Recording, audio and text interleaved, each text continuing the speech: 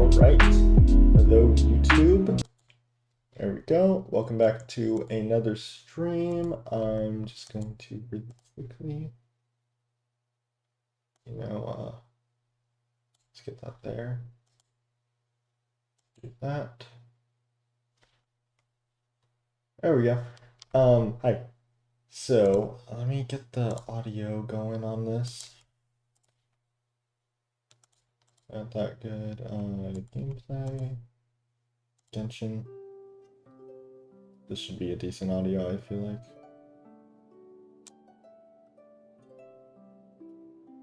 Let's turn it up to that, Bum bum bum bum ba-da. Okay. I think we're good. I just want to check the audio. I might have to go AFK in a few minutes though, guys. Just heads up. So I'm not really gonna start anything until then, just in case. But right now, I want to make sure audio's good.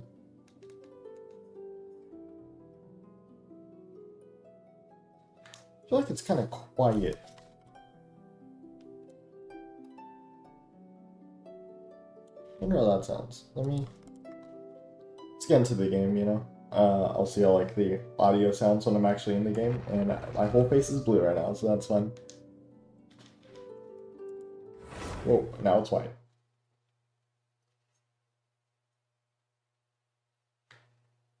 I just want to test, I'm gonna just do some attacks with, my Kazuha and stuff really quick. Just make sure everything's good, and then just give me a little bit, and then we'll dive into the game.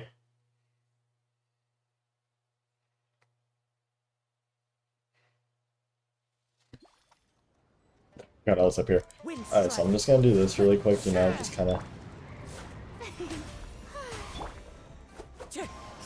see how this sounds.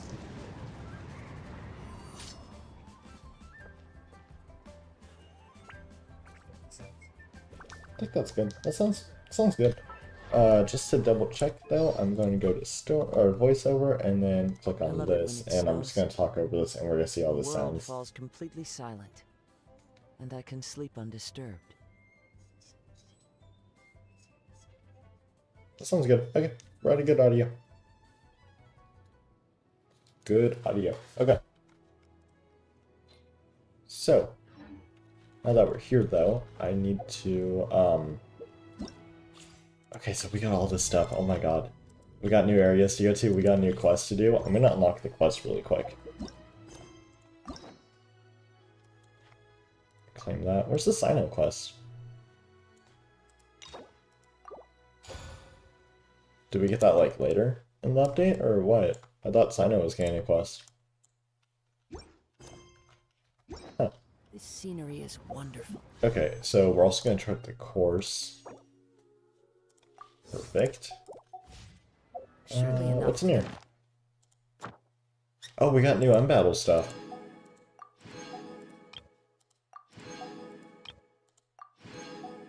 Oh, okay, that's cool. Oh wait, how do I get that free pull? It's 8 4-star artifacts. I can do that. 4-star artifacts, 8 of them? I can do that, yep. We'll just enhance some random ones that I got. Why not?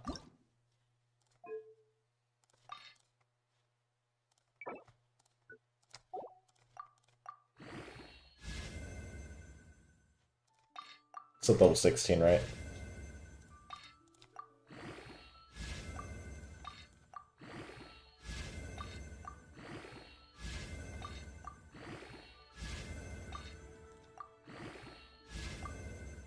Come on, come on. Alright, so there's 1 out of 8.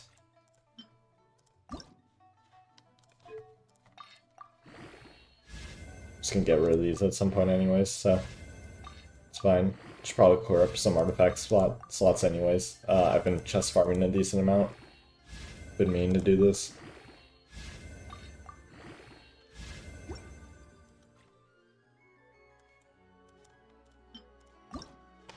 Alright.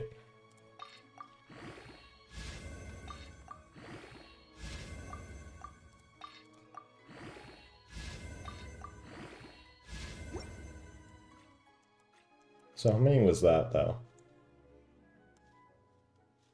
I think that was our third one.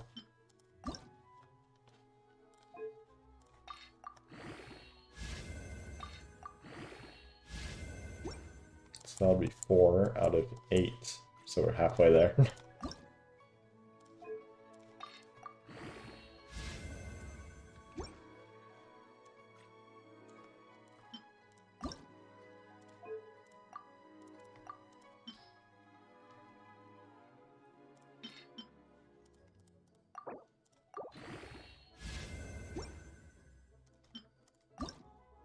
Just gonna have to father some of these.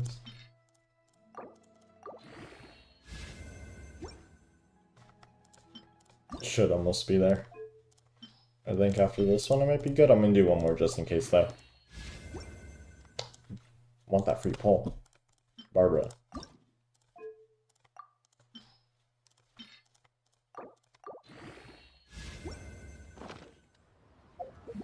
Looks like we got it. Yep. Oh, I got some of these too. Level up the Phony's Warbow. And it's 2 more to level 8, and it's fine. I can, the last year just level up the Phony's Warbow, but I guess I'll do that another time. Let's do the single pull on here. Right. Perfect. And I'm gonna check what my pity is on my phone really quick. It's 4. I'm gonna double check that though. If it's on here. I'm at 20 pity on standard now. Yeah, I'm at 4 pity. Last character I pulled was Farina. On November 11th. Or November 9th. I can't think right now. Yeah. So, 4 pity. We're at 4 pity. 35 wishes right there. And then I have 129 I can purchase with that. And then we got these, obviously. I can't buy these right now, but I should be able to with the amount of pulls to do. And then I got 17 right here. So I'm going to do this math really quick. 35 plus 17 is 52. 52 plus 29 is 181, I believe, if I did that right. 181, and then plus these 5, we have 186 pulls we can do. So, as long as I get her early and win the 50-50, there's a chance. There's a chance. Is what I'm getting. What's my pity out on here? Also 5. Or 4. Also 4. I don't know about the weapon. I don't know about the weapon, okay? But just in case, I have a backup, okay? Just in case we don't get the weapon, I do have a level 90 white tassel. I do have a level 90 white tassel, so I'm kind of hoping if we don't get this weapon, I'm kind of hoping we do get some white tassels, you know? That could help a lot. Also, I don't have this weapon or this weapon. I think these are new. They might not be new. I'm not sure. I also don't have a Ferminet. So this could be my first Ferminet I ever get. What else do we have in here? Oh, I almost forgot about this. Oh, is it Baiju's birthday? That's cool. Okay, I almost forgot about the 600 Primos though. So that should give me like what, an extra 3 to 4 pulls. I think, and then I also heard if we go into here. Oh look! I can just put it on. It doesn't matter if I have the skin equipped or not. Because before it would change based on what skin I had on, but I never realized that they changed the color of her hat.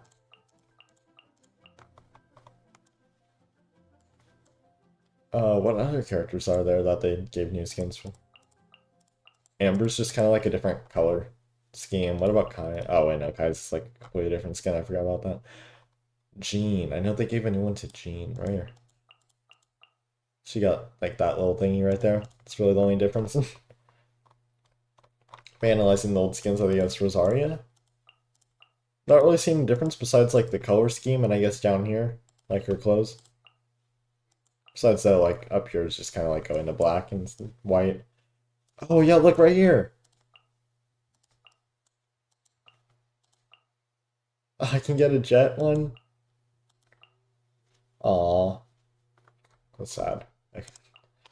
What's this one? currently in that quest. I'm assuming this is the talking cat from the new quest. Caterpillar. These are cool. I like this. I like this. I might swap to one of these. No, let's put on this one. Actually, no. I'm going back to my official. Gotta show everyone I'm the #1 official main, although like 99% sure I'm not the #1 official main. Don't crush my hopes and dreams though, you know? Hopefully we do get Arlecchino early though. Like I said, we do have a spot for her right here. And like I said, I'm sorry I'm taking a little bit, you know, to get into all of this. I'm waiting because my dad and stepmom should be home soon, and then knowing my dad, he's gonna come into my room and talk to me for a little bit about, I don't even know what, just, I haven't seen him yet, something on him, because he's been out, so he's probably just gonna come and say hi to me and stuff, and I don't want to, like, you know, interrupt, like, the story quest or the polls or anything with that, so I'm just gonna wait for that, and then I'm gonna get on with everything. So I guess while we're waiting, is there anything I can do? I mean, I guess I could, you know, do these quests while I wait. I also did... Oh, this is new. It's a new layout. That's cool. I did put this right here, pull here. I don't think I'm gonna pull there. Because I was like, oh, this would be a cool idea, and then I realized maybe not the best place because of her relation to her mother, I guess. You know? So then I'm trying to decide where I should pull at. I did see a TikTok that said, trying to remember where Poisson is. There it is. They did say the graveyard. They said the graveyard. So I was like, you know what, maybe that would work, you know? Should probably take Farina off my team, actually. I do have a spot right there, though, where Hu Tao is. Oh my god, my game. We got these, reminder of Clairvy. Actually, that might also remind her of her mother. I don't know. Am I going too far into this whole thing? Where's the graveyard? I thought it was over here. Is it this way? Oh, yep, there it is.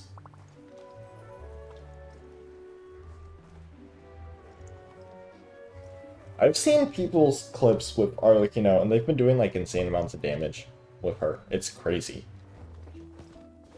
Like, it's crazy. And I'm pretty sure I do have a team with just Lynette in it that I made for this. Official Arlecchino, right here. I don't have Permane, so I can't put him in here. I don't have Linny, so I can't put him in here. But I do have Lynette. So we're going to be right here in the graveyard. This is where we talked with her that one time, you know, at the end of the quest, I'm pretty sure. Was it the end of the finale? Level 60 Lynette. I should probably raise her a little bit more, you know. What does she take? Oh, she takes those drops and she takes the bells. Level 20 there. Oh god. Yeah. I should maybe build her, you know, that might be a good investment. I'll build her if Arlecchino comes early. That's the deal. I'll go with that, you know?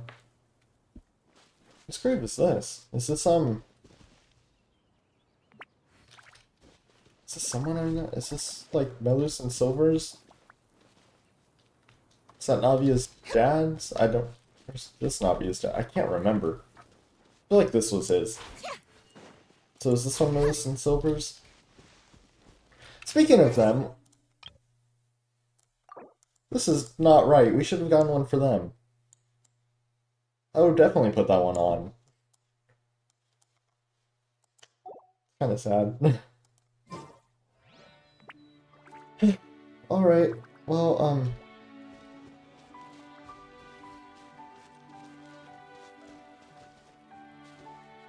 I want to pull, like, now, but I don't want to, like, get the pulling interrupted, you know? kind of hesitating. I'm gonna take off the Sealy just in case.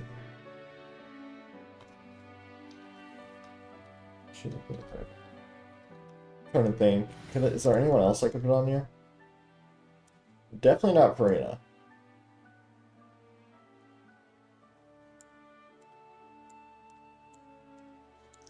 I mean, I have Skara. He's in our Harbinger, our ex-Harbinger, I guess, but no one, like, he erased himself with Irminsul. So I don't think that would really work. Also, I don't really know their relation to each other. What if I listen to his, does he have a thing for her? Yeah, right. A wolf in sheep's clothing. To exert a higher level of control over people, she puts on a graceful and cordial front. Most of those who have seen her true crazy self have gone poof. That doesn't tell me really anything about his relationship with her. But, crazy side, I wonder if we're going to see that in the story quest. Does Nikita have anything to say about her? I'm wondering.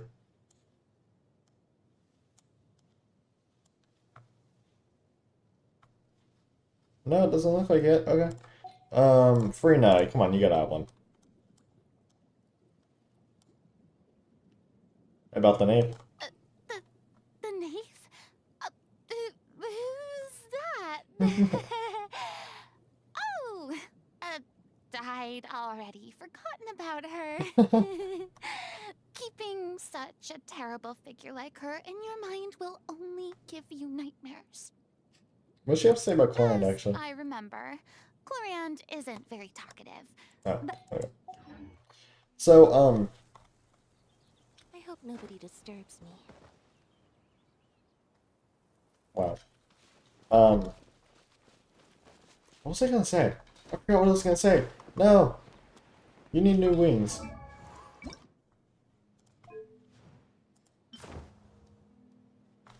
You get these ones. Oops. That was a long description, oh my god. What was I gonna say though? What's it about? Can't remember what it was about.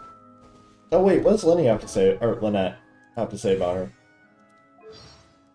I guess we could also do the, trials while we wait, too. Oh, do I not have it about Father? Oh, I have to complete her... What's that? Oh, no, I already did that. I thought that was very common. I have to get friendship level 4? Oh, she's at 3. I have her in my teapot, though, so that should help. Yeah. Okay, let's do these. We're gonna start with Linny, though. Get ones that we already know out of the way. Save the best for last, you know? I forgot how Linny really works, so we're just gonna... Step right up.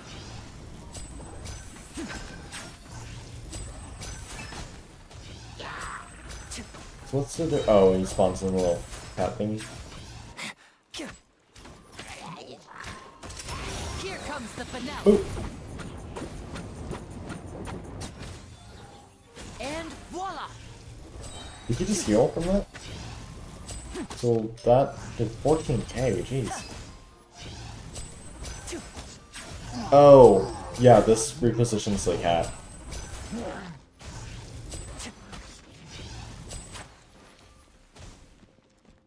Our bond is looking for Oops. a buck lightning. You're a buck toast. Let's light it up. Teamwork is a round of applause. I'm pretty sure if I jump... Oh no, if I hit E, it cancels that. Okay. Other trial stages. Claim that. Try Fermine.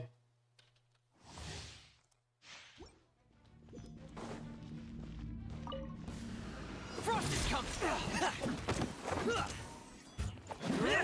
Get in here! Oh, he just does the spin, okay. I was hoping with this little attack pattern here he would do that, like a different one. So what does that mean? The little... Frost is coming! Oh, that's... Oh, please no! Dead reckoning! Boom, boom, boom, boom. Get in gear!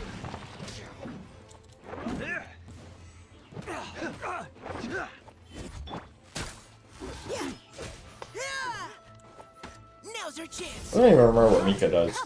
Rain cutter.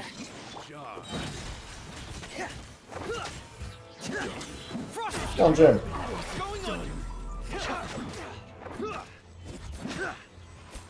Getting gear.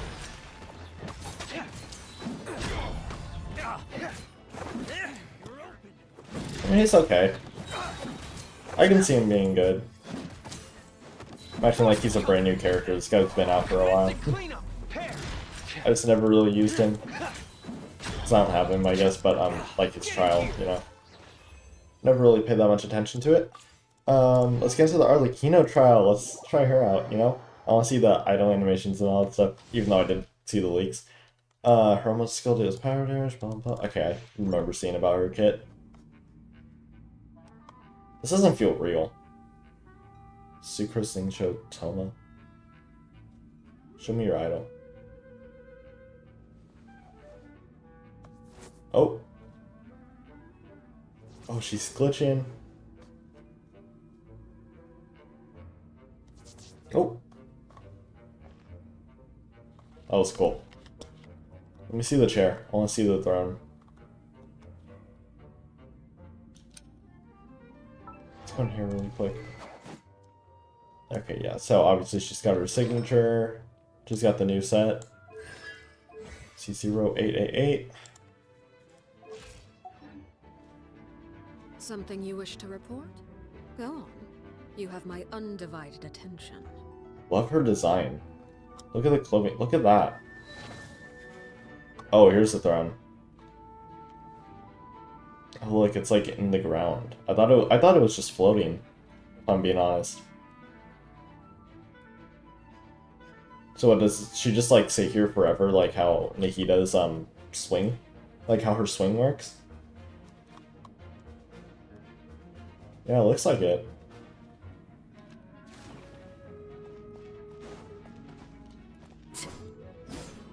It's the scythe.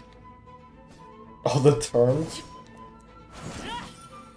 Oh, also charge attack activated. That's cool. Look. Look, look, look. Spear. Scythe. Spear. Scythe.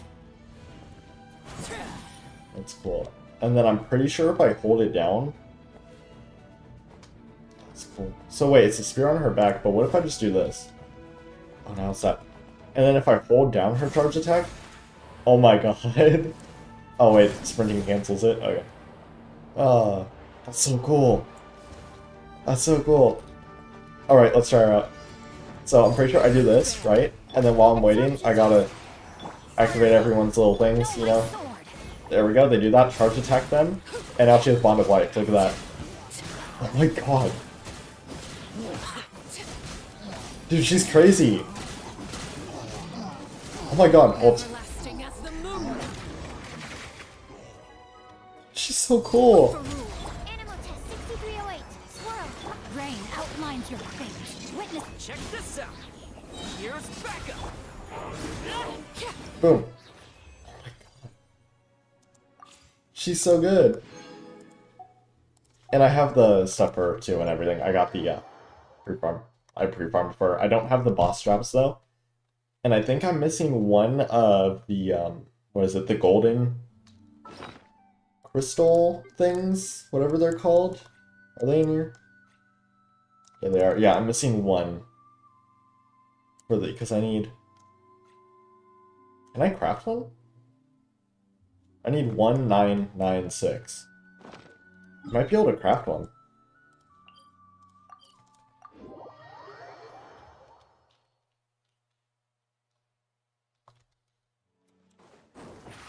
One Lynette. Step on up. Guess let's see, I can just...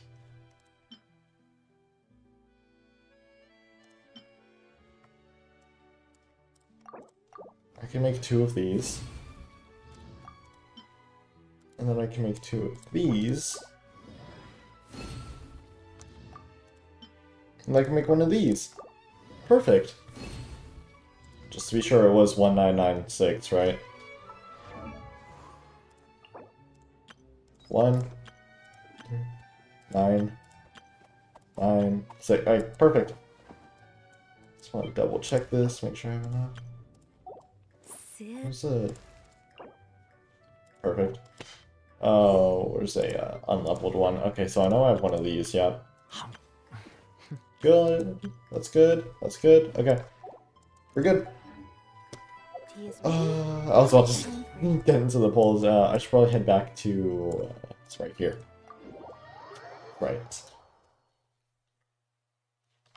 And we got the new map area to check out everything. Pretty sure it's like mostly an underwater type thingy. Not really underwater, I think it's more like under Tibet, if you want to put it that way. Like, think Enkanomiya, Chasm, that stuff, like, you know, not in Tibet. Like these places, right? I think it's one of these places. And it's like era of bygone sea, or like bygone of eras. What is something? Something bygone and sea. All I really remember from that. Oh, I'm kind of worried. Not gonna lie, I want her weapon. I want her weapon. I do. I just don't know if I'm gonna get it. And I am gonna get some music going.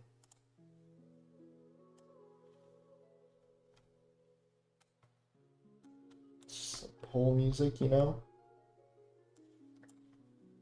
If I go to here. And then I go to here. We got her As I'm in the midst demo of a thing. Stop. No Grammarly ad. We got her demo theme right here. I'm gonna lower that to like that. Okay. Okay, we got our demo going. What's our pity at? 4? Is that 4, right? Yep. Okay. Not guaranteed. We're not on guaranteed. I'm gonna lower this a little bit more. Just get it like slightly going in the back. That should be good. Okay, let's go. 14. No, I'm just gonna skip 4 stars. Did we get Ferminate? Nope. Double Lynette. That's cool. Come on. 24. Nope. Ferminate? Yeah. 34. Nope. 44.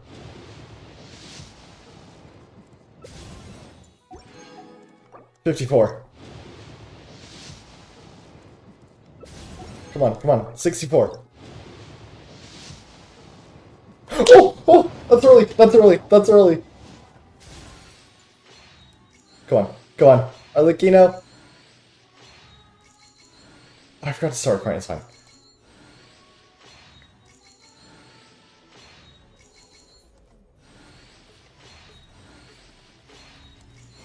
No!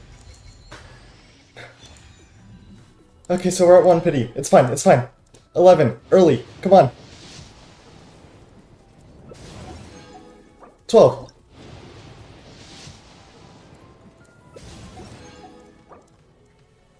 Did I say 12? That was 21. 31. My heart's racing. 41. No. 51? Or is it 61? I can't remember. Oh, shoot. Go back to our demo, even though this is guaranteed. I'm just gonna loop it. Loop the music. Come on, give me here. Yeah! I am the knave, Arlecchino, 4th of the Fatui Harbingers. The children of the House of the Hearth call me Father. I do hope our partnership proves to be a pleasant one, although I would imagine that should be fairly easy. After all, there's no cause for contention between us at the moment. Wouldn't you agree? I love her. Oh my god. Okay, so let's see what I pays that. 1, 2, 3. Do we get a double? 4. Ah, no double. Okay. So I'm at 4 pity. Oh, perfect. Okay. Weapon. What am I at on here? 4? Still? Okay. Let's go. So this would be 14. I need some earlies here. Come on. 24.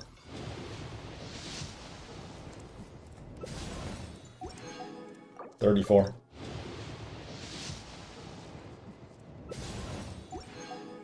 44.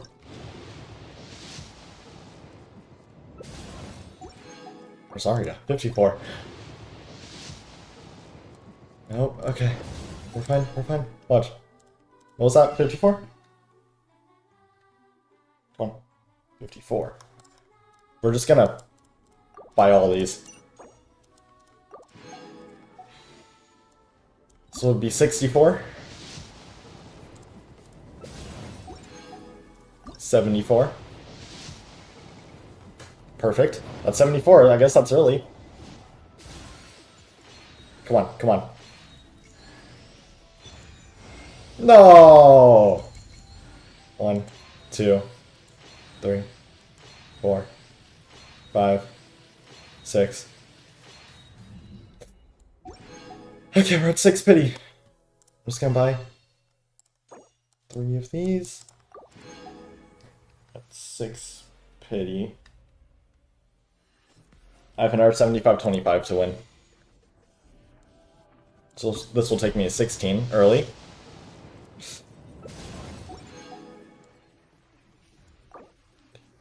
$26.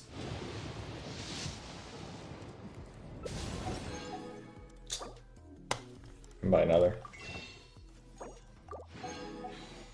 27. 28. 29. 30. 31.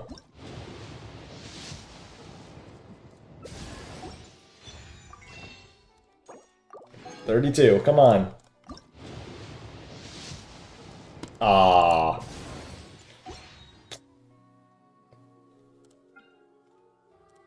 What was that? 31? I'm gonna check something. Am I able to spend a little bit, or am I gonna have to wait a little bit for my dad to get home? Because he said he was gonna put some money on my card for me. Question is, though, do I have my card? I can pause this now. Does he put it on? It's not loading. Come on. Show me.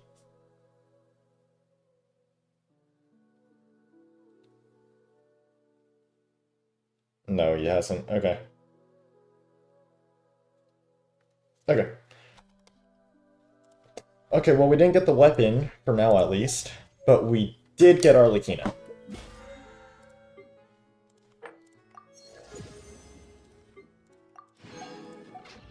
We did get her. And I got a constellation for Dea, I guess, which... my net's also C6. Let's just get these going, you know? Renee? C2? Nothing for her, no, no constellations for her. Where's my... backside for... there it is. We got these for now, until I farm her, what's it called? Her, main set. So there's some decently good ones, I'd say. There's... so let's give her the white tassel. Didn't get any white tassels from that. And now, let's just get these up, you know?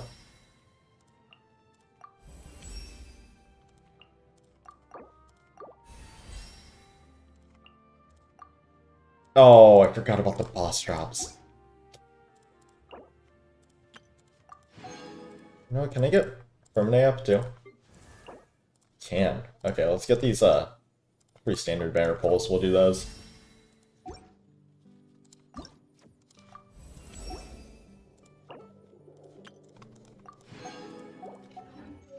I can also buy the change avatar. Oh, it's giving me a little thing. Shop. That's where I was gonna go. I had like a my brain did not want to work there. So we got 5 pulls for standard right now.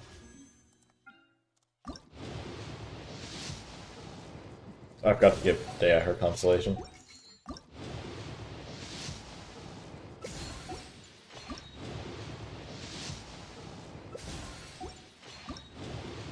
So I lost 50-50 on her, and then got Linny's bow, which I don't think I really have anyone that's good on.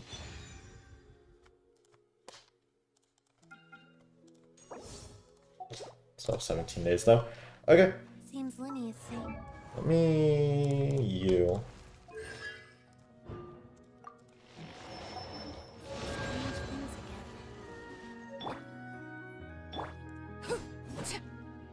We got the ghost scythe, you know.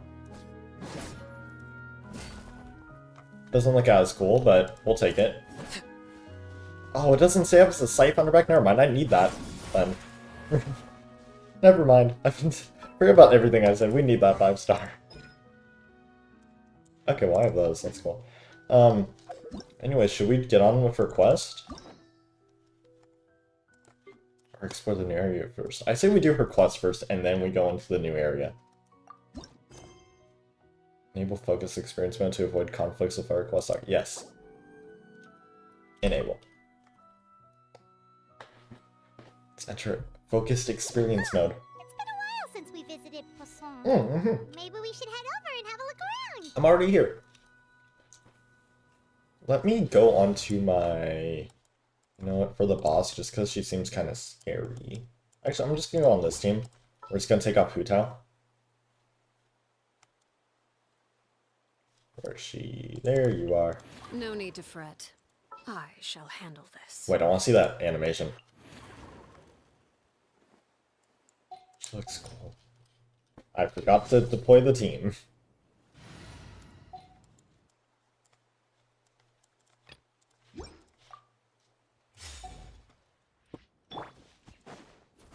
Onward! Aw, come on. You need your wings. You need wings. I feel like the blue ruins it. Do I have one that... I guess that's good for now. Maybe when that one comes out, we'll get one that looks better on her. For now, this works, though. Boop.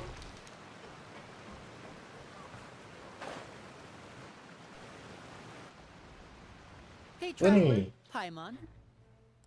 Hi, Linny. Oh, Paimon knows that voice. Over here. Hello. Linny. To borrow one of Little the more cat. popular turns of phrase at the moment, this appears to be quite the fated reunion. Running into you two out of the blue like this has really made my day. I certainly wasn't expecting it. Yeah, I totally wasn't expecting you to be in here either. I mean, Wait, Paimon's just got totally it. expecting You her. must be here for one of your magic shows, right? Yeah, sure. Actually, we've run into a bit of trouble on the home front, so Father arranged for us to stay in Poisson for the time being. Oh, are Lynette and Fremine here too? Yep, along with most of the other members Can of you the ask me House of find the over Hearth. them You may talking? have noticed I just Poisson want to seems be a sure bit again. more crowded than usual. So you're saying nearly the entire organization I just want to make sure, you know. Sounds like you've run into way more than just a bit of trouble. What's really going on? Well... Since the two of you are so Oh, curious, there she is. perhaps I can fill in the gaps. And you guys can hear me fine. Where did she even come from? She's gonna show it up. Paimon to death. Father, you're here. You know, on second thought, maybe we don't need to know. It's all probably super confidential House of the Hearth stuff, right? We totally weren't trying to pry or anything. No need to be nervous. I could sense your genuine concern from your conversation just now. Of course, I can also understand your confusion. Sending so many Fatui here to Poisson, it's only natural that some might suspect an ulterior motive to be involved. We still have our reservations about your organization. I Yeah. understand. I'm well aware you've had your fair share of confrontations with the Fatui in the past. and I can't exactly guarantee that we'll remain on good terms in the future. As for right now, however, I would say we have little reason to be at odds, wouldn't you agree? The House of the Hearth could stand to be more open with those who have worked so closely with us in the past. As for the issue at hand, well, it hardly relates to any ulterior motive. To be frank, it all stems from a certain rumor circulating around the House of the Hearth.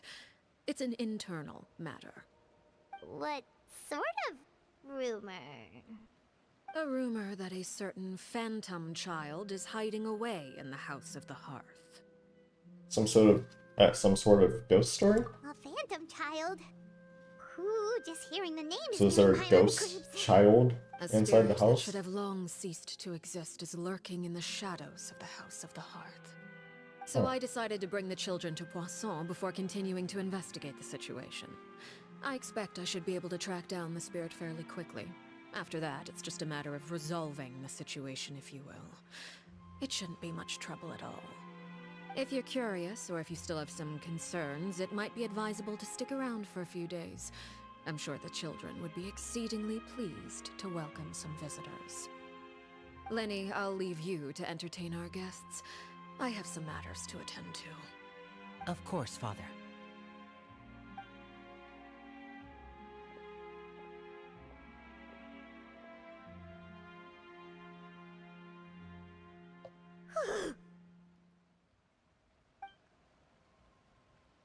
Feel intimidated during the conversation with the knave. Now that she's gone, I feel like I can let's say break again. She also suggested that we stick around for a few days, but why? It has long been a dream of mine to invite you to our home and introduce Are you we to going my to the other house? siblings. You're quite well known in the organization already. A lot of people have been talking about you, especially after everything with the prophecy. If you're willing, why don't you stay a while and have a little chat with us? Alright. We don't have anything else to do right now anyway. But let's be clear, we're just gonna be there as guests, okay? Don't get any funny. Oh, wait a second. For your guests, that probably means we'll be treated to lots of yummy food, right? Oh my god. Of course. During our stay in Poisson, we've been helping out the locals with some fishing. We bring in quite the bounty every day. In fact, today is the perfect chance for me to show you what I can do in the kitchen. Alright. Let's go. I'll take you to where we're staying. When the hearth flame goes out. Be a house guest. So where is the house? Is it here? Did not mean to do that.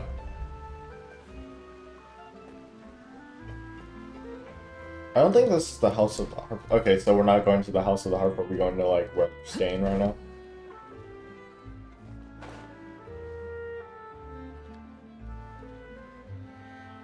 That definitely does not look like it. Is this the building that we stayed in before, or was that somewhere else? Oh wait, no, that wasn't even in here. That was it might have been. I'm getting so confused on what happened in this game's story. She looks so cool. I love the red X's on her eyes.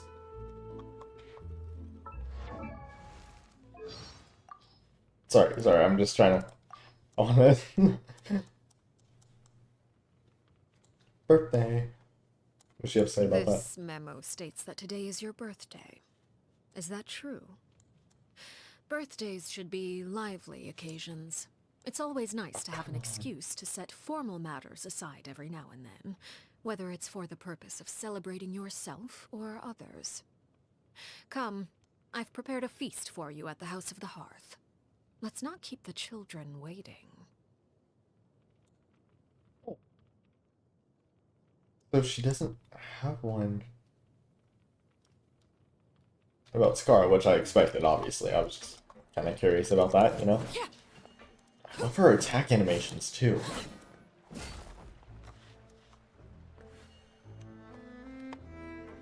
Need that 5-star, though. We rented this house from one of the locals to use as a temporary base. I'll come back later and tidy up a bit. After that, it should be all ready for you to stay in tonight. Awesome, thanks! So, where are we off to now? Well, when I happened to run into you two earlier, I was actually in the middle of distributing some supplies. With this many people staying in Poisson, we have to bring in outside supplies every now and then. I should probably make sure the rest of these provisions get delivered. Otherwise, people might start to get antsy. Okay, we'll come with. There are all sorts of rumors about your organization floating around out there. Paimon's not sure if she could even take a wild guess as to what's true and what's not. But Yeah. now that we finally have the chance to see a day in the life of the house, we can take a good look at how you operate. Well, you're more than welcome to come along. Just follow me. Alright. Let's go. Oh, I just realized you guys can't even see the quest. Here, let me move my face cam.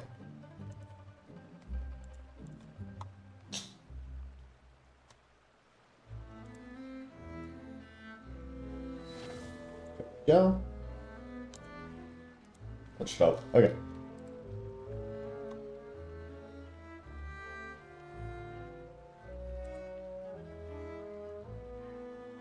Excellent. Hey Q, that would have been bad if I had her ultimate. Okay.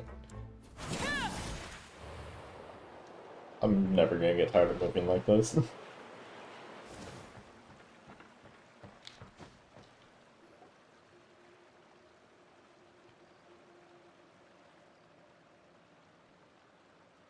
Linny, you're finally here. The supplies. I'm assuming you've... Brought them with me? Yep, here you go. Hello? Something caught your eye? It's the Traveler in Whoa. Paimon! No way! Oh, they know about us. Come here, everyone! Hurry! The Traveler and Paimon are here! What'd Paimon do? She didn't do anything. Why's she famous? One at a time, please. Don't crowd around them all at once. We don't want to scare off our guests now, do we? Oh, it's alright! Gotta say, Paimon didn't realize we were this famous. Of course! Father and Linny have told us so much about you. Father told us about how you helped Linny. According to her, you're a trustworthy friend. And as far as she's concerned, that's pretty much the highest compliment we've ever heard her give. As you can imagine, everyone's been very curious about you. I heard the Traveler is so strong that she can move a mountain with her bare hands. Yeah, I can. I heard Paimon eats so much that she can clean out the entire pantry at Hotel de Boer in just 3 days. Actually, it's probably less than one. That's the rumor you heard about Paimon? Oh, not cool at all. On, guys.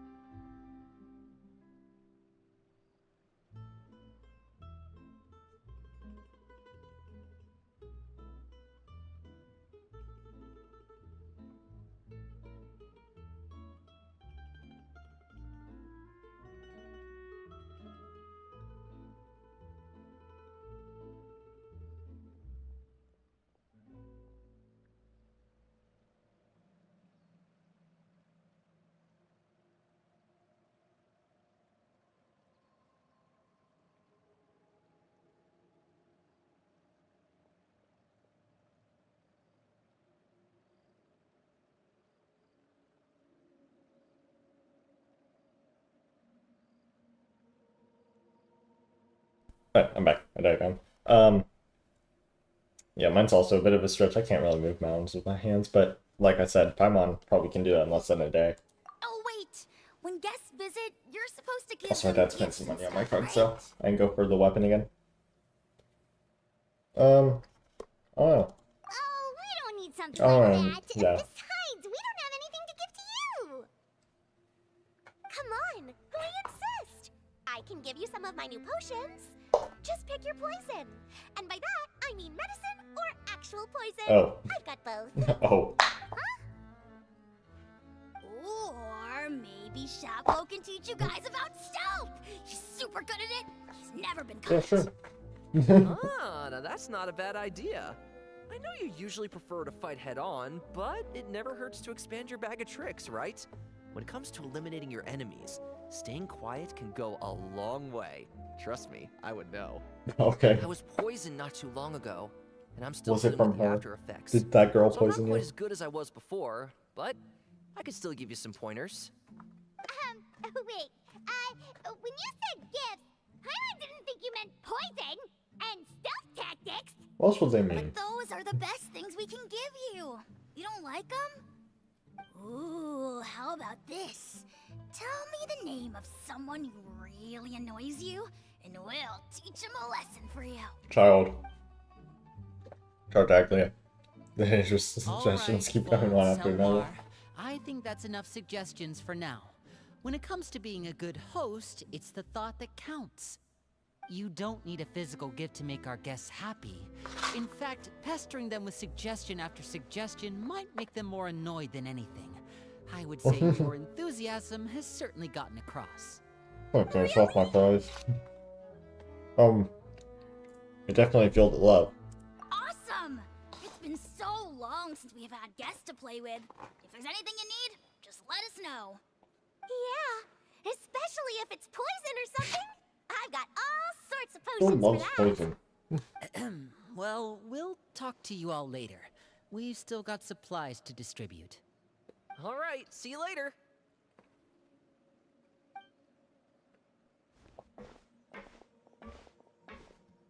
Alright, cool. My dad put money on my card. Bye!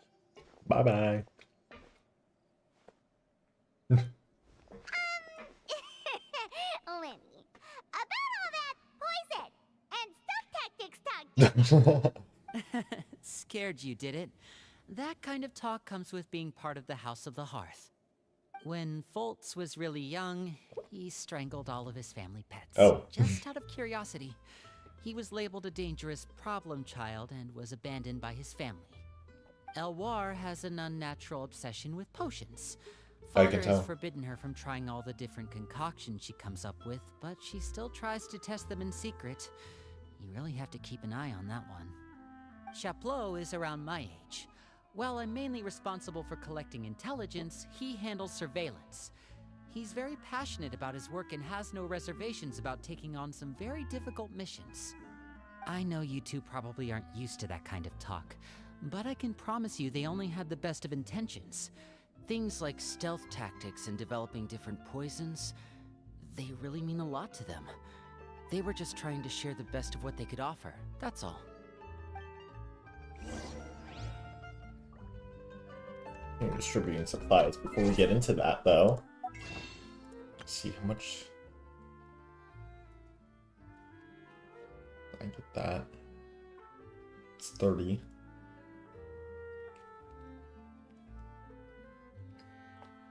Okay. I'm just gonna go for the 30 one right now. I'm just gonna go for 30. If that's not enough, I'll...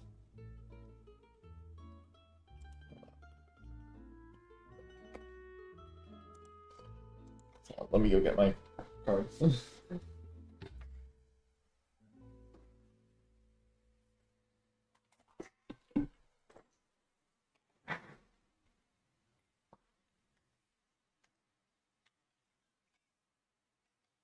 Alright. Proceed to payment. That was the sound of gambling. Let's see what this gets me. What pity am I at? Forgot 50, so 31, 31. What could the children... How much does this get me, actually? I'm just going to convert it all into fates just to make this easier. 25. I get 25 pulls. This will take me up to 50... What? How much did I get again? It's taking me up to 56 pity.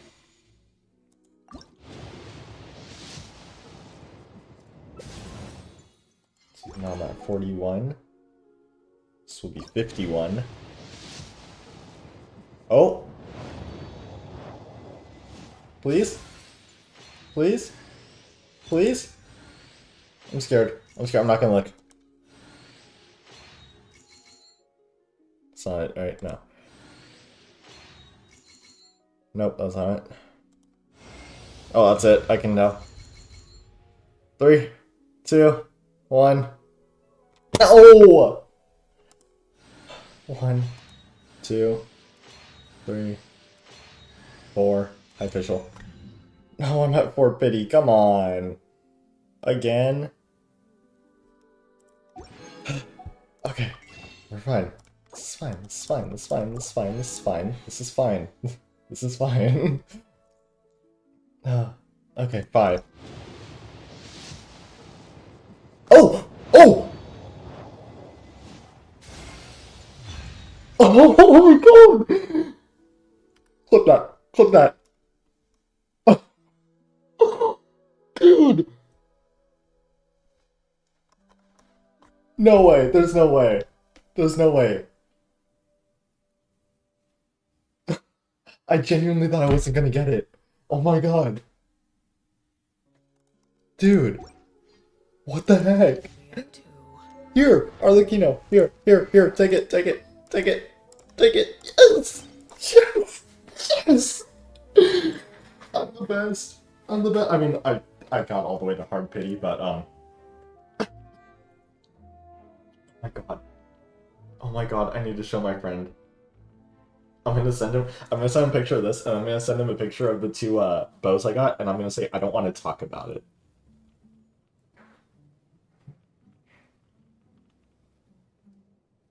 Oh my god. Oh my god. I got it. I was actually so scared I wasn't gonna get it. Oh my god. Never mind. Weapons, weapons.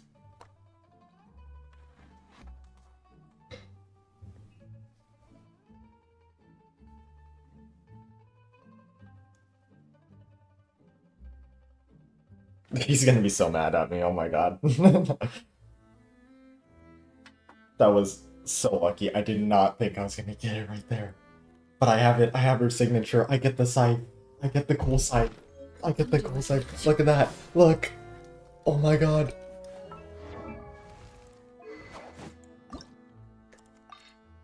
Thank you, Archons. Thank you, Archons.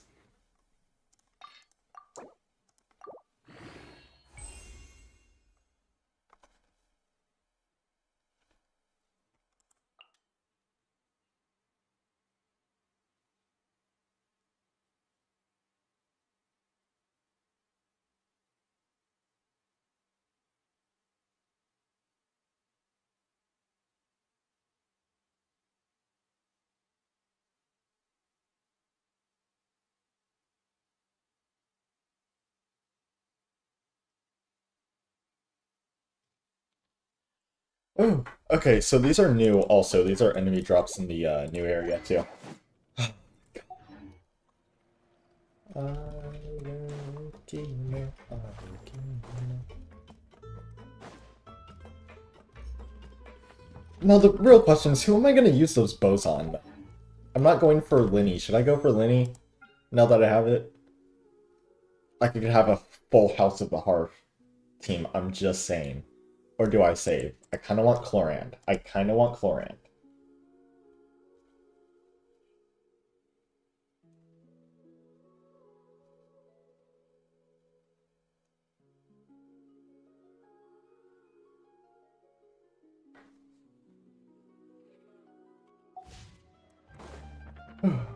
Actually, I just realized, I don't think we went to Soft Pity on any of those. What did I get the thing for? Oh yeah, Dory. Oh, she's C1.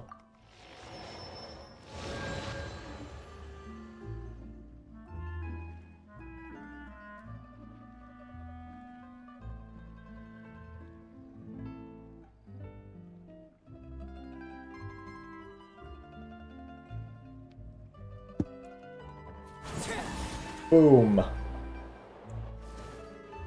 Little wing. Lilio, supplies are here. Okay, let's get back into this quest. And who are these two? Outsiders? I'm a descender. Allow me to introduce you. This is the Traveler and Paimon. Oh, you're the famous duo I've been hearing so much about. It's nice to meet you. That's me. I heard you've traveled to all sorts of places. Is that true? Yes. we're making our way all across to that. It's me and my Paimon. This is my real life Paimon, guys. This is Oh, not Ray. good for This is you. Paimon, okay? I just You want to must make be that clear. pretty familiar with Trust me. Fontaine by now, then. Have you seen the new opera that started running recently? I think No, I it's don't think I have. called, The 4,000 Thieves? Oh, this is the first we've heard of it. It seems like it's going to be fantastic. From what I've been able to tell from the posters, anyway. You should definitely check it out if you have the time. Oh, and there's the Blind Maiden, too. That one is supposed to have audience interaction. Seems pretty interesting.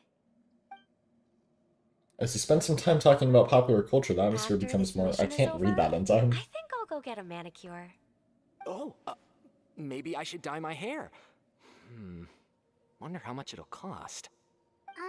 Is it just Paimon, or do these two seem much easier to get along with than the others? Looks like the House of the Hearth has some normal members after all. I heard that. Oh! I'm trying to tell my friend I got the weapon. Oops. I'm guessing you're referring to Foltz and the others? Yeah, we're definitely not all like them. I bet those crazies are practically foaming at the mouth right now. I'm sure they just can't wait to get back to Snezhnaya to carry out the plan. That's enough, Filio. What plan? Don't talk about family members behind their back, right? Did I miss that? What plan? Whatever. Let's go. Guess this is goodbye then. If you ever have some time, we should go see the opera together. Yeah, sure. I'll go.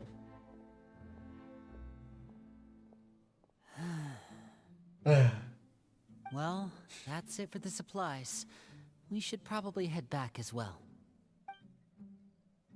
I suppose I don't think it's a good idea to be playing this with my level Well, they 40 didn't seem too Arlecchino. happy with each other. or level 20 Seems like weapon. there could be something more going on here. We should observe for now. It's better not to pry. You're right. We're only here as guests after all. Oh, Linny's getting super far ahead. Come on, let's catch up. Don't worry, I got my wings. Or my single wing, I guess. Go to the temporary accommodations. Boom! So, what do you think of the members you've met so far? They've certainly got a lot of personality. Well, Father is always encouraging us to be strong-willed and independent. So if there's one thing we've got, it's people who aren't afraid to speak their mind. Well, I should probably get cooking. Wanna join? Sure. Of course! Then let's head out and... Huh? Fremine, Oh, what are you doing here? he was not there a second ago. Why is everyone just like showing up? It was Arlecchino, now it's Fermine. Next, Linny's gonna. Hey, nice to see you I again! keep getting their names mixed up. Lynette is gonna just pop out of You nowhere. too. I heard you're here as guests of House of the Hearth. Welcome. Hi, Fermine. We were just going to make some food. Why don't Also, you... everyone thought that was Fermine I at the could end use of some help in the the kitchen, and I animated seem to short remember trailer you for mentioned Arlecchino. you It wanted to wasn't. make seafood Fermine soup has for the blue eyes. That traveler kid in had like Paimon. gray eyes, I think. Seafood soup? They just saw a blonde kid and was like, oh, it's I'm Fermine. drooling already. Oh my god. Were you looking for Does something sound just good, now, Fremine? Seafood does sound good right now. It's nothing. I Sadly, just it's wanted to see 10:43 if there p.m. were any extra I don't think the supplies. sushi place nearby is Yeah, open. we've got some left over. What do you need? Some food and water. And some Got water? cloth, if possible. Buy water. No problem. Give me a second here. Food, water... Wait a minute. What do you need all of those for? You're not on any missions as far as I'm aware, and you were just going to come eat with us. So what's this all about? I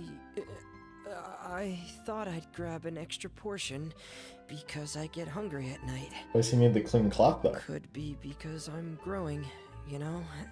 And Fremine, you remember what I told you? You're not like me. Your lying skills still need some work. Tell me what's going on. Is it really bad enough that you have to keep it from your own brother? Maybe it'll be better if we gave them some space. Yeah. Also, I don't know, is it just me or does Paimon's voice have, like, This not is the that first clear, time I've I seen wanna that say. kind of look on your face. Whatever happened, does it have something to do with Father? Like the low poly fish in the back. Yes. Just follow me. Okay. Find out what Fremine is hiding. Let me see this. Let's see what you got here. Little buckaroo. Oh, okay.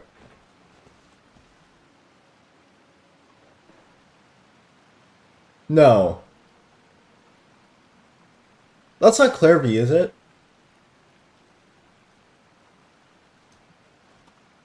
Is that Clairvy? That was her name, right? The girl from the animated short? You're back. Oh, and you've brought some No, birthday that's her. this time. That's her. Hello. The voice, my I can name's tell. I grew up in the House of the Hearth. And you are? Hi, Lenny. I'm also a child of the House of the Hearth. Oh my god. Just like you. You can call me Clairvy. Everyone, Clairvy? It's nice to meet you. they put her in the game. Is she the Does Phantom Child? that name ring any bells, Lenny? Clairvy. No, not at all. That's not a name we have on our roster, I'm sure ahead. of it. What I'm not sure of, though, is how she managed to Look, sneak in. she even has a little necklace. She must be the Phantom Child Father's been searching for. From the looks of it, I'm guessing you were the one that found her, Fremine. How is she here though? Like the whole Phantom Child thing, but how? How? No, I haven't told anyone. I've just been keeping her hidden. How's Arlecchino gonna react to For this? how long? About half a month now. What? So ever since we got to Poisson, then, do you have any idea what you're doing? I know what I'm doing. Really? Because from where I'm standing, it looks like you're hiding the very person Father has been trying to find. If Father finds out about this, everyone involved is going to be punished. You know the rules of the house, Fremine. I know you do. Father doesn't tolerate any form of betrayal. So why are you doing this? In my chair a I've little thought bit. it through. And I just can't hand her over like that. Linny, don't you remember last year? Sheplo nearly died after getting poisoned during that one mission. Oh, is that what he was I talking wasn't about? able to get back before the poison started taking effect. And not a single person was there to help him. What's Clairvy That doing? night, while I was sleeping, I heard a voice telling me to go save him. I opened my eyes, but I couldn't find the source of the voice. I thought maybe I was just hearing things, but I went to look for him anyway. Luckily, I got there with enough time to save his life. That feeling of being haunted, of hearing voices, She talking it's to happened someone? many times in the House of the Hearth. Or nothing? Like, I'm sure you've noticed. So what you're saying is, that was her? She was the one who spoke to you that night? before we continue, I'm a little bit confused though. Because we're seeing her right now as a child, but in the animated short, she got killed by Arlecchino. She looked more like a teenager at the time, I think it was. Like, she definitely wasn't a little kid anymore. And so I'm confused on why she's showing up as a little kid now. That's it. Unless That's there it. are That's other all. spirits roaming around the House of the Hearth, I don't think there's any other possibility. And how is she still there though? If That's Clairvy were still. our enemy, I'm still it wondering that. wouldn't matter whether she was a spirit or an actual child. I would have acted without a second thought, because that's what Father ordered us to do. Trying to untangle my cords But in she's there. It's been getting kind of living with annoying. us, helping us from the shadows all this time. I think that makes her family. I couldn't just hand her over to be dealt with. Not when there's so much we still don't know. There we go. So what's your plan then? You can't keep her here forever. Someone is bound to find out eventually. Yeah. haven't thought that far yet. I don't want to disobey an order from Father, but I also don't want to put Clairvy in danger. Come with me. There are a couple things I'd like to say to you in private.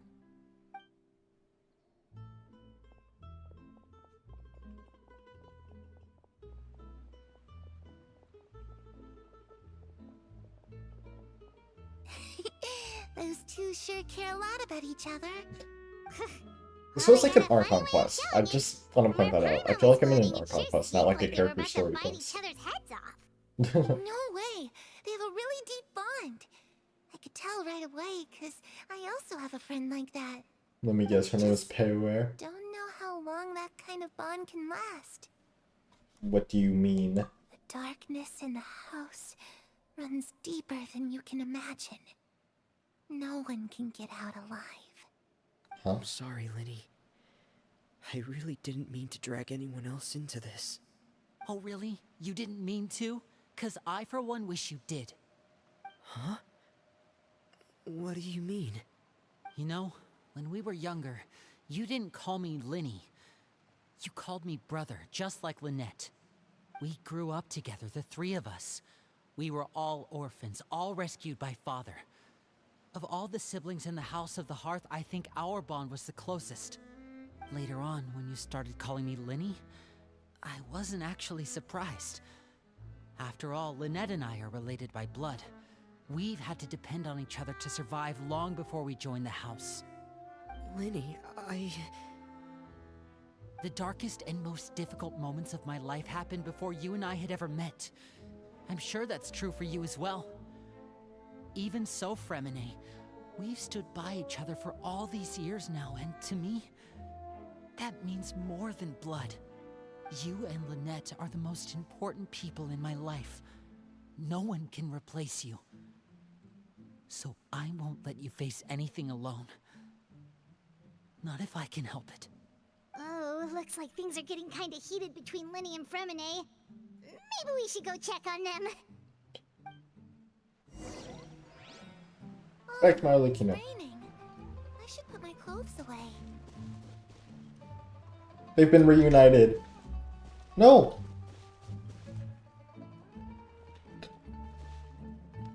Okay. Harry? Huh. Looks like she's not here either. Aww. She's right here.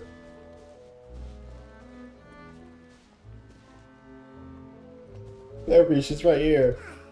It's time to eat. Actually looks pretty good. It kind of looks like a lasagna.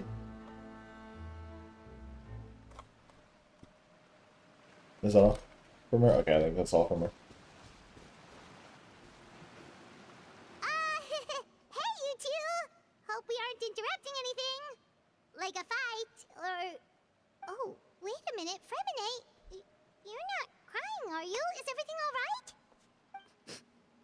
everything's fine. Thanks for asking. Well, we're all friends here, right? We've been through so much together, so if there's anything we can do to help, just say the word. It's just a small family dispute. It's not something our guests should trouble themselves with. In fact, it might be better if your stay ended here. Sometimes having guests around can come in handy. What are you getting at, Traveler? What am I getting Guests are at? around, families are often on their best behavior. Oh. And any disputes are less likely to escalate. That's what you're trying to say, isn't it? Yeah, I think it'll be better if we stick around. I get it now. Okay. Just... thank you. I was really hoping to keep you out of it. But even if I could think of some other reason to turn you away, I'm not sure I could convince you. I know things could turn dangerous, so I promise you this. From now on, I'll protect you like my life depends on it. Oh. Me too. Well, back to the Thank matter you. at hand then. If we don't plan on handing Clairvy over to Father, then our only other option is to solve the mystery of her identity before Father is able to track I know her down. her identity. I know her That identity. means She was at the finding House out of where the she Heart came from and what when she's doing here. your father Then was we can also send in the her on House her of the merry Heart, way and pretend and like then none she of had to this kill ever happened. Clairvy, her stuff, tried that and then already. she killed the mother of the house, and then took over as the Harbinger and father of the And? house. See? And nothing. I tried taking her somewhere really far away, but after some time, she just reappeared. She even came with us all the way to Poisson. It seems like wherever the house is, she follows. I don't know much about spirits. Do you two have any ideas? Let's see here. Paimon remembers hearing something like, if you fulfill a spirit's last wish before they died, they'll let go of whatever's keeping them here and return to the ley lines. Oh, it's just that Paimon doesn't really remember where she heard that, so it's not guaranteed. What was that? I feel like I recognize that quote. Well, sounds like it's worth a shot. Guess that means we should go ask her about her wish. But first, Fremine, I need you to promise me something. What is it? I need you to promise me that this will stay between the two of us. We're the masterminds behind this whole thing. No one else gets involved. Can you do that for me? Of course. I promise. All right. Then let's seal the promise just like when we were kids. Fist bump. Fist bump on 3. Guys, Ready? fist bump. 1, Come on. 2, 3. I swear. Oh. Ah, it's still going. What was that face? I love the sound effects here. Whoa! Oh, wait. I thought that was like a flashback. Where did she... I told you she was gonna pop up out of nowhere. I called it. I called it. You scared me. But what a surprise. I told you. I thought that was like a What brings you flashback here, it brought me dear into. sister? Just that look. And, when exactly did you get here?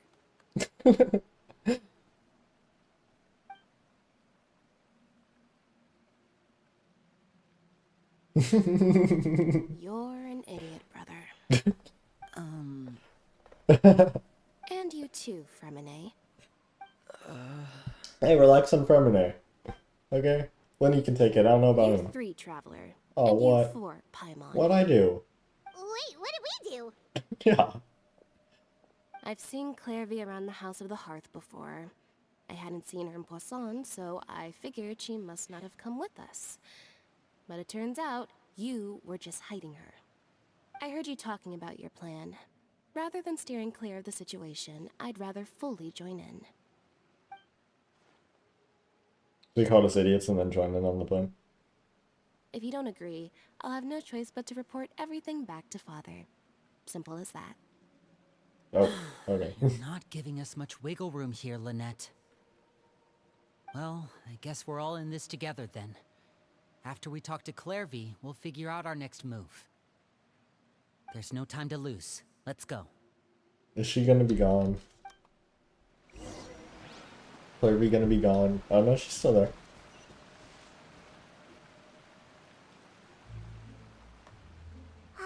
Let this girl eat. Thank you for bringing me this food, She you can guys. take a bite of it. She said she's full, but the food doesn't look like it's even been touched. Well, yeah, she's a spirit. She can't actually eat. That's right. Based on what I've been able to observe, it doesn't seem like Clairvy can interact with the physical. So I wonder if she world at all. did eat the food, but it was like, Still, just when she had she's to like. presented with food, she'll always linger around it for a good little while. Maybe, in her mind, she really is eating those things. Well, if it's some kind of like phantom food Does she thingy, you know know? that she has already passed away? Put physical food in front of her, and it's I've like a tried to ask physical her, but she food didn't that's answer. hard to explain. My guess is that she's just as confused as we are. Or maybe she couldn't understand the question at all. I know how she Clairvy. died. If you've got some time... Well, not really I'd like how. to I ask just you know a that few she got questions. stabbed by Arlecchino. Sure. I don't really know what led up to it. Hopefully we find out in this quest. Another new friend. Hi, I'm Clairvy. Hello. Hi. Clairvy, how did you join the House of the Hearth? Huh? Isn't it the same for everybody? The knave brings you here and then you can't leave. It's just that your name, it's not on the roster. And I've never seen you before. The roster? Oh, I get it now. I think there might be some things you don't know about this place. The people in charge, they're not as nice as they look. They say they keep a roster, but it's not complete. There are a lot of people who aren't on it, and never will be. In this house, some people are family, and other people are just test subjects. Those kinds of people aren't ever going to get a place on the roster, unless it's the roster of people who've been executed. Wait, does that mean the knave... She's talking about the Iron Knave. Is there anyone that can vouch for you? Perry. Perry. Yep. She's my best friend. She's the only one I trust in this place. Have either of you heard of that name before? No. They don't know. Me neither. I know something you Clairvy, don't know. Harry. Neither of those names are on the roster. But it seems like she's telling the truth. Either that, or this kid's already got a bag of tricks bigger than mine. Maybe we should try a different approach. Clairvy, do you have a wish? Let me guess, to see the lights and Wish? Snezhnaya or It whatever. can be anything you want. Just imagine. It's your birthday, you're blowing out the candles, and your wish is...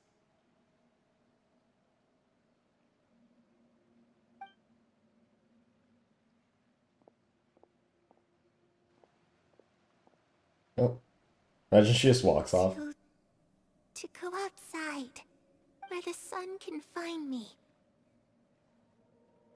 Oh. That's Okay. it? Well, that sounds easy enough. What am I thinking about so hard? Oh, got Darkness flashbang. in the house runs deeper than you can imagine. No one can get out alive. Oh, is that what she means? What does she mean by that? Things can't be this simple. Okay, time to divide and conquer. Listen up. I've got a plan. I'll try and find a way to use basic illusory magic to take Clairvy outside and bring her somewhere with sunlight. Lynette, try and find the list of executions that Clairvy was talking about, and see if her name is on it. Oh, it might be, Fremini, actually. you stay in Poisson. We can't be the only ones who've had run-ins with Clairvy. I need you to collect intel on everything she's said and done. Understood. I'll try my best. What about us? What should we do? I really appreciate your willingness to help, but this is a family matter. I don't want to drag you in too deep. It's too risky. Let me think. Since Father considers you to be guests, maybe you could stick by her side for a little while. You don't need to do anything except keep up some nice, casual conversation. Ah, Paimon gets it. You want us to distract her. How should we contact you? I'll give you a magic bird. If Father suspects something, all Magic you need to bird. do is release it when she's not looking, and it'll alert me that something's wrong. Of course, that's only as a last resort. If Father doesn't seem to notice us, there's no need to make contact. We'll reconvene here tonight after all's said and done.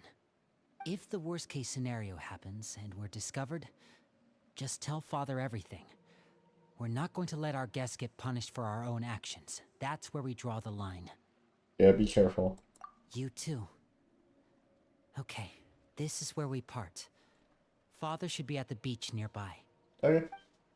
We're going to the beach with Arlecchino.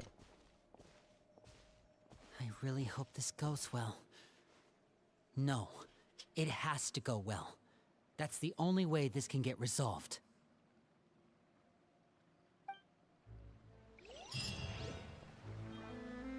Oh, I got 4 bugs. Go to the seaside and look for the knave. So this focused experience mode basically makes it so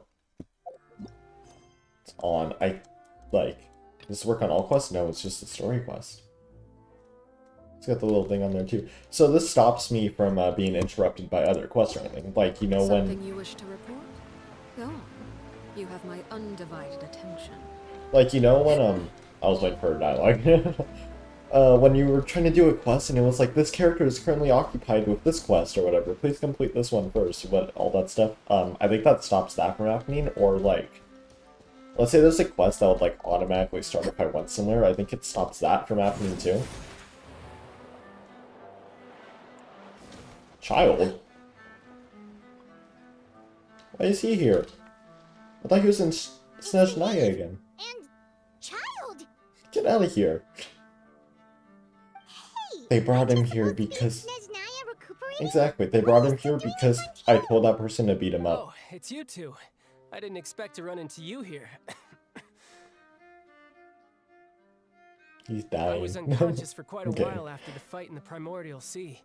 After I woke up, I realized I was being taken back to Snezhnaya, and well, I couldn't have that now, could I? Not when I've still got unfinished business here in Fontaine. So, I mustered up all my strength and made the journey back on my own. What sort of unfinished business are we talking here? It has to do with Skirk, my master. I really wanted to meet up with her, but by the time I got back, she'd already left. Yeah, she kind of threw I you still through a have so portal many and then questions left. for her. Without any other leads, all I could do was ask the knave to help me track her down.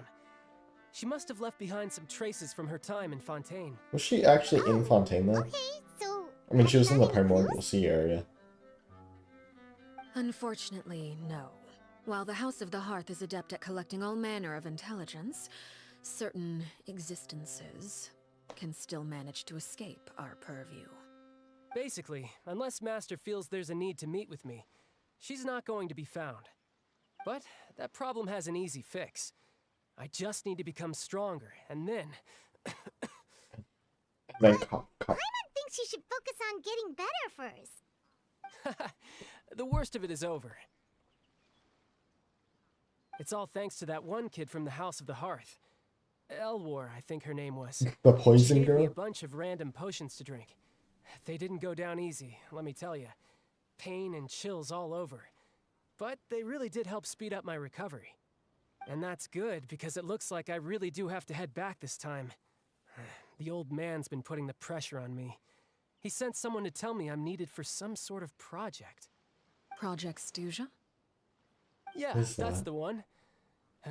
I heard Regrador's involved too. I'm not looking forward to having to listen to all his monologuing, that's for sure. Hey, maybe you could think of a way for me to stay in Fontaine for a little longer. Helping Linny and the others brush up on their fighting skills would be far more interesting. If you and I could spar, that Oh would my be God. even better. I've been waiting for a chance to see you go all out. Child, you would get your And butt what a kicked out, I know sweet it. little daydream that is. But I also have a role to play in all this. I'll be leaving Fontaine shortly as well. No! Besides, considering how little they see fit to step outside the homeland, being called on to return to Snezhnaya by such illustrious dignitaries, what a great honor. Wouldn't you agree? One I could do without, I'd say. Is it just Paimon? Or does it kind of seem like they're... Actually trash talking their colleagues behind their backs. So, dear guests of the House of the Hearth, to what do I owe the visit? We wanted to well, talk. We just... Wanted to learn more about you. Right! We're super close to Linny and the others, but we still don't know much about you! Is that so? Introductions have already been made, have they not? Oh, well, you see? There's only so much you can learn about someone from a short introduction. At least tell us something a little extra, like... Why do you call yourself father? Because she didn't want to take the title Good mother. question. I'd also like to I know all the answers to this stuff already just from that The little fact short. that you have to ask tells me our intelligence work has been quite successful. Telling you the answer to that question would only serve to undermine that success.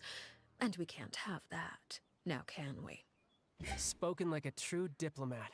That was some expert sidestepping right there. Well, if there's nothing else, I think I'll take my leave. I still have a small matter to resolve at home. Wait, don't go! Well, if the knave leaves right now, she's sure to run into Linny and Clairvy. Should I release the bird Linny gave us? No, we should try to get her talking about something else first. About the House of the Hearth, what does the organization mean to you? I'd also like to hear the answer to this.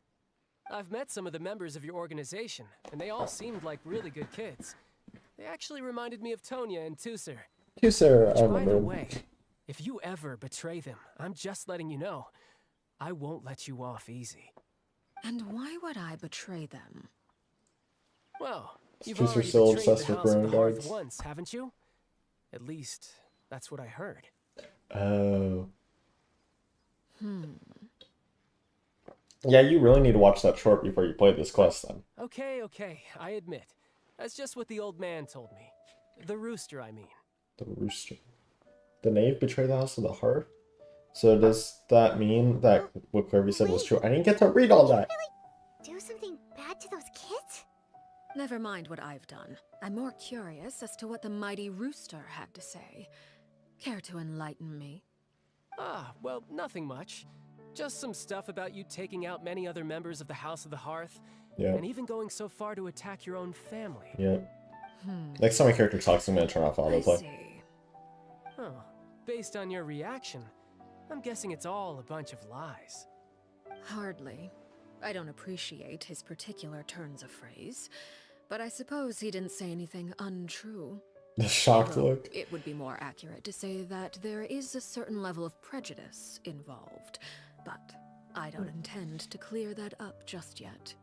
Prejudice has a funny way of concealing the real truth behind certain things, an attribute that I find to be quite advantageous.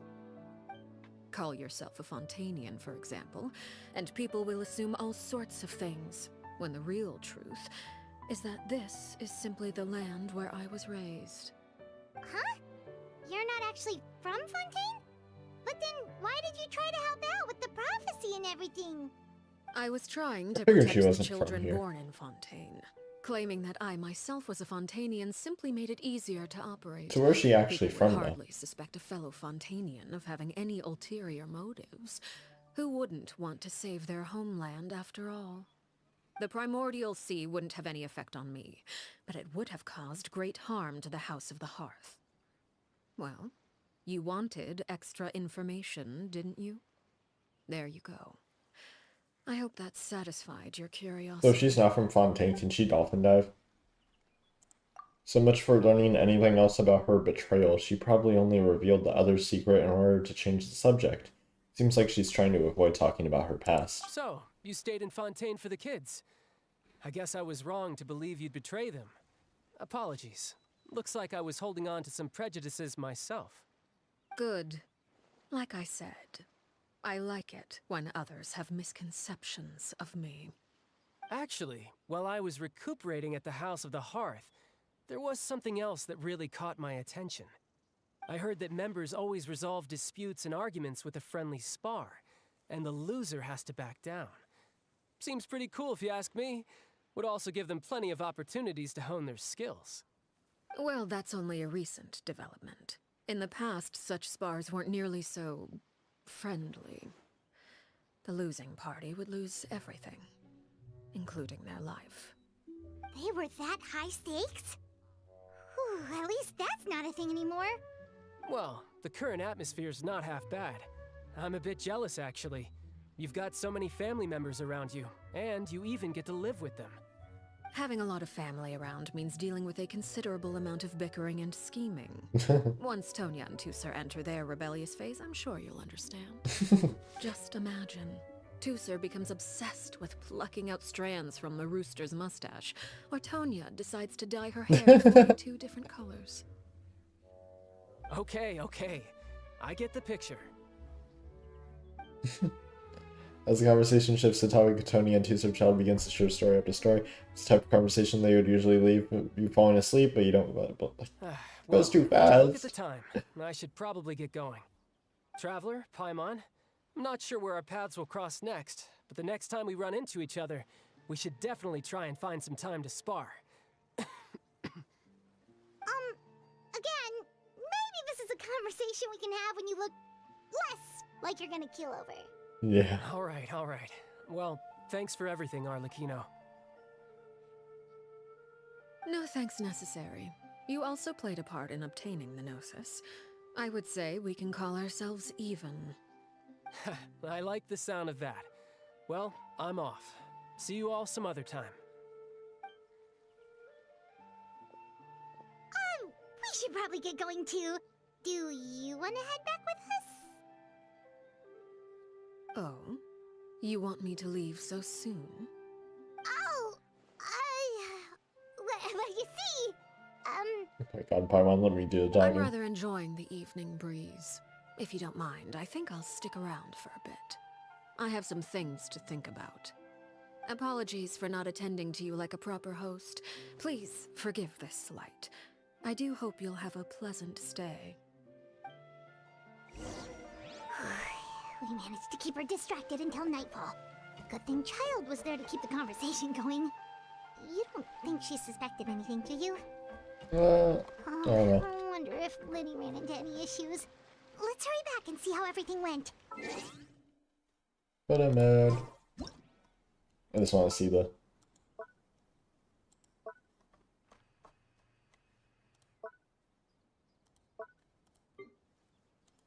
Ah. I also want to see how she's doing right now. Is this a, this is a blow up the barrel one. Okay, where's like a fighting one? I saw a... There's no fighting time trials over here. I just want to fight. I want to see how good this. Are there any enemies over here? Oh, I also wanted to test out the dolphin dive. I remember there were some enemies over here. Level 40? She's got 10k health. Level 40, I think that's pretty decent. Hey. Alright, boom. Okay, now we just gotta wait.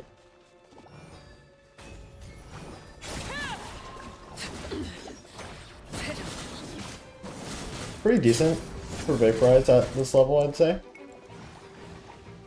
And if I remember correctly, she can't be healed in combat, right? Yeah. Except for her ultimate, right? Commendable. Oh. I'm out. See ya. I hear children. I tried to charge attack away. I'm sorry. I tried to charge attack out of there. Turn to Poisson. Is that not Poisson? Oh, that's Poisson. Wait. I'm gonna... Let's revive her.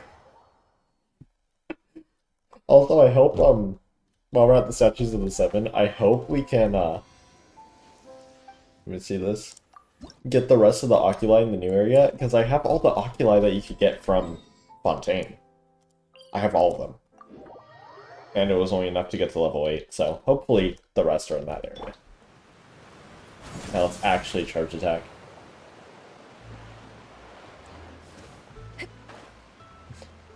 This is so stupid. I tried to charge attack away and she launched right at the enemy. It's pretty funny though. Okay, there's everyone. I don't see Clairvy though. Is she still over there? Don't activate the dialogue. Don't activate. Cool. She's still over here? This guy's name... Oh, I thought it said Rage. I was like, this guy's name is Rage? Where's Clairvy?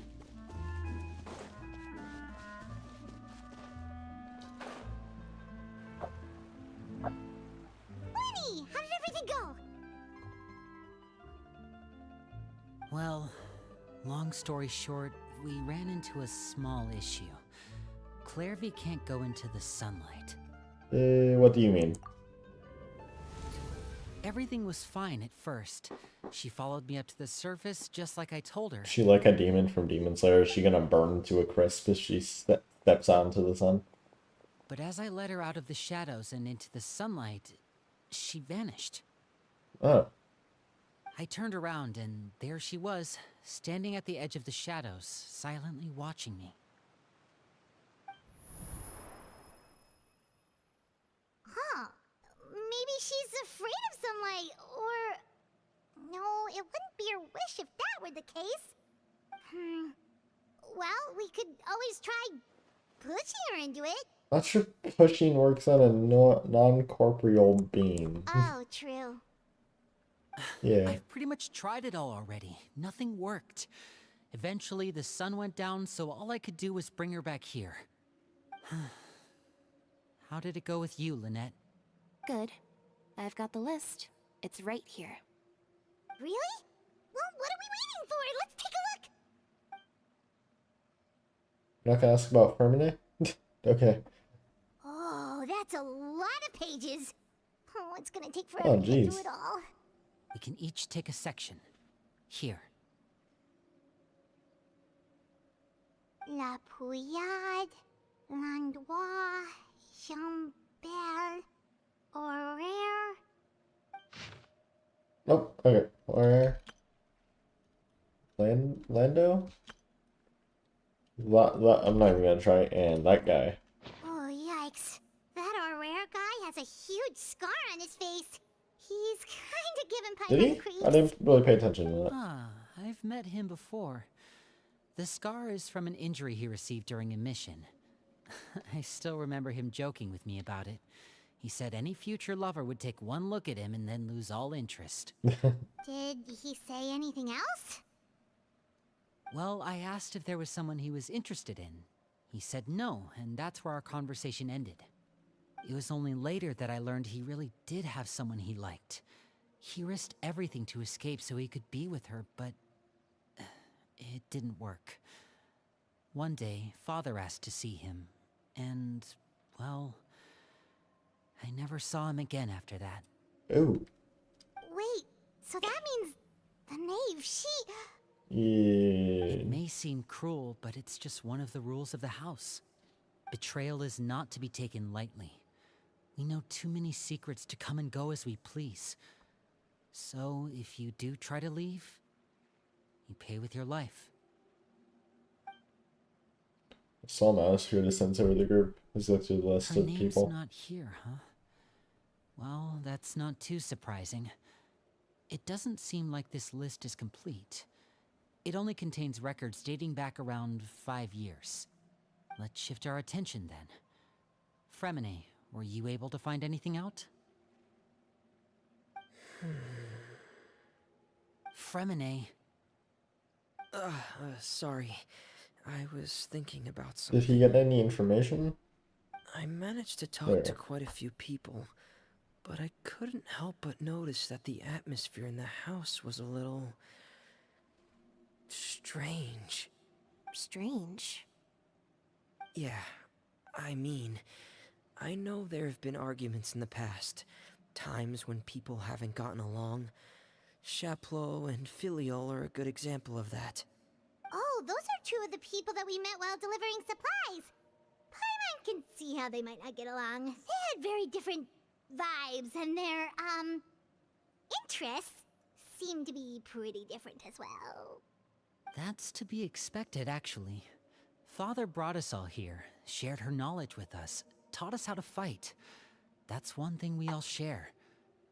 But that's also where the similarities end. Not all of us feel the same desire to stay here. As members of the House of the Hearth, we're also considered part of the Fatui. And to a lot of people, that's an identity they never asked for. Yeah, I can see why. Certain members get older and realize they want something else for themselves. But considering the rules of the house, most people would never say that out loud. People like Chaplot and Foltz are loyal to Father and her vision. They're proud to be part of the Fatui. Filiol and Nantoy, on the other hand, well, they aren't quite as enthusiastic. These kinds of conflicts have always been there. It's not like Father is in the dark about any of this. Well, that's true. But it just feels like things have gotten worse lately. Filiol and the others, it seemed like they were meeting in secret to talk about something. I can't say for sure, but I think they've met Clairvy. You think she's been inciting them to act out? No, not exactly. But I wouldn't be surprised if she said something to them about the darkness in the house and how deep it runs. She's told me about it before. Experiments being run on children. People being used as pawns on the battlefield without so much as the strength to survive. And they just believed all that? Without any evidence? Clairvy's words probably gave them the excuse they were looking for. Whether they actually believe them to be true is secondary. This is all because of Project Stuja, isn't it? Whoa. Hold on a second. What's this Project Stuja all about, Yeah. huh? This is the second time it's come up now. Sorry, but I'm not sure of the details either. I only know what Father has told us, which is that it's something the Rooster and Regrator have been working on together. Apparently, it Are those has to do also with the Fatui's strategic plan harbingers? for the future. Because the House of the Hearth was so successful in obtaining the I'll check Gnosis, we dialogue now have things the after honor this. of playing a key role in Project Stuja. Wait, but isn't that a good thing? Key role is just another way of saying dangerous role. To us, the whole thing is an inconvenience. Father thinks so too, but she's in no position to refuse. Their plan isn't exactly unreasonable, and they've been funneling the house a lot of funding. It's just that we'll lose a lot of members in the process. Participating in the plan, it's an honor in name only. What they're really trying to do is subdue us. The existence of an intelligence organization outside their control makes them feel uneasy. I think the Fatui are planning something big, but given how little Lineate and the others seem to know about it, I probably won't be able to learn much. I should keep a sharp eye out during any future dealings with the Fatui to see what I can learn. Super complicated top secret Fatui business aside, what does all of this have to do with the conflicts you were talking about earlier? Paimon doesn't get the connection. External pressure has a way of exacerbating internal strife. You can't overlook the power of fear either. People are afraid of dying, and that fear is often the impetus for a lot of stupid decisions. I thought resolving the Clairvy situation would make everything go back to normal, but it looks like things are more complicated than I thought. If we leave Filiol and the others to their own devices, sooner or later, Father will be forced to take action. We can only focus on one situation at a time, brother. You're right. Even if we confront Filial and the others, it won't do any good. It might even make matters worse. We should focus on Clairvy for now. Well, it's getting late. We should head back and get some rest. We'll try again first thing tomorrow. Lynette, you stick with me this time. Fremine, keep a close eye on Filial and the others. Make sure they don't do anything they'll regret. Good work today, everyone. Have a good night, and I'll see you tomorrow.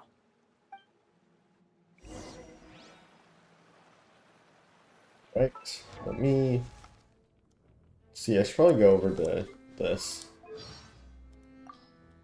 What was it? They were talking about the rooster and the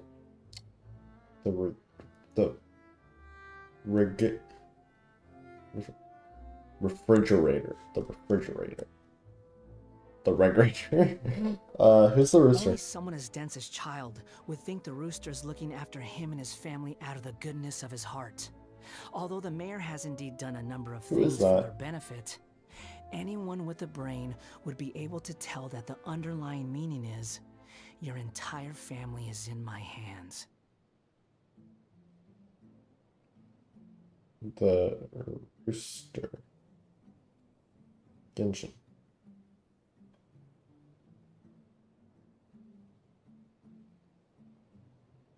Oh, it's that guy.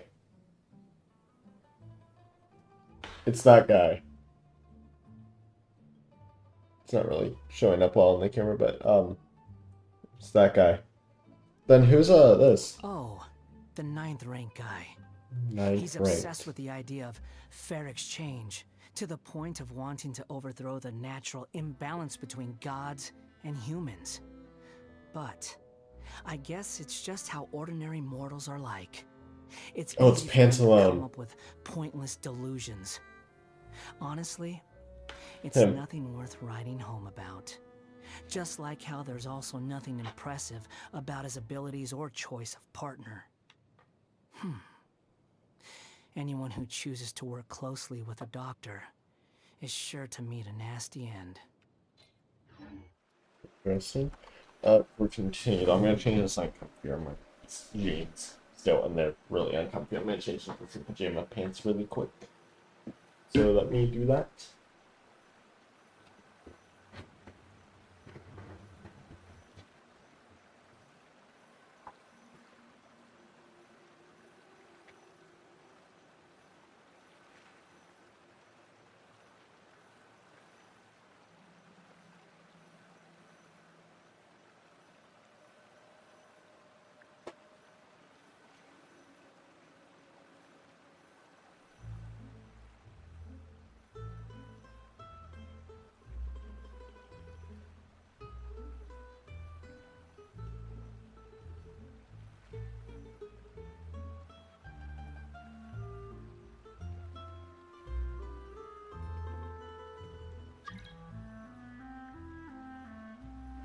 Who's trying to join me?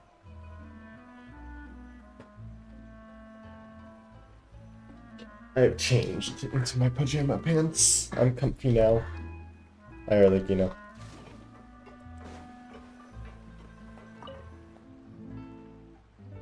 Your mind races to all sorts of thoughts.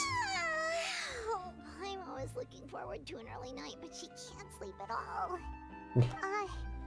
Hey, you don't think the knave will be too angry with Linny and everyone if she finds out about all this, do you? It's even scary when she smiles. If she were to actually get angry... Ooh, you have to protect Paimon if that happens, okay, Traveler? You can decide behind me. Although I am also afraid of her. There's Clarby. Look over there! Clarby. Quick, let's catch up with her before anyone sees.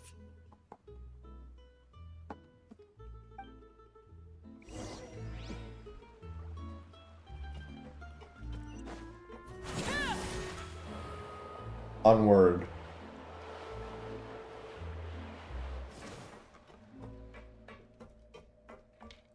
Over there! Look at the little dog. Grab that. Look at the little dog. Hi, puppy. Hi, puppy.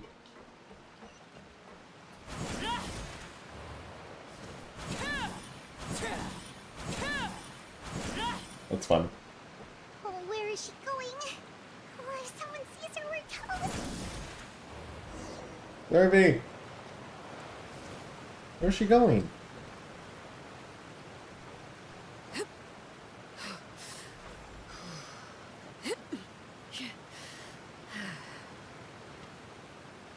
Come on, come on. Oh, look! She stopped! She wanted to see the sky, I'm assuming, or something like that. Okay, you hear the music? Sad music. Clarby! Shh. Oh. I opened the window while no one was looking. Look how pretty the outside is. Window? There's nothing here. Could have more than this. You probably think I'm being silly, huh? All this hopeless resisting. It's better to dream of what I could have than try to make it a reality, right? Please, help us get on the same page here, Clary. We need you to tell us what you know. Can you do that? Sure. Although, after you hear all this, I think you might regret that decision. Come on. Everyone in this family is nothing more than a tool. Something to be used and exploited. We're all expendable. Including me. As long as you're useful, you get to stick around. Lose your value. You're handed over to the doctor, experimented on, and given a fate worse than death. I've seen it happen again and again, and I've had enough. You're saying the knave did all that? It's just, that doesn't seem like something she would do. She's scary and all, but it seems like even she has lines she wouldn't cross. I knew you wouldn't believe me. You were talking about two different Everyone thinks names. she's No. a good person. They all think of her like a real mother. Yep, Mother? yep, there's the good boy. But she doesn't deserve that title. She's disgraced it and tarnished it. And if I had things my way, I'd never see her again. If only Perry were here, she'd understand. Perry? There's that name again. Also, Paimon's getting a strange feeling. It almost feels like she's not really here with us. Paimon can't tell if she's actually talking to us or if she's mistaken us for someone else. Yeah, she's a spirit. It could be anything. Well, in any case, it seems like she really needs someone to talk to. We should keep her company for a little longer. She looks so young. But it seems like she's been through a lot. It's getting windy. I should close the window. There's no window. Look at the moon. Isn't it pretty? Hey, wanna hear a secret? I heard that if you look up at the night sky in Snezhnaya, you can see the aurora. It's supposed to be super pretty. Even prettier than the moon tonight. I'd love to see it. Perry and I promised each other that once we're older, we're gonna go see it together. But I can't find her. I'm worried she's also been... No, that wouldn't happen to her. She's special. That made me tear up a little bit. The whole Snezhnaya thing. Oh my god. I should really go talk to Mother, but we just fought. She doesn't want to see me, and I'm too scared to face her. What should I do?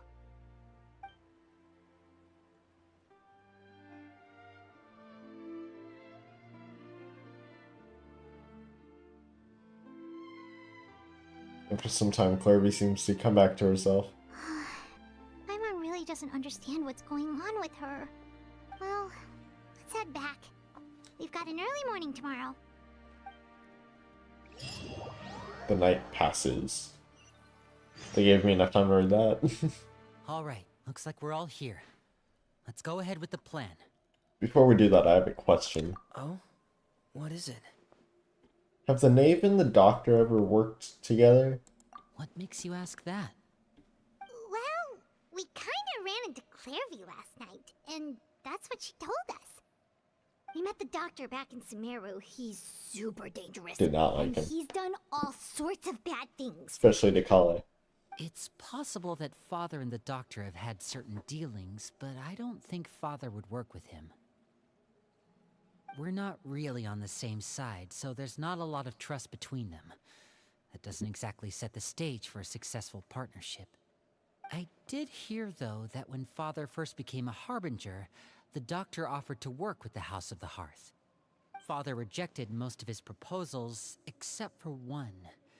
It had to do with some sort of secret experiment. Secret experiment? Could that be what Clairvy was talking about? I don't think so. I don't know any details about the experiment itself, but I do know it's an entirely independent operation. The Doctor only proposed a direction for the research. That was the extent of his involvement.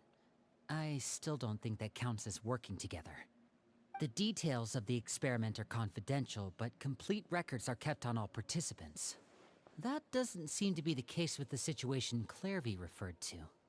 I know you don't agree with some of the Fatui's methods, and I'm not asking you to. But I am asking you to trust us on this. The House of the Hearth has its own principles. There are certain lines we're not willing to cross. Alright, that's good to hear at least. Clairvy seems to think the knave and the doctor worked together to do something horrible. If that turned out to be true, Paimon doesn't know how he would even face you guys. It's just that it doesn't seem like Clairvy is lying either. The easiest thing to do would be just ask the knave directly, but Paimon doesn't think she'd tell us. Focus on the plan for now. It's like because I know like what's going on here. Obviously these people don't. Why is Lumine so angry? Let's focus on the plan for now. Father didn't come back last night. She's probably still near the shore. We'll be counting on you to distract her. Lynette, you're with me. Fremine, you know what to do. Be on your guard, everyone. Alright, let's get to it.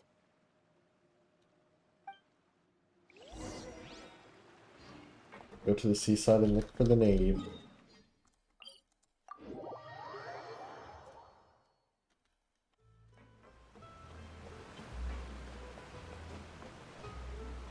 Love the soundtrack in Fontaine, oh my god.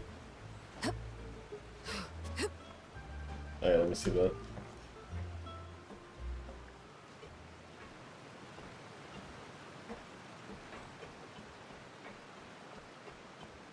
Oh wait, I gotta add her to my profile. Should probably do that. Hotel. Level 40 Arlecchino.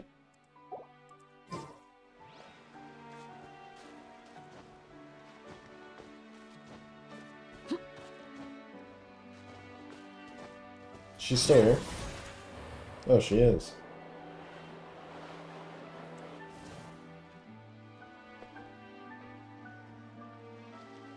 Ah, it's you two again. I must say, you look a bit pale. Did you have trouble sleeping last night? A little.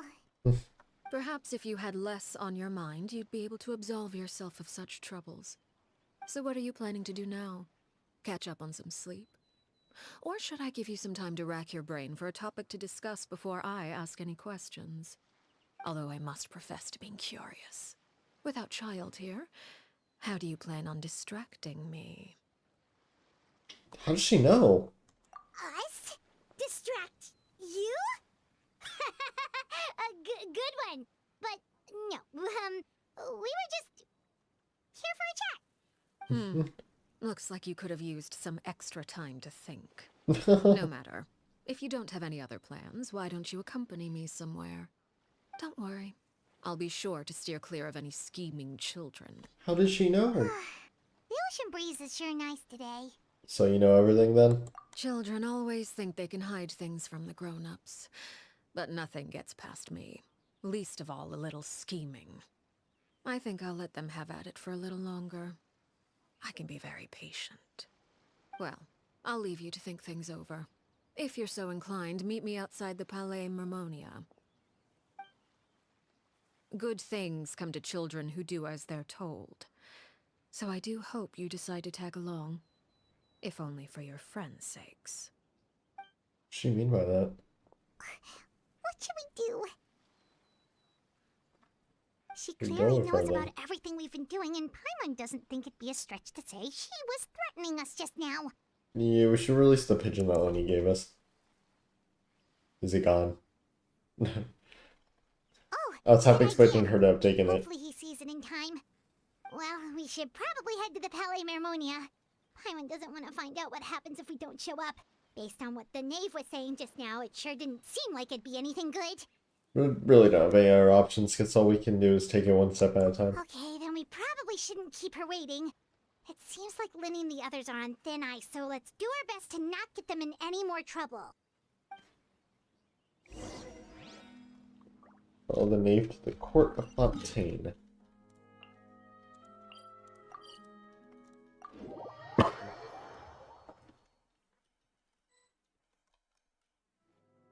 Seeing as we still have some time before my meeting, we might as well enjoy some pleasant conversation while we wait. I'm glad to see you get along with my children. Being surrounded by good companions is necessary for a child's development. You're not planning on doing anything to them, are you? I assume you're referring to Lenny, Lynette, and Fremine. Yeah. Although, there's that situation with Filial and Nentoy as well. It appears quite a few people have been acting out lately. No matter. I'm not one to discriminate. All those who betray the house meet the same fate. There are no exceptions. Does that mean you're going to kill them? Oh, are you here to beg for their lives? I'm sorry to disappoint, but the rules of the house change for no one. In my organization, everyone is responsible for their own actions. But don't you care about them at all? They really respect you. They even call you father. You must feel something for them. Any organization in which feelings come before principles is one destined for ruin. The House of the Hearth is hardly an exception. You could say our principles are more stringent than most. Perhaps I can offer you this consolation at least. As our guests, you two will not be held accountable along with them. There's really no other way to solve the issue. I would imagine Linny, Don't kill Lynette, and them. Fremine will be able to keep their lives. As for Filial, Nantoy, and the others, I'm afraid there's little I can do. They can try to escape, but once you know our secrets, there's no getting out alive. But that's awful. Ah, you seem concerned. Out of consideration for my guests, I suppose I could turn a blind eye for a little longer. If Linny and the others manage to dispose of Clairvy in the meantime, Okay, so she knows evidence of their Clairvy's. wrongdoing will be lost. In that case, I could hardly punish them for something I couldn't prove. If their efforts are unsuccessful, on the other hand, all will be held accountable. And the punishment will be severe. It's a deal then. Of course. Oh, and here, I believe this belongs to you. Oh my Do god, she try and captured the keep better bird. track of it next time. It takes a considerable amount of time to train a bird like this. It would be such a pity if you were to lose it. Permanently. Wait, where did you get that? Well, I'm afraid that's all the time we have to chat. She's Now, scary. for the matter at hand. I asked you to meet me here because I have business at the Palais Mermonia. It has nothing to do with you, but I think it would be prudent for you to stick by my side for the time being. There will always be time later to run off and tell Linny what you've learned. Well, time to go. Looks like we wrapped things up just in time.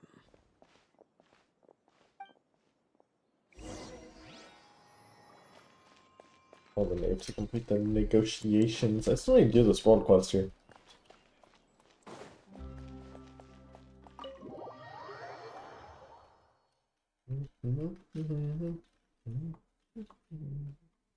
That's the way OSGO summon.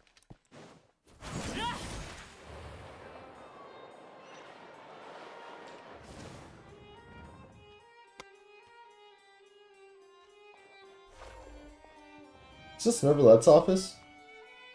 Oh, he's right there. He's right there.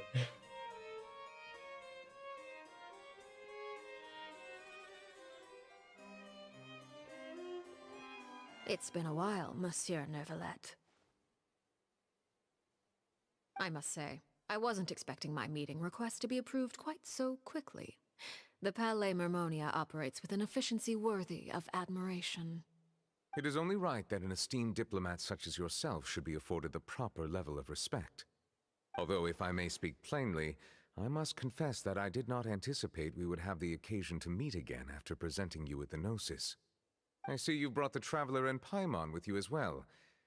If I may inquire as to the purpose of your visit. So obvious that he's the I'll be dragon with departing the shortly. eyes. How did I not There notice is, that however, before an like that got outstanding revealed? matter that I would like to see resolved before I go. It requires a rather lengthy explanation, I'm afraid. So I took the liberty of explaining everything in this proposal. Please review it at your leisure, Monsieur Neverlet.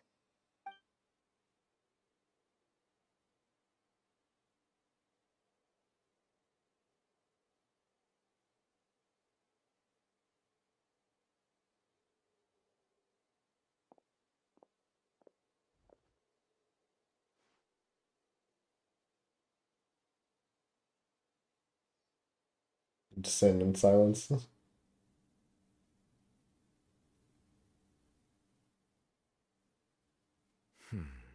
I understand your request. However, at the risk of causing offense, I must admit that I fail to see why you would wish for such a thing. I heard you have a certain fondness for water tasting, Monsieur Neverlet, so allow me to use water as an analogy. A family is like a large body of water with countless rivers flowing in and out. As someone who watches over this system, I would hope that each river that flows from the source will eventually reach the ocean. Of course, objectively speaking, I know this is impossible. Most of the rivers will dry up along the way. disappearing into the ground and leaving nothing but a barren riverbed behind. Not all rivers are destined to reach the ocean, but I would not see their existence rendered meaningless. I believe the water that flows within them is simply meant for a different destination, like a field in need of irrigation. Or perhaps the glass of a certain water-tasting enthusiast. Did you get any of that, Traveler? Yeah, not really. Your words paint an optimistic picture indeed. Allow me to remind you, however, few among us are willing to sip from a glass filled with tainted water. It may have been tainted at one point in time, but not to worry. I'll make sure it's strained of all impurities and returned to its cleanest form.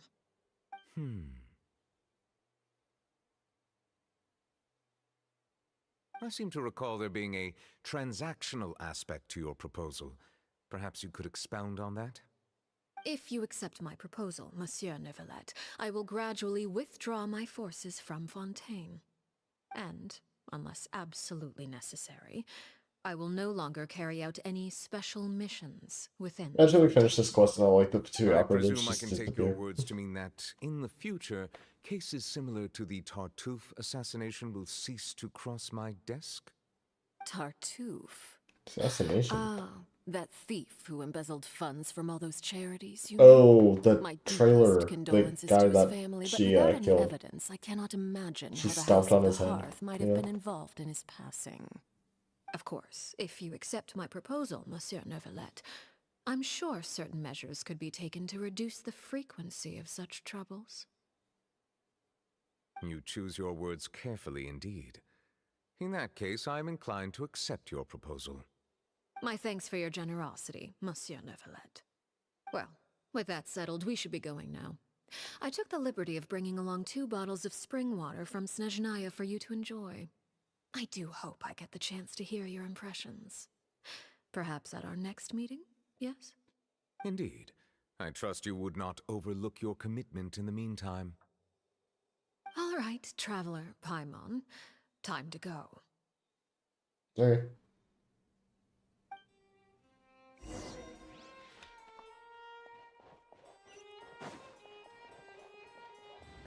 Bind over that. So no world quest in here.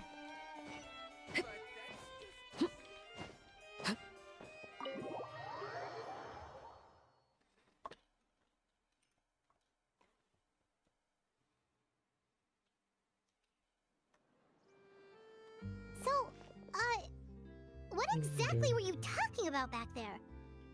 Paimon only heard you mention some rivers, a large body of water, and then some kind of irrigation scheme.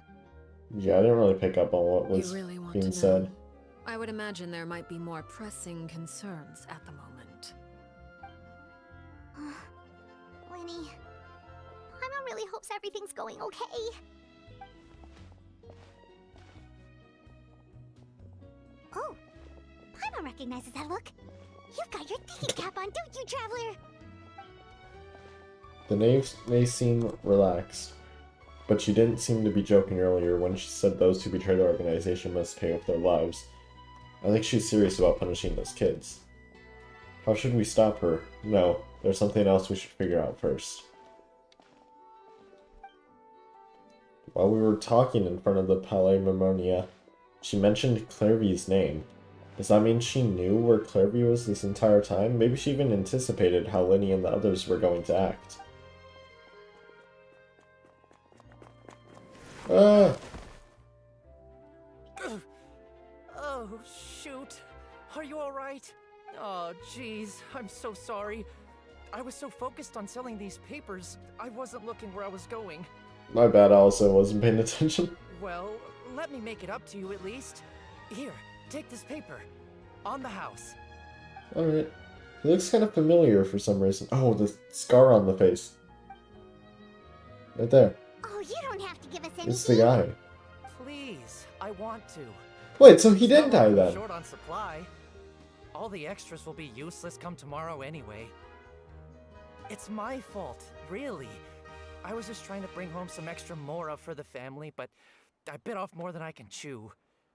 I haven't had many takers today, so I'm still swimming in paper. So she didn't kill him. What's going on here? Nothing much. I just ran into your friend here on accident. I should probably get going, actually, so...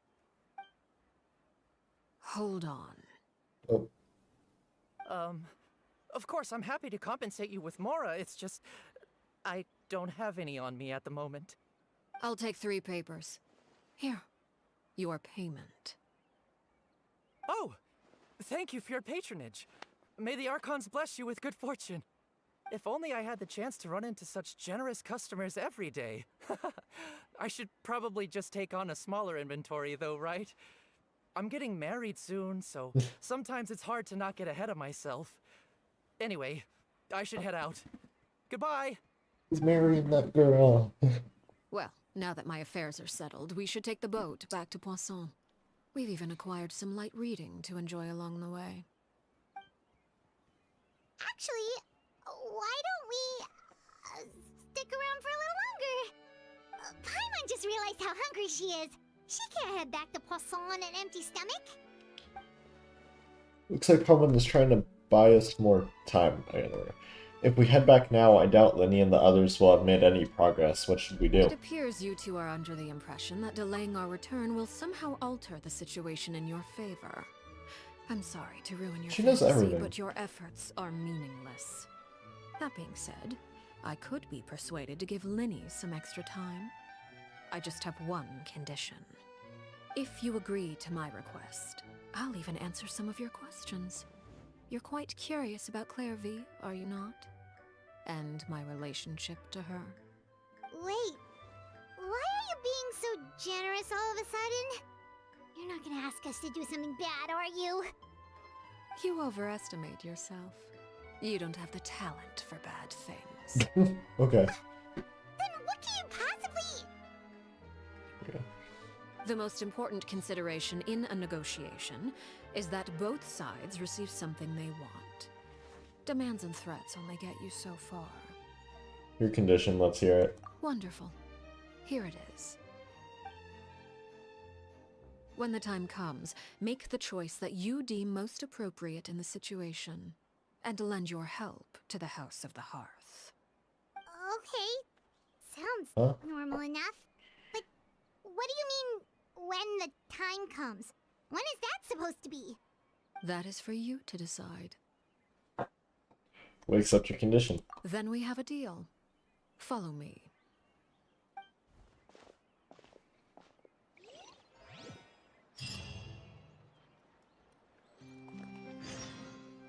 Follow the knave to the nameless ruins. Oh! Oh! Oh! We're going here. We're going to the place. The place where it all happened.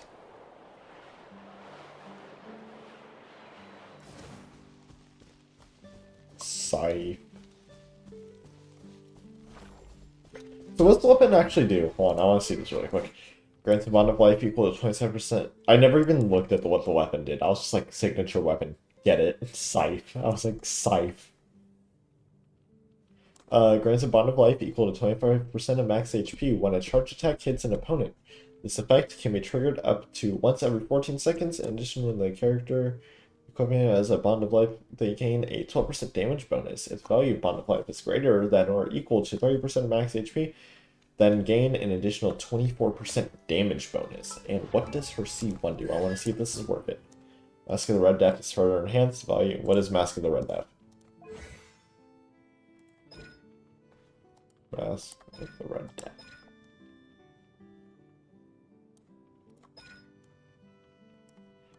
Which is bond of life equals... Okay, so that's when her attacks become infused. Support enhanced. The value of the increase is 100% addition. Arlecchino's interruption resistance to the increase. Seems pretty good.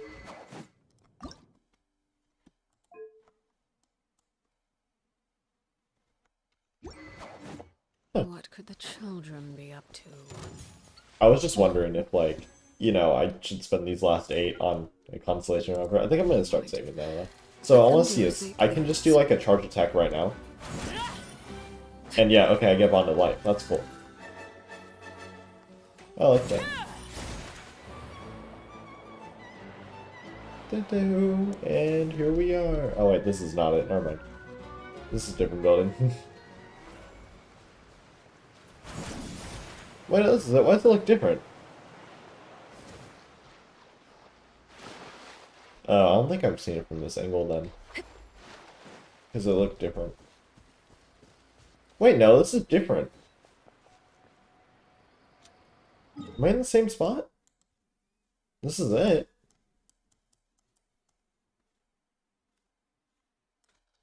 The building changed. This did not look like this. I was here yesterday. Unless I'm just like going crazy. This looks different. Yeah, no. This is 100% different. I was here just yesterday.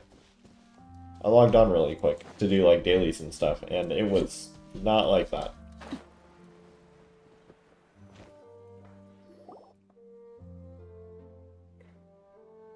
What is this place? Somewhere long forgotten by everyone. It used to be a grand building. Now it's nothing more than a pile of rubble. No one comes here anymore, nor does anyone care about what once happened here. Although, this place does have something to do with the story I'm about to tell you. It was before I became a Harbinger, and before Linny and the others joined the House of the Hearth. Due to certain events, I first killed Clairvy and then her mother. And this is where it all happened. Imagine they replay like You the were the one that short killed here. Clairvy? Why? Oh my god, big shock. I didn't know. I didn't know about that. Oh my god. What? Patience now. Allow me to explain Clairvy's side of the story first. Oh wait, we get the whole story I'll here. start from the beginning. I've been wanting this because it just kind of cut. Clairvy was 6 years old when she was brought by her mother, Crucibina, Actual render to of live mother? in the House of the Hearth. From the Crucibina. outside, it seemed like a fairy tale. A thriving family made up of kind adults and friendly children. By her mother. Are they Crucibina was the related? knave at that time, Crucibina. and the House of the Hearth was under her control. She was Clairvy's mother by blood, Oh. but she was also the mother to all the children in the house. I didn't know they were actually like Clairvy related. was happy here, for a time. But she quickly realized that being part of this family wasn't a fairy tale at all. It was a kind of purgatory. Purgatory? Exactly. The House of the Hearth takes in war orphans from all over Tevat. But as for how to raise them, that depends entirely on the person in charge. Crucibina came up with a novel idea. She would teach the children to fight, force them to duel each other, and then crown as the king of the house the child who proved themselves most worthy of inheriting her title. It's difficult to estimate the number of children who died. Did she have to kill Clairvy though? Couldn't she have just gone and killed her? The ones who died. The ones that emerged with permanent injuries, on the other hand, well, they still served a purpose. They would be handed over to the doctor to be experimented on, or sent away on dangerous missions. Nothing more than tools to be used and then discarded. So those were the experiments Clairvy was talking about. But what actually happened to her? You said that Clairvy was Crucibina's daughter, so if Clairvy tried to convince her to stop what she was doing, Crucibina probably would have listened, right? Probably not. Despite being Clairvy's mother, Crucibina cared little for her daughter. She forced Clairvy to join the House of the Hearth only as a means to demonstrate her own impartiality as a mother, to prove that she treated all her children equally. Clairvy did try to convince her mother to change her ways, but it was to no avail. After her efforts failed, the only other option was to rise up and try to fight back. Unfortunately, the other children had already been thoroughly indoctrinated into the illusion of happiness Crucibina had created. Of course, there was one exception. Someone Clairvy's age, who knew the truth about the House of the Hearth. Her name was Peruere. Very? Wait, I wonder the who that friend is. that Clary mentioned? Friend, huh? I suppose we can call her that for now. Clairvy was a cheerful and passionate person with a tenacious spirit. Peruere, on the other hand, was rather cold-blooded. Her cold-blooded nature allowed her to see through Crucibina's facade. Yet, it was also this cold-bloodedness that prevented her from acting against it. At least at first. While Clairvy longed for freedom, Peruere was convinced that, amid all the fighting and violence, she would make it until the end. Despite their differences, the two became fast friends, united by their knowledge of the truth. Clairvy told Peruere that she hoped to create a real family, where no one would be killed or sacrificed. There may have been a certain naivete to her ideas, but Clairvy proved her determination many times over. She tried countless times to run away, ask for help, or expose the truth. But her efforts only earned her beating after beating. The only thing that kept her going was her strength of will. Even with her body racked with pain, she would still stand on her tiptoes and open the window at night. She and Peruere would look out at the moon together, a fierce longing for freedom shining in her eyes. But one day that light simply vanished. Oh no. What happened? Her hopelessness resulted from a culmination of things. 10 years had passed. 10 years worth of failure after failure. She and Peruere weren't children anymore, but finding any chance to escape still seemed as hopeless as ever. It was during this time that Peruere suggested a new plan. If escaping was out of the question, why not take down the very person sitting on top of this throne of lies? Mother herself. Clairvy rejected that proposal. She claimed that, as a famous harbinger, Crucibina possessed an unimaginable amount of power. Trying to kill her would have an incredibly low chance of success. Clairvy never gave another reason, but Peruere could see it written all over her face. Clairvy still thought of Crucibina as her mother. Killing her own flesh and blood was a line she couldn't bring herself to cross. If she couldn't escape and fight back, then only one option remained. Precisely. Death was the only way that she felt she could be free. Oh. It happened during a duel. When she arrived at the dueling ring that day, her partner turned out to be none other than Peruere. The very person that had stood by her side all those years. It was a fierce battle. But ultimately, Clairvy decided to let Peruere end her life. So they From that had to fight moment each other. on, Peruere's journey was one written in flames. When the rain finally came and washed it all away, there she stood, the sole victor in Mother's endless game of slaughter. A trail of corpses strewn across her path to success. It was the very result she had predicted 10 years prior. Even then, she believed she would make it until the end. She wasn't surprised by the fact that she emerged as Mother's undisputed heir. Rather, her success left her with an inexplicable sense of restlessness. She was unsettled. And there was only one thing that could quell that sensation. Perhaps you two would like to take a guess as to what it was? Killing the person at the very top. Crucibina, you mean? But... Correct. This is the place where Peruere killed her best friend. A mere year later, this is also the place where she fought tooth and nail to kill the mother they shared. The moment she acted, any conception of what was right or wrong ceased to matter. It's one of the principles of the house. Only those who survive get to write the rules. Peruere won the battle, and became a harbinger herself. After which Her Majesty, the Tsaritsa, bestowed upon her a new name. Arlecchino. So the Perry Clairvy was talking about, it was you all along. Oh my god, who You're would have Peril known? Wear. Arlecchino is just a name you got later. This was your story just as much as Clairvy's. I left that name behind long ago.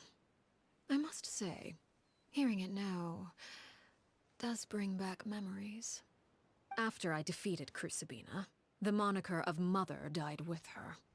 I chose to forego the title she called herself and even chose to give up my own name. I rebuilt the House of the Hearth under a new identity. Not only as Arlecchino, but as father. And that is where the story ends. Any more questions? Where have we met, though? Who is she exactly? Yeah. Based on what you just told us, Clairvy wasn't a little kid when she was killed. So the Clairvy we met, was she really a spirit at all? I suppose you could call her an illusion born of flame. Her existence is like ashes to a fire. Something left over in the wake of blaze and ruin. You see, a certain power runs through my veins. It's Oh, we're not learning about unlike her. a curse. We're learning about her curse. My flames leave behind shadows of anything they consume.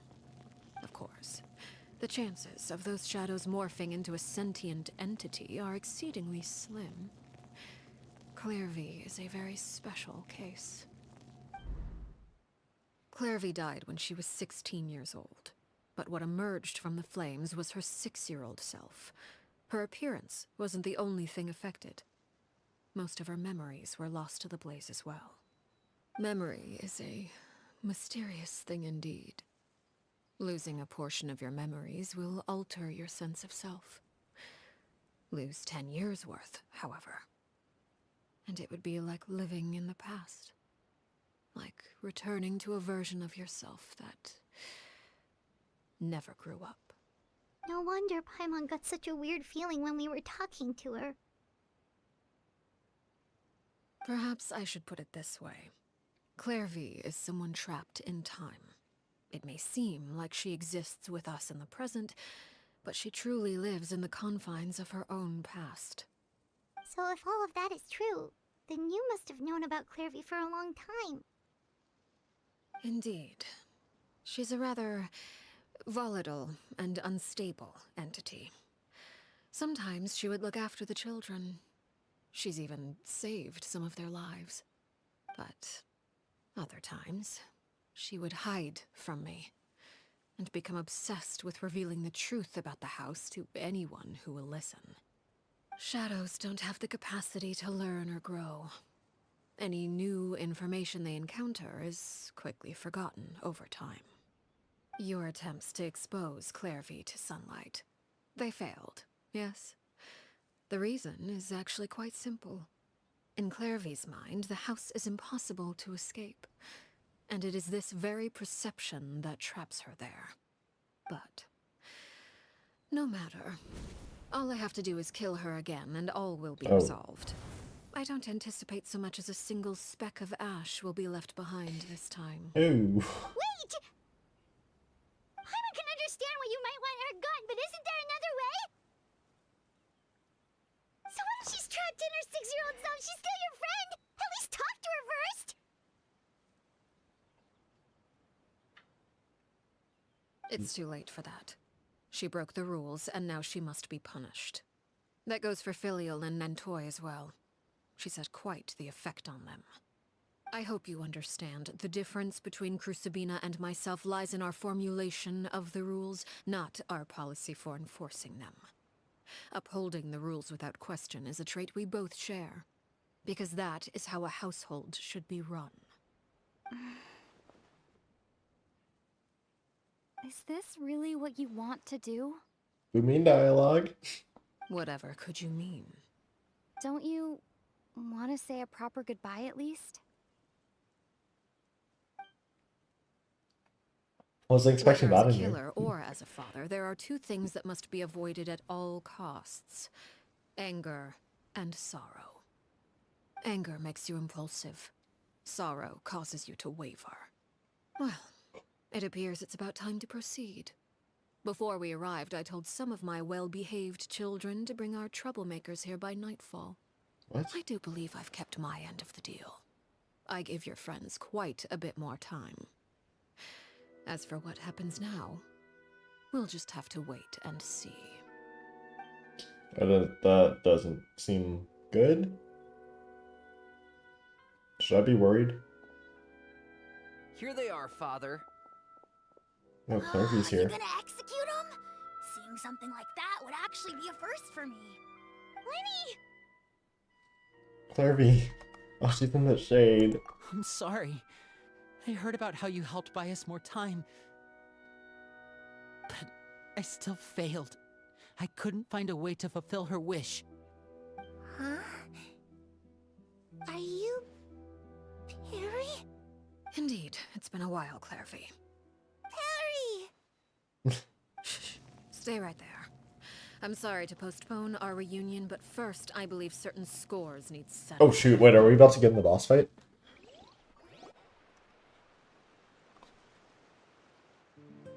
Father, let me explain. Out of my way. Father! You chose to conceal a threat to the house. And for that, you must be punished.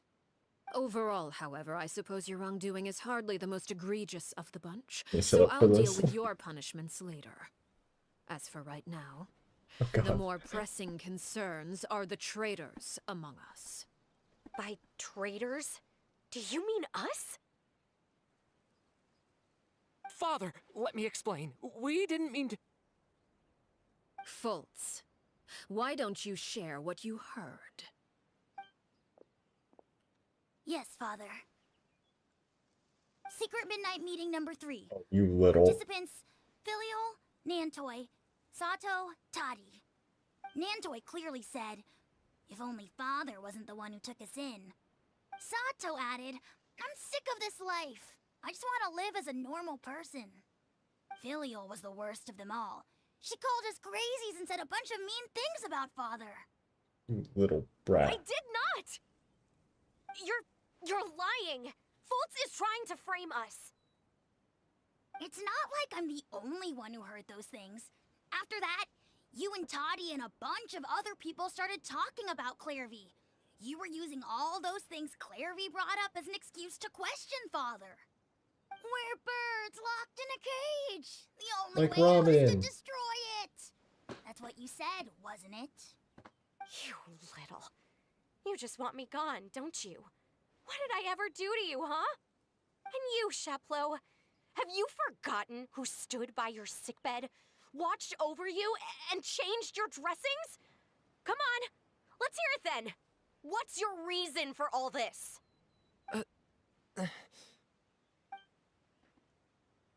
You're wrong, Filial. I hate this kid.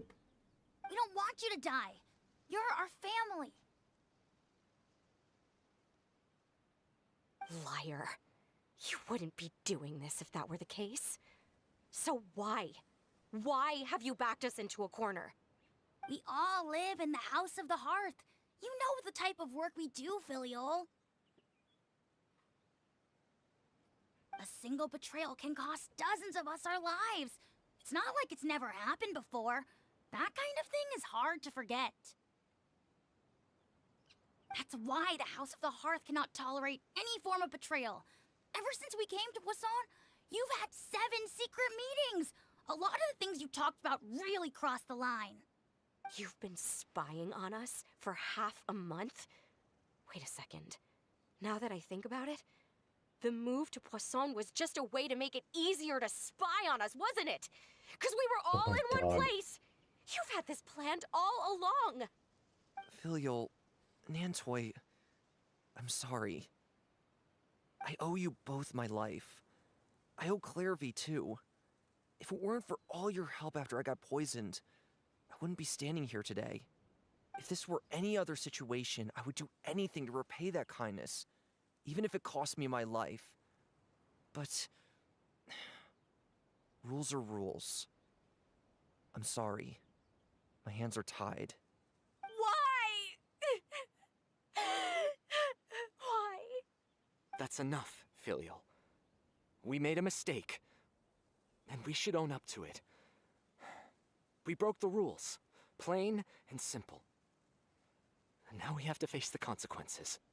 I'm sorry, Chaplot. Fultz. I'm sorry, Father. We accept our punishment. Chaplot, according to the rules of the House of the Hearth, how should these traitors be punished? All those who betray the house pay with their lives. And so it shall be.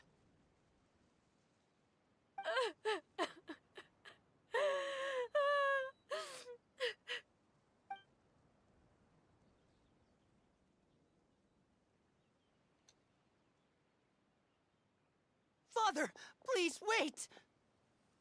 Something Lenny. you want to say, Linny? Please reconsider, Father. What Filial and the others did, does it really count as betrayal? We all come from broken families. From the very first day we joined the House of the Hearth, we wanted nothing more than to make it a real home. But the truth is, none of us know what a real home should look like. I'm not saying I have all the answers. All I know is this. Killing Filial and the others may uphold the rules, but doing so will only bring us further away from being a real family than we've ever been. So please, Father, please reconsider. I agree with Linny. Father, please. Linny, you...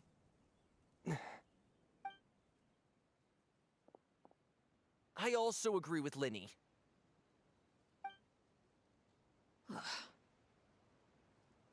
An order once given cannot be rescinded. However, given the extent of your determination, I suppose we shall have to go about this a different way. Draw your weapons and face me. Our weapons? Dude. Father, are you referring to a duel? Precisely. The rules of the house will not be altered. Traitors must be punished. Alright, bring it on. However, I've been waiting for this. resolving disputes with a duel is also one of our rules, one that also applies to me. Demonstrate a sufficient showing of strength, and I shall offer a concession. Wait. Beat. Father in a duel? My god. Impossible. Father is way too strong, even for Lenny.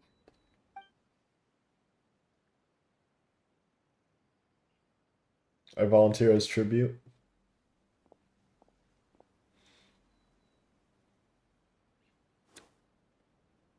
Oh, he's got the card.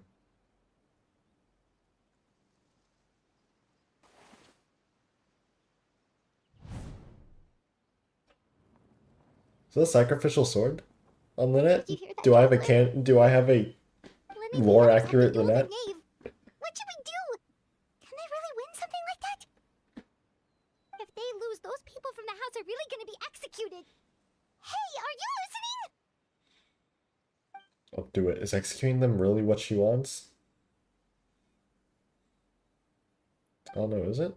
Oh, Don't you want to say a proper goodbye at least? I gain like a weird vision. Anger makes you impulsive. Sorrow causes you to waver. Back then, she never actually answered my question. But that makes the answer pretty obvious, doesn't it? Oh, looking at that expression on her face, she seems really serious about this. Guess that means there's no chance she's throwing the duel on purpose, huh? There's no way the knave will lose on purpose. Although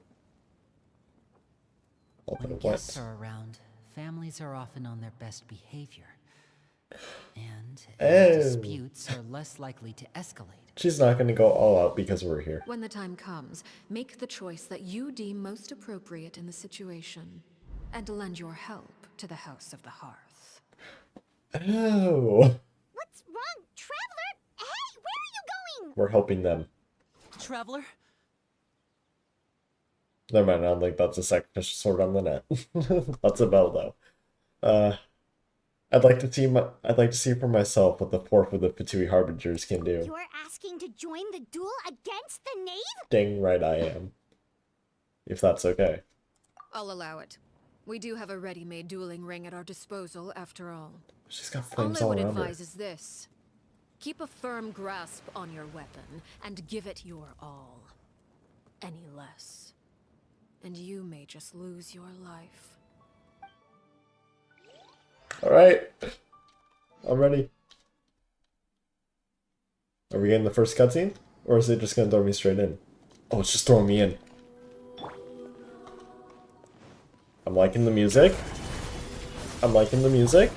Into the wind. Is it my turn now? What? Oh, shoot!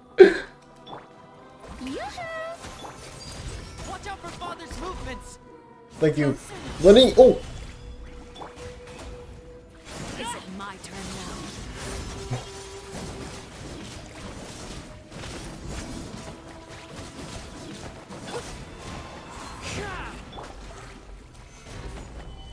Time to hang in there, please. And then there I am. Flames. Is it my turn now? Wind strider. Now that's more like it. Fallen leaves. Adorn my night. Oh. Oh my god. Is it my turn now? Try to pace yourself. I am. Don't worry. Spare your energy. Running is of little use. What is she doing? The countdown has begun. After clearing a bond of life for next charge attack, only skull at nighttime?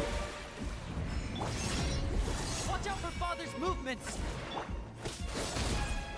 What'd that do? Stabilize.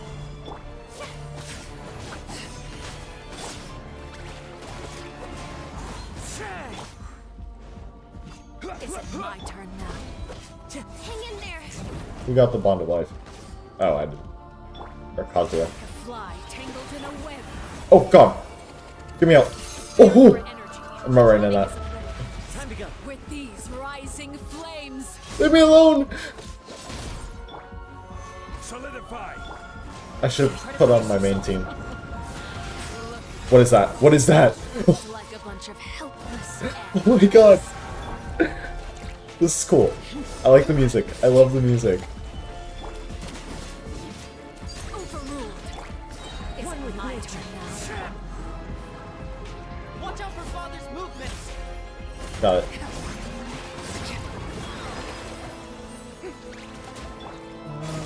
Oh my god, it's like Witness my trapped like a bunch of helpless. it sounded like Senor's theme. Did it not? Do you guys hear that? It was like the da da da da da da. Come on, clear the bond.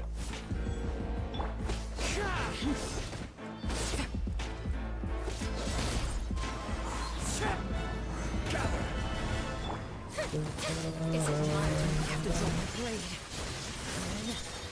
Not bad. You've proven to be a worthy opponent after all. Stabilize.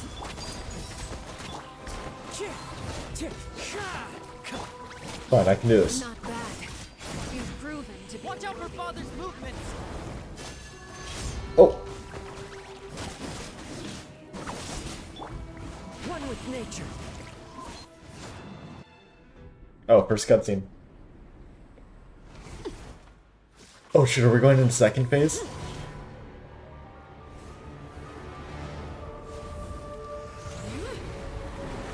Oh, second phase, here we go.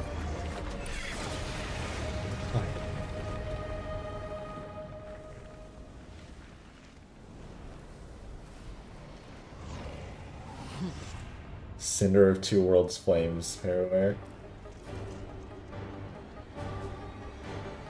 Oh, bring it on. I got my dual blade. Oh! What the? My blade is. That was not okay. That was not okay. That was a jump scare. Watch out for Father's movements! Look out! Clear the bond of life. Your punishment made manifest. Oh, I got an achievement. Also, I saw Lenny's little cat thingy show up. Do you guys see that? What's she doing? What's she doing? What the? Now's our chance. I did not mean to do that. I don't know what's happening. What is that? What are these floating things? Oh my god! Oh! Oh my god! Godzilla! Shield! Shield! What's the floating thing? Time to go. What's that? I'm scared. Wait, oh my god, her health. Now's our chance. Over here. Oh wait, they're helping me! Your punishment made I need to clear. manifest.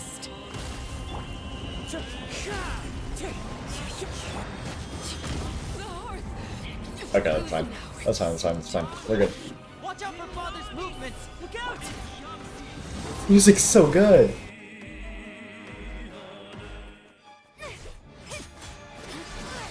Oh! Shoot.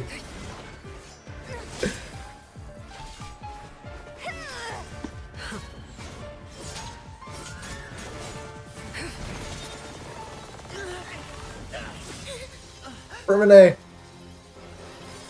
Come on! Come on! You should know better than to crowd in one place. Oh my god, her hands are red.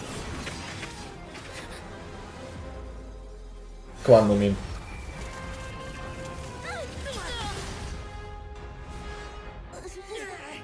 Oh, I know. Oh my god. I'm sorry, Father! She blocked it. Knew it. Oh my god. This cutscene is so Sorry good. for what? This pitiful excuse for an attack. Come on.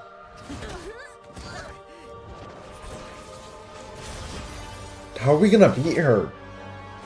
There's no way.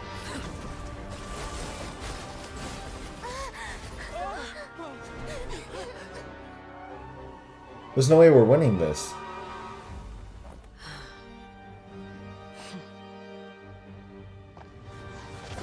Oh.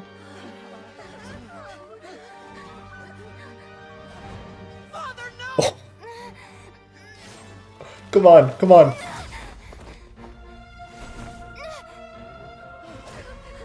Made it out, did you?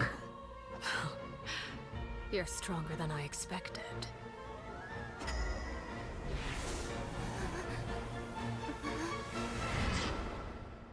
What? Oh my god, it's like Acheron's thing. I can't move. It's like Acheron's black hole thing. That's cool.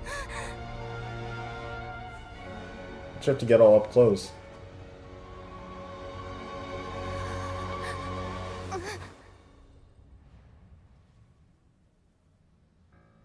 Still, not strong enough to beat me. She's Pyro with a Pyro delusion.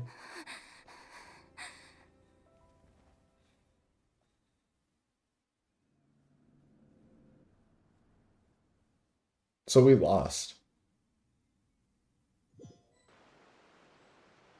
That cutscene was insane, though.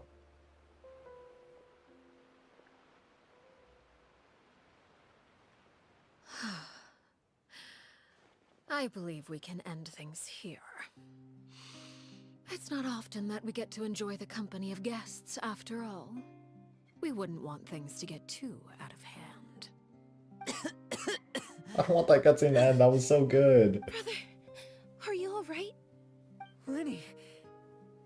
Given that I am the victor of this duel, as agreed, the punishment stands. No. No! I never thought things would end like this. However, everyone involved in the duel demonstrated a remarkable level of strength and determination. In light of this, I'm prepared to change the method of execution.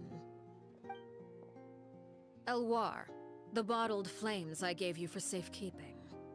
Do you still have them? Yes? I wasn't sure what they were for, but I've kept them super safe. I didn't lose a single one. Wonderful. Then, in just a moment, I'll have you administer them. Bottled flames? Indeed. They're the product of a secret experiment. Under certain special circumstances, flames can be extracted from my person and preserved. Once ingested, searing pain will spread across every inch of your body. No harm will come to you physically, but your memories will be burned away. If you can withstand the pain. When you awake, you'll have forgotten everything you know about the House of the Hearth, and will be expelled from the organization.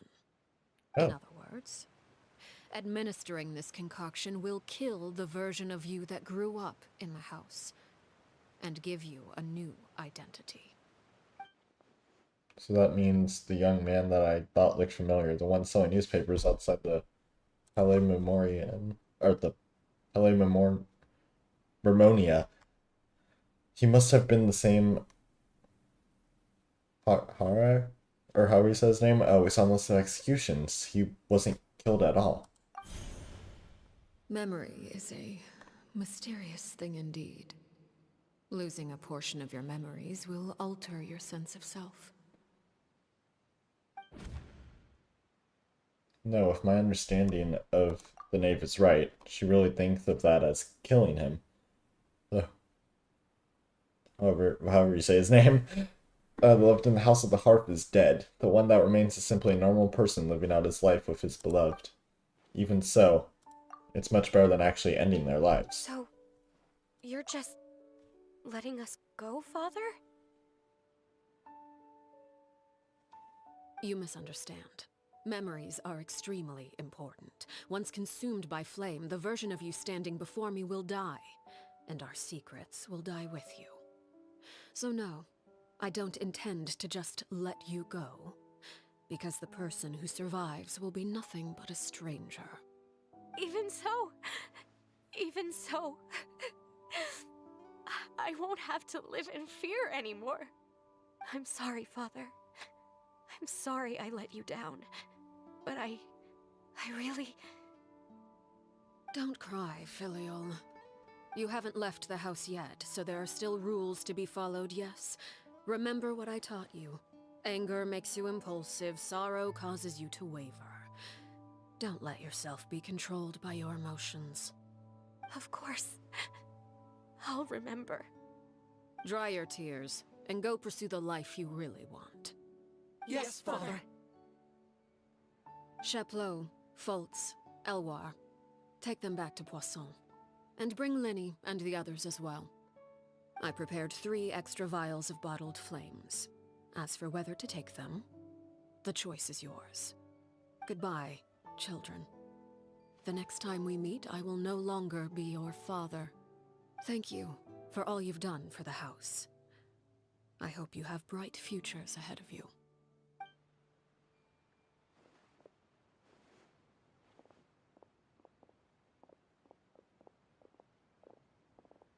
Take it.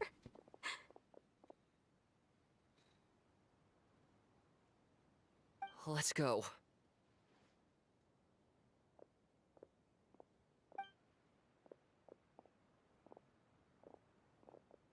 Here, grab my arm, Linny. I'll help you walk back. Thank you. Dude, what about Clairvy? Clairvy.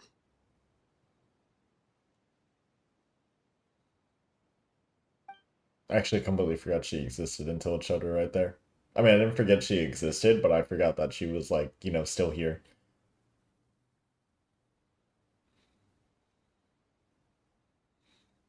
Can we talk now? I've been waiting for a super long time. You really are Perry, aren't you? I haven't seen you in so long. How come you're all grown up? Wait, did I somehow travel to the future on accident? Or am I dreaming? What a long dream. Neither.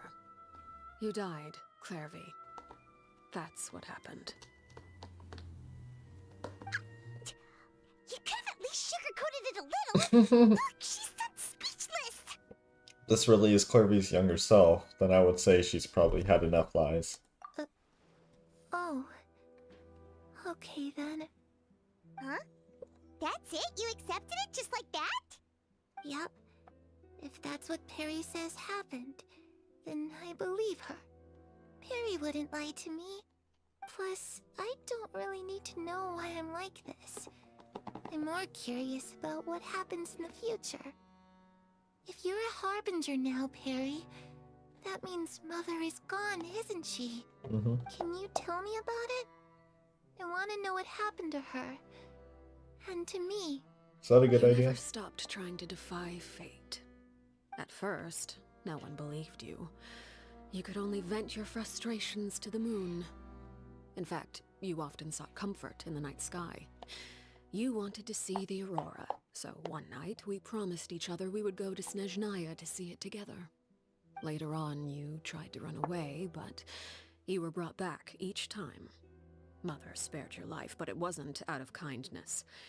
Instead, she decided to make an example of you by slowly torturing you over time. That way, the other children would know what happens to traitors. Still, you never gave up. Mother hoped that through ruthless duel after ruthless duel, she would be able to crown an ultimate victor among the children she raised. But you called on everyone to unite, to fight to a draw in order to reduce casualties. Your efforts may have only delayed the inevitable, but still. You gave them hope. You tried everything you could think of, but every attempt ended in failure. Still, you never turned your sword on Crucibina, and you never turned it on me. On that gloomy day, you told me, "For the last 16 years of my life, I've done everything I can to fight for freedom. But now, I realize that the only freedom I truly possess is the freedom to choose to die." I never imagined I would say something like that. I must have been feeling really worn down. But somehow, I still think I understand. According to Mother's plan, only one of us was going to make it until the end. And I always hoped that person would be you. If I could do it all over again, I still don't think I would make a different choice. Even when I first met you, I knew you'd be able to do what I couldn't. Is that so? Even now, I'm not sure I truly understand what kind of freedom you were trying to pursue. But as the head of the House of the Hearth, and as the children's father, I've tried to give them the most basic of freedoms. The freedom to choose their own fate. It's something I discussed with the Eudex of Fontaine. The children who want to leave the house will have their memories wiped clean of all secrets pertaining to the organization. That's what she discussed with him. In return, they will be allowed to live a normal life in Fontaine without being prosecuted for their past. Now the water analogy's starting to make sense to me. Hand freedom to them on a silver platter. They have to fight for it and prove themselves worthy of it. Only freedom that is earned has true value. That's more than enough. That's exactly the kind of life I was fighting for. You know, Perry, I think you're a pretty amazing king, and a really great father, too. I'm really happy that you're the one who took over the house. I guess I do have one regret, though. I still haven't seen the outside world. Grin it. Well, it just so happens that our dear guests over here have been to many nations and traveled to countless places. Perhaps they would be willing to tell you what the outside world is like. More than happy. Really? Of course! We've traveled all over the place. We've got so many stories, we could probably talk your ears out for 3 days straight. Haven't been to Snezhnaya though, so. Talk about the land of Animo, nation of freedom, Geo, Electro, or Dendro. Let's talk about Mondstadt. You know, I used to dream of being a bard. Playing the lute while singing into the winds of freedom. Even if there was no one there to listen, I would have continued to sing no matter what. Talk about the land of Geo, Nation of Contracts. Ah, that's where Mora comes from. I never knew that before. If I had some Mora, I would buy 3 new dresses. One for me, one for Perry, and one for Mother. It's just too bad Perry doesn't like wearing dresses. And Mother, she probably wouldn't accept something like that either. I guess I'd just have to keep them all for me then. I could wear a different one every day. Let's talk about Inazuma. Those yokai you mentioned, what do they look like? I once saw a drawing of this one guy with horns on his head and a super scary face. Are there any yokai like that? Oh, sounds like you're talking about an Oni. Just, you know. We've met one, and let Paimon tell you, they're not nearly as scary. Met the one and only. Taki Ito. Dendro, I was Sumeru. always too afraid to skip Mother's fighting lessons. But at the academia, I bet you could do all sorts of secret things in class. Things that have nothing to do with studying. I'm just kidding. Being able to study whatever you want without having to fear for your life actually sounds pretty great. Tell Claire V all about the various nations you visit. Eventually, the conversation returns to Fontaine, the nation she once called home. Super dangerous. Lenny and Lynette were accused of committing a crime, and they were going to have to stand trial at the Opera Epicles. Oh no, that must have been hard for all of you. What happened next? Don't worry, we were able to turn the situation around super quickly. It's got the detective glasses again. I'm on, of course. How'd you do that? Come on, tell me. Okay, so it was like this. After the failed magic show, we rushed to the scene and... Claire V is listening really intently to Paimon's story about her time in Fontaine. She seems really happy, like all her troubles have been forgotten. This is nice to watch. Maybe this is the first time she's ever been able to truly relax, but I'm not sure how long this moment can last. Shadows don't have the capacity to learn or grow. Any new information they encounter is quickly forgotten over time. As time passes, she'll probably forget everything we've told her and go back to being that scared little girl who can only... what, something? I was so busy thinking I almost didn't notice the sun has risen.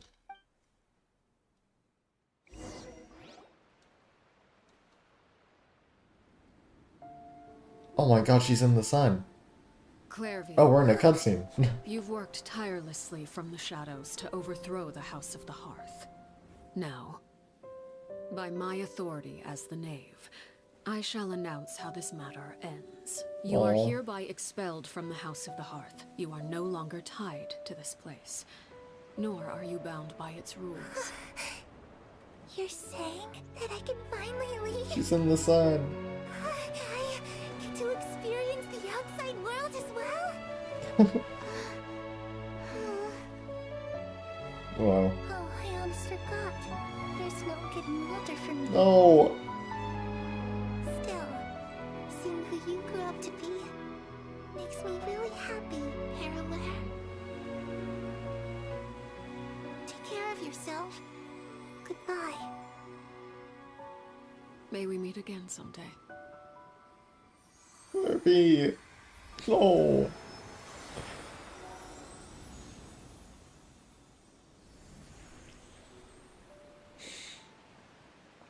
I'm not crying. I swear. I swear I'm not crying. Trust me. She left so soon. Paimon didn't even get to finish her story. I'm not crying. I also have certain sentiments left unsaid. I wanted to tell her that the aurora I saw in Snezhnaya was just as beautiful as the ones in the pictures. But a shadow's memories reset at dawn. Had we delayed any longer, we wouldn't have had the time to say goodbye. Whatever regrets may linger, let them be lost to the coming of a new day. Father? It's Linny! Hey, Linny! She said and others. There's no one else there. What is he doing back here? Let's go check it out.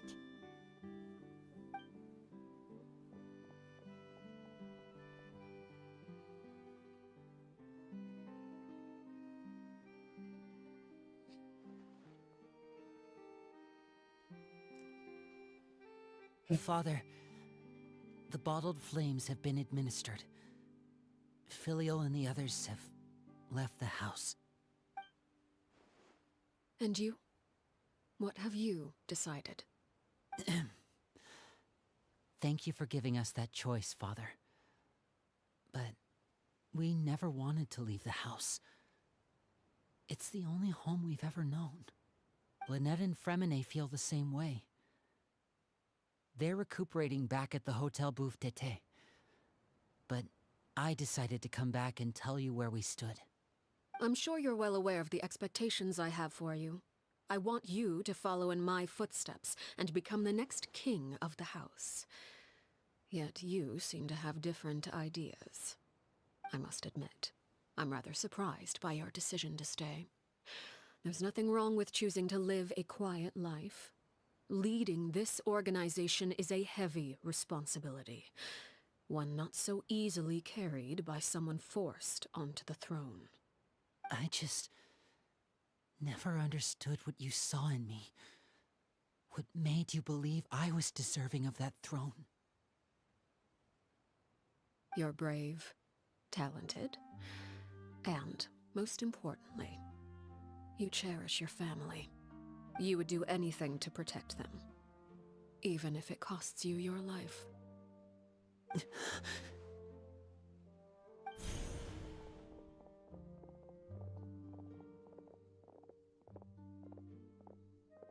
Speaking up back there was so brave of you, Linny. It's all thanks to you that we were able to convince Father to back down. You're a hero, Linny. Hero. Father is the real hero. Had Father gone all out during the duel, there's no way I would have walked away with my life. She must have had it all planned from the beginning, from the very moment she suggested a duel. I'm not deserving of that title. I'm not strong enough or smart enough.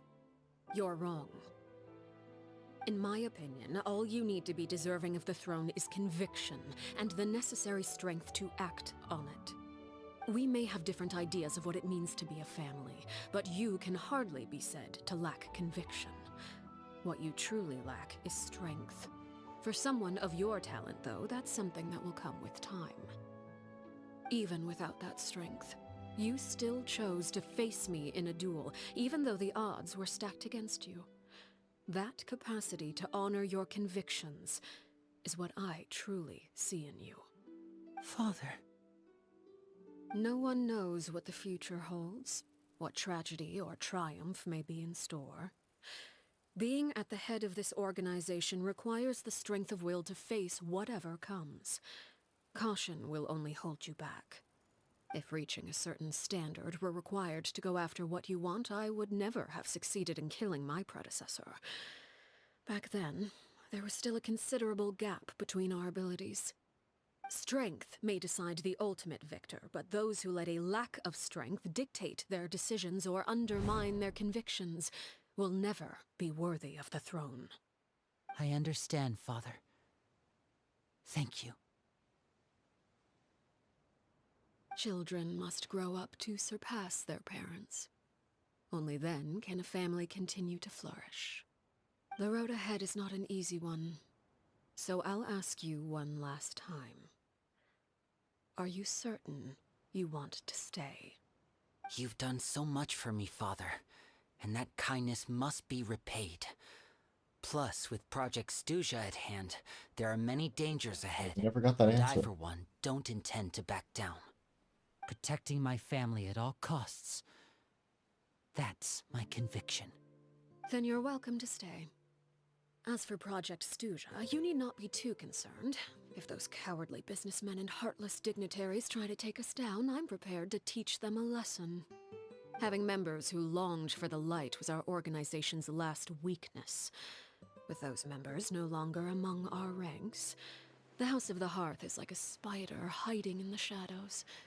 We need only wait for our prey to come to us. At present, our imperative is to use their plan to our advantage. In doing so, a crimson moon shall rise amid the frigid blizzards of winter. No demonstration of loyalty shall go unrewarded, and no sacrifice shall be in vain. As for the two of you, whether we meet again as friend or foe, I'll remember the camaraderie we shared in this moment. No matter how arduous the journey ahead, I hope we both reach our desired destination. Wait until 2 days later. Oh, it's raining. My Arlecchino's dead. Rena healer. Oops. Meant to E. The show begins!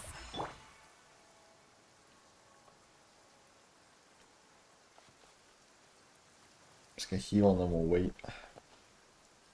I thought that was gonna be the end of the quest right there, though. I'm ready to get onto the new area. This quest is really good, though. Alright. Time. Oh yeah, that achievement I got. We'll go until daytime. Quest is really good. That boss fight was fun. I have to admit, that was fun. I did get a little bit jump scared though when that second phase started. She just kind of launched at me and just like, did she kill my? No, she didn't kill my cousin. She almost did, and then she did kill him with another attack. But that scared me because I got out of the cutscene. It was just an instant like right into me. What was this achievement also? Oh, is this for the new place? What achievement did I get? Challenger series. Is that 4? Unleash 4 Scarlet Knight Tides in single. Oh, that's the thing I got with the charge attack.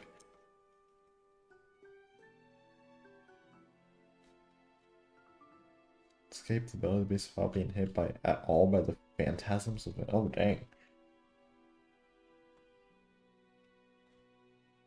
Avoid being hit by her at all while being affected by a bond of life.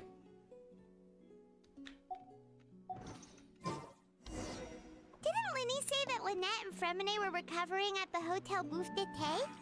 Oh, Paimon wonders how they're doing. Maybe we should go check on them. And that is right there. This is probably the end of the quest here, and then we'll go into the new area.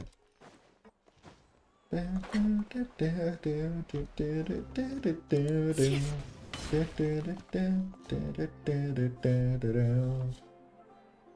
that's where we first met them.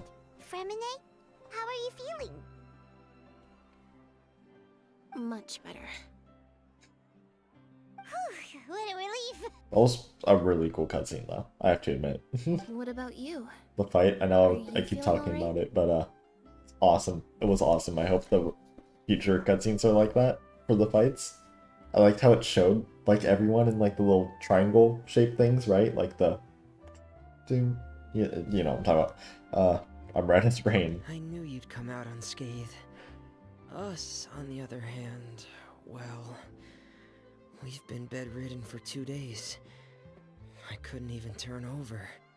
Oh, and I wanted to ask, is Clairvy gone?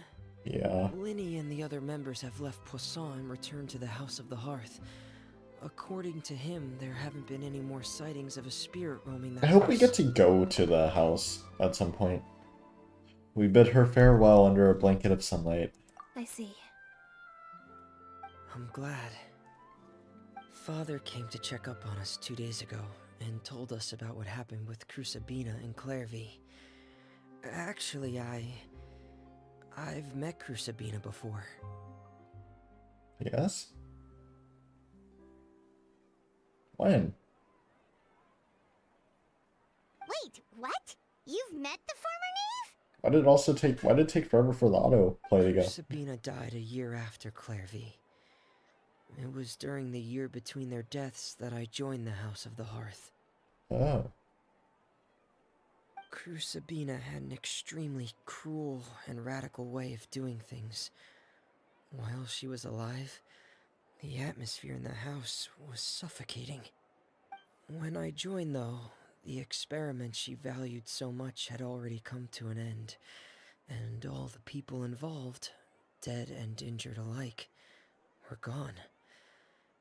Sabina never talked about the past with us newcomers. A couple of months after I joined, Father killed Sabina and burned all her files. With that, the names of all the people subjected to her experiments, Clairvy included, were lost to the flames. That's why they couldn't find her along name with in the the painful thing. memories they represented. Father took in Lenny and me a couple months after that, but she never mentioned anything about Sabina or Clairvy. It really seems like something she was planning to keep to herself. The last time you talked to her, did she mention why she kept it a secret for so long? She said she didn't want us to be affected by the darkness of the past. She was worried we'd develop a false sense of gratitude towards her if we knew about it. The foundation of a family should be free of any corrupting influence. Whatever Right happened annotation. in the past, it has nothing to do with who we are now. And that's what Father told us in the end. But I still thanked her for everything. It was only after hearing about what Sabina did that I finally realized how insignificant our lives could have been. The members of the house meant nothing to her. To say that she valued them in any way, even just as a tool, would probably be giving her too much credit. If Father hadn't taken over the House of the Hearth, I probably would have already... Don't think about that. Father rarely brings up the fact that she saved us. She doesn't believe that being indebted to her should be what ties us together. But even if we didn't owe her anything, we would still choose to stay. Because this is our home. We may have arguments or times when we feel wronged. Some people may even choose to leave. But as long as Father's here, we will always have a home. Whether the path before us is bathed in sunlight or shrouded in shadow, oh follow Father wherever she chooses to go. So I wanted to say thank you for helping us make it through this crisis. Without your help, we could have lost a lot more along the way. Oh, we didn't do anything, really. Just invite us back as guests and we'll call it even. Of course. You're welcome anytime. Are Filial and Nantoy okay? I actually saw them at a cafe this morning. They didn't recognize me. From what I could tell, they were drinking coffee and talking about one of the operas that started running recently. Oh, the They one seemed that... happy. If I had to take a guess, I would say they finally found the kind of life they always wished for. That's the end of the quest. Now on to another quest. Oh, what's that? Is that a fire pit? Did I just get a free fire pit? Oh, I did. That's cool. I'll have to put that in my thingy. Also, what does this do? Damage up by charge attacks, increase blessings. Remember the same elemental type as the wielder, including the wielder themselves. Gain one giving stack for every party member with a different elemental type and against one theatric stack. So 1, 2, 3 more gimmick stacks, their attack will increase by that. The actually says some movement will increase. Okay, well I have 2 of these, so it's crit damage. I'll have to see if that's how good that is on some other people. I love this animation error because she tilts it, but it's so cool. Anyways though, now it's time for another quest, and this one is right here. We're gonna try out the new area, explore it, you know, get the boss, all that stuff, all that fun stuff. So let's see this place, you know. Already liking the music. I see a time trial. unlock the Statue of the Seven. Uncover this area. Is that the one quest I have to do? Here we go. Look at that. This one tiny little... I'm already 4% export, and all I did was activate the teleport. Or the Statue of the Seven. It's one tiny little island. I see a domain. I'm assuming that's Arlecchino's domain. It's a bunch of people of there. What are they doing? Let's go check it out. I'm gonna claim this achievement. Talking about this guy? Yep, alright. Hey you, yes you littering idiot. What are you doing dragging your feet for? Waiting for us all to get old? Why in the blazes aren't all these boxes already on the ship? The dude they call idiot. No boss, it's just these boxes are way too heavy. If we lug them all up, I think the ship might... Is he guys from Mondstadt? Might what? This is treasure here. Treasure. You gonna just leave profit on the ground like this? But if we load everything on board, plus ourselves, I don't think the boat can hold all that weight. That's an easy one. If we just leave a couple of you here on this island, we can bring all the treasure back now, can't we? Oh, a cunning plan, boss. Wait, I'm one of the ones you're taking with you, right? I don't want to get captured by those golems. You've seen what happens to anyone they catch. Then stop yapping and start moving. If the Dark Lord's lackeys catch up, we're all done for. Dark Lord's lackeys? Are they putting on some kind of show? Wait, boss, there's people over there. Why don't we go ask them? Oi, you. Yeah, you. The big un and the tiny thing. What are you skulking over there for? Can't leave any witnesses. Huh? What are you saying? Anyway, we should talk to them first.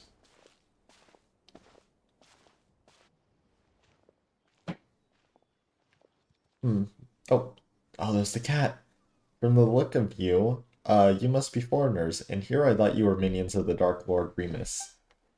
This is the Dry Zombie, and Paimon's Paimon, and you're right, we're travelers. Oh, but who's this Dark Lord Remus you mentioned? Has he finished playing his part already? You don't even know who the Dark Lord is? Alright, I get it. I suppose it is up to me to educate you, oh ignorant outlanders. As you know, this was once a peaceful town. In those days, it was not yet named Petrichor? We Fontanians lived here in peace and safety until the golem armies of the Dark Lord Remus came. He was an awful tyrant, one who claimed to be the ruler of all waters. His forces had already obliterated countless towns and cities before arriving at ours. He took our lands, polluted the sources of pure water, and even tried to use music to tempt us. They raised high bell towers and fortresses, and the Dark Lord's fell melody enslaved our kin. But we Fontanians free rejected his rule. Thus did I and the warriors under my command march to war all across the land. Oh, nice world building, very detailed. And then, what happened next? How did you defeat the Dark Lord? The Dark Lord's golems are each mighty beyond measure. How could we be their match? Still, we had the aid of Este the quick-witted this time. The Est or Este? I'm just gonna say Est. Este the quick-witted this time. With his aid, we infiltrated the Dark Lord's fell keep and reclaimed the treasures he and his minions plundered from us Fontanians. Like the boss said, what is it we're doing again? Oh yeah, disrupting the special military maneuvers by being conducted by the Dark Lord's legions. Totally a brilliant plan. You're the protagonist of your play, yet you aren't on the up and up. When does this Dark Lord take the stage? Do you think we'd still be lugging treasure if he showed up? Like as not, we'd all have been turned into golems already. Just like Este probably was Este the Pitiful, now more like. Whoa, he totally helped you and you guys just left him behind and ran away? Are you sure you guys aren't the baddies? Baddies don't get to be the protagonists. What do you mean, protagonists taking the stage? Oi, from where I'm standing, it looks like you're really his minions, just dressed up as foreigners. I can tell from all your blabbering on about performances and plays. Eh, you mean you guys aren't putting on a performance? So you won't fess up unless we char you first, eh? Let's get 'em, boys. I should have you know, I just pulled the Fourth Harbinger. Nice synchronized kick. Into the wind. But, there you go. Look at that. Gather.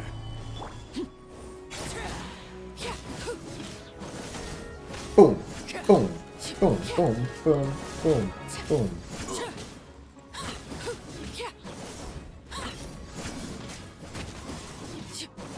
Wind strider. Stabilize. Who's this guy? Why has he got a little red thing around his head? The thieves, who were beaten so badly they couldn't spare even a thought for the treasures, fled on their boat. There they go. Huh? Guess they weren't acting after all. But what was this treasure they were talking about? Dark Lord this, Dark Lord's keep that? No way any of that's real. Why don't we have a look at the treasure? But we don't know where this stuff came from. Paimon expressing disinterest in treasure? Say it isn't so. Paimon's just worried that, what if, well, just in case there's some kind of evil Dark Lordy trap in it. Guess there's no dissuading you, but please be careful, okay? And as it so happens, there were no traps in the container of the evil Dark Lordy variety or otherwise. But there was no valuable treasure within either. Within was naught but heavy shards of shattered stone. Paimon knew that they were just a bunch of frauds. There's no treasure at all. Or is this shabby excuse for a statue some kind of priceless artifact? Let's go to Petrichor and ask around. Maybe it's some kind of landmark or lucky mascot or something. As for these treasures, we... Hey, you! How unforgettable, our fruit and flower. Burning glorious, sun. How marvelous the mount. Dr. Ratio? Never mind, that's not Dr. Ratio. It looked like the Reverie Hotel. And Dr. Ratio, I just got so confused. Imperator? Imperator? A dream? You're finally awake. Hey you, you're finally awake. Imperator. This day is one of great import. The day when we shall sound the great symphony Phobos. There is yet time before the ritual, Imperator, but we should set out. I seem to have had a dream. A dream, Imperator. I did not know that gods could dream. In that case, what did you dream of? The great plains beyond the north wind? The silver tree beneath the frozen soil? Or did you see that golden future that you once showed me? I saw the sea swallowing the earth. The children of white stone and brass sinking. The collapse of all that was once radiant. That prophecy, then, Imperator, is precisely to prevent it from happening, to fight against inevitable fate that we are here today. Just as you said, we have paid much for it, but once we are free from fate's shackles, those sacrifices shall not have been in vain. In this have I had faith ever since I accepted this body and became a Remarian. Apologies, Imperator, forgive my lack of manners. In any case, please come with me. I'm in a first-person perspective. I can look around. I'm not hitting my keyboard or anything, though. It's moving on its own. Look, there's those statues up there. Though you bestowed undying bodies upon the people, allowing humanity to fear the tides of the deeps nevermore, our souls are still bound by the shackles of Fortuna. The burden of fate is not something mortal souls can bear, but Phobos shall weave the path of fate on our behalf, leading us forward on the path of justice. That looks like the Reverie. The melody of the symphony will flow through the waterways to the high sea, and soon Remoria, no, all of humanity will be freed from the unconsumable tyranny of fate. And then one day the people will no longer need the guidance of Phobos, and all will be able to play their own symphony. Why are we at the Reverie Hotel, actually, though? That's actually where I am right now.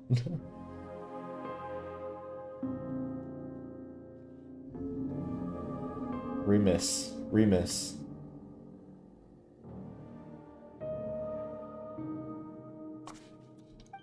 Remus, you once said that you would create a future free from the shackles of divine destiny. Yet your realm now lies violently shattered, and the chasm you tried to bridge has grown deeper still. The immortal race you created and the peoples of the waters still are slaughtering one another. And now, the so-called Eternal City too faces imminent collapse. You cannot control your own creation. The symphony has brought neither justice nor happiness, but instead has become the source of all sin. Though their flesh and blood have been sundered from water and soil, the lost souls guide them upon the path of inevitable death nonetheless. The curse of Fortuna is upon your people and upon you. Do you still remember our promise? That is our last resort, as long as the symphony is played. Is this the only way? I can't read that right now. Usurper lords of humanity know to atone after bringing things to ruination? Still, your resolve, at least, does not shame your kingly crown. And a promise was made indeed, therefore allow me to bear witness to your end. O king, cursed by fate, drown thyself in song, wine, and feast, for the day of judgment has not yet come. Dry zombie, please wake up. Just now. Wah! Wah! You scared me to death. You suddenly just completely stopped moving and started staring at the statue, like you were a statue yourself. Paimon thought you had been turned to stone by the Dark Lord's evil curse. I think I had a strange daydream. There isn't really a curse, is there? Are you okay? I'm fine. Sorry for making you worry. As long as you're not hurt, yeah.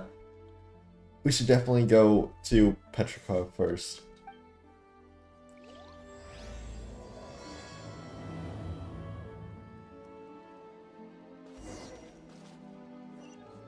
Oh, I see an oculi. So what's up with this guy's, like, red thingy? Hello, citizen. If you require shelter, simply head to the bell tower in the city center. Savages have been getting all bold and uppity lately, so be on your guard. Alright, goodbye.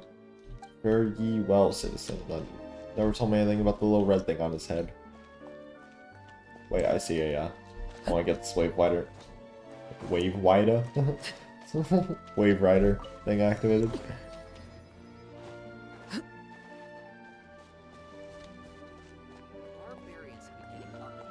This place looks cool.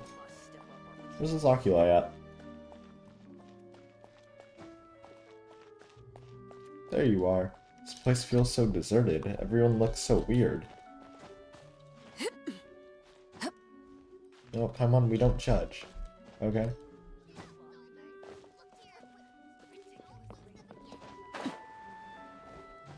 Give me that. I still have my interactive map thingy that I use, but I'll go back and grab that. Get that off there later.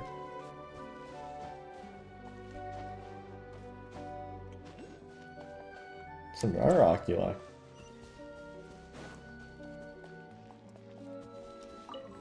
So we grab that while we're here too, and I'll also go collect the domain. Oh, that's another one.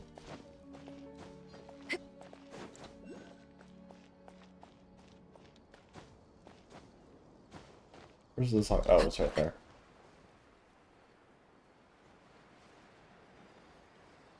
Keep that.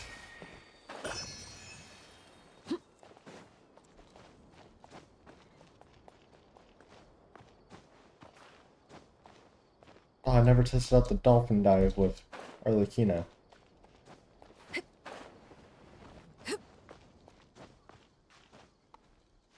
Also, I did see some leaks for the next update. We're getting a new abyss. Looks cool. It's like the Ingenium Theater or whatever. You can get new poses for the camera mode with it and stuff. and I heard that you're gonna be able to use support characters with your friends list, like how Honkai Star Rail does it. You know, you can take other people's characters, use them as like support characters. I guess we're gonna be able to do that in this game. So that should be pretty cool. Is it? No puzzle? Alright, no puzzle.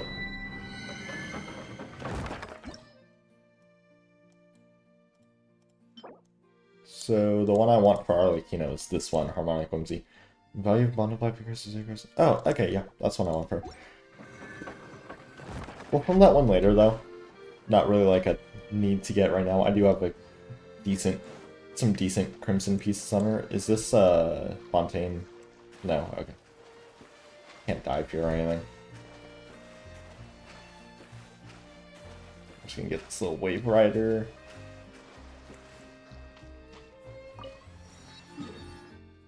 That, and then we're gonna teleport back here. So this must be the bell tower. That guy's a little red thing on his head too.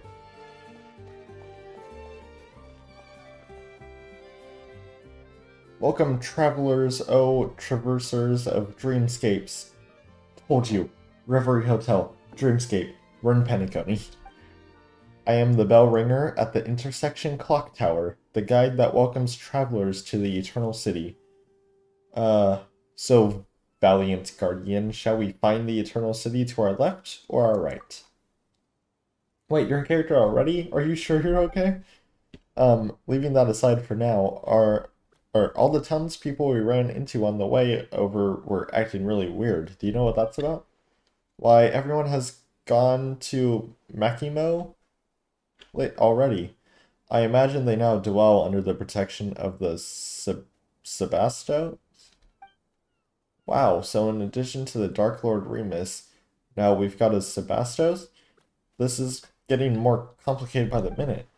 Dark Lord Remus, it would appear that in your journey you have crossed paths with those uncuffed barbarians. That is indeed a blasphemous title with which they besmirch the Sebastos Remus, our mighty imperator. Oh, so they're both the same Remus. They are the same person after all. But it is of no consequence. The Sebastos may not be defined by the narrow notions of the tribal mob. Those despicable, I almost said disciple, those despicable insects may speak slander as they wish, but the wise, inspired by his noblest ideals, will yet come forth in their droves. When the bell of eternity tolls, all that has ever come to pass shall be erased, and all will be reborn, regardless of who they are or where they are from. Be grateful and rejoice. Praise be. What should we do? This person sure seems lucid, but the stuff he's spouting is all kinds of whack. You think we've got a sleepwalker here? Maybe he's dreaming. Do you name me a dreamer? Who knows? We could be the ones dreaming. No way, that's impossible. At least we probably aren't. Dreaming? I certainly... Oh no, he's got the little thingy. Oh. Hey, you! Uh-oh, he's out cold. Travelers from outside. Halt. Excellent, you two look completely mentally sound. Finally, a normal person. Seriously, what's going on in this town? Before that, let's get this gentleman somewhere safe. Can't be leaving him lying here, can we? He'll catch a cold. Though the risk of catching a cold may not be the most important thing right now, you still work together with the normal person to move the incoherently rambling bell ringer onto a nearby bench. Anyway, allow me to reintroduce myself. Call me Oh, that's him. I'm a member of the town's Daydream Club. I'm the only member present right now, though. Paimon's Paimon, and she's a dry zombie. We're, passing adventurers. Adventurers, you say? You're not here to look for that castle or whatever, are you? Wait, you introduced yourself as S. I think his name is S. We've heard that name before. It was you who brought the bandits into the Dark Lord's castle, was it not? Huh? What? So, you've also... No, we're wide awake. Trust us. We just don't get why everyone's saying all sorts of crazy things. You tell us about how you met and drove the bandits who saw the shattered stones as treasures away outside town. Oh, it's them. Where to begin? The legend of the fated castle has never been a secret. Adventurers just like them come by looking for it every once in a while. And whether it's because the impression the name Golden Troop conjures up is nothing more than poetic imagery, or because the castle was built millennia ago, it's more likely than not that nothing of value remains there now. But would they ever listen? Of course not. No sooner had I brought them over to the ruins in the mountains than they began destroying statues and stuffing them into boxes like people possessed. I could not stop them alone, so I went back to town to get help. I never imagined I'd find nothing but dazed stares and mad ramblings all around. It was like everyone had fallen under some hypnotic spell.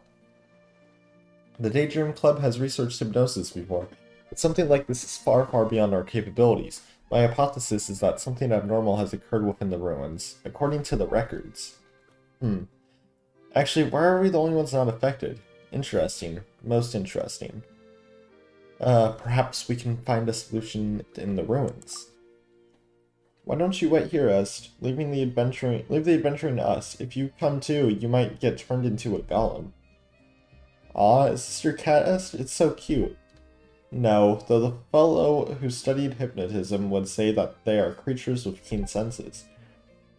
How odd, that collar pendant. I could swear I've seen that accessory before. It ran off. Anyway, ignoring the cat question for now.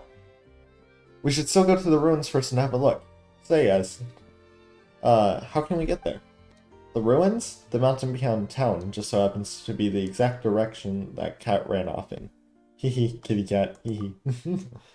Are you sure you're okay? It's pretty murky right now. Take extra care. You too, alright? We'll be right back, don't you worry. They knew exactly what I was thinking. Just the hehe, kitty cat.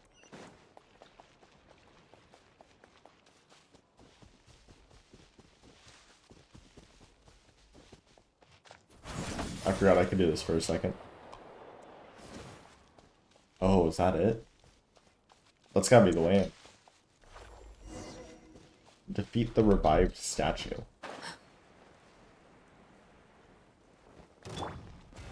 Whoa, that statue can, or the statue can move. Transfixed. The wind knows me. An ancient golem infused with will that uses its resilient marble body in battle. These methods suited to dealing with Geode to effectively defeat its defenses. I got you, I got you, I got you.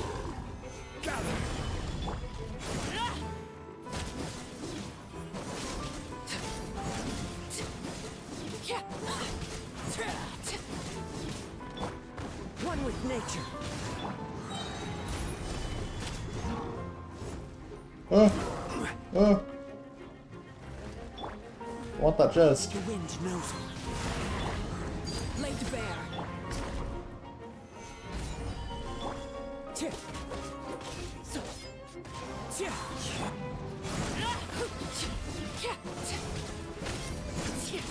She's not the strongest right now, but trust me.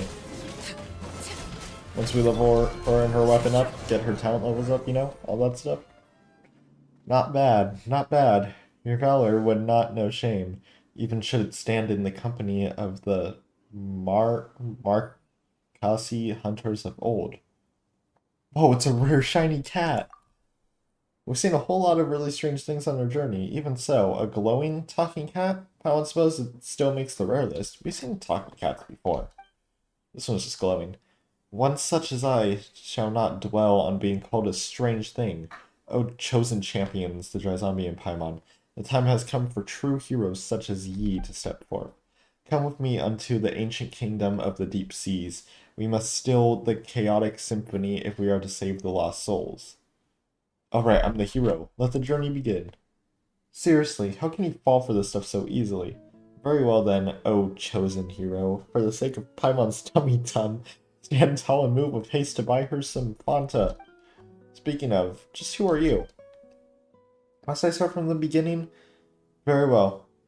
Oranite Orinids of Orinopolis is my name, a spirit keeper of the ancient realm. What nides of the where now? What a tongue twister. I was just gonna call you Os for short. Os? Os for short. That's close enough, right? What do you think? Meow meow? Meow meow? It appears that I cannot command this body as I wish. To the extent that bestial behaviors may even overbear me from time to time, if, from the beginning, I could only have. Ahem. As two of you can see, the boundaries between past and present have begun to blur thanks to the influence of the chaotic symphony. It is for this reason that I too have awoken. For now, this affected area is yet small. The inhabitants of Petrichor have had their souls taken away. They exist in that maddened, dreamlike state because the symphony has temporarily granted them identities and memories to fill the void left behind. It is as if a vessel filled with pure water has had its contents replaced with wondrous wine, an apt description considering that those are memories of ancient history gifted by the symphony. Let Paimon think. So what you're saying is that the townspeople of Petrichor have had their souls stolen and then their bodies have been possessed? Oh, that sounds super scary. You said that the affected area isn't very large yet. That's correct. Of course, eventually even the court of Fontaine will be consumed if the chosen hero cannot restore harmony to the chaotic melody. Nothing else for it. I am the hero after all. Yeah, alright then. Osi, lead the way.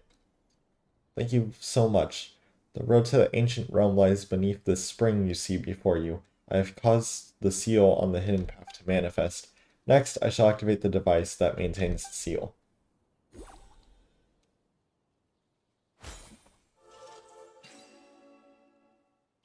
There we go. Now then, help me retrieve the harp strings, and I shall thus be able to break the seal and open the way.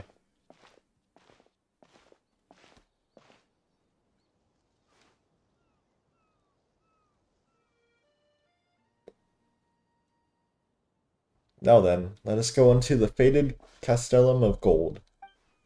A fated golden cast? This mentioned something about the legend of the fated castle too, right? Are we talking about these ruins? Nay, nay. These are but scraps on the surface. The true castle lies deeper underwater. You sure do know much more than the cats in town, huh? You compare me to the cats in town? Such... Follow closely and try not to get lost then. Wow, he just jumped down. Can cats swim? Did you not see the bubble he went into? I got an ancient score. I want to get this. Brings a smile to my face. Guess we can try out the dolphin dive now. Not that kind of dive. Does she do it? Wait, just to be sure. Oh, wait. Can I just not do that here? Okay, no, I can. Do you do it then? It's very important information. I need to know this.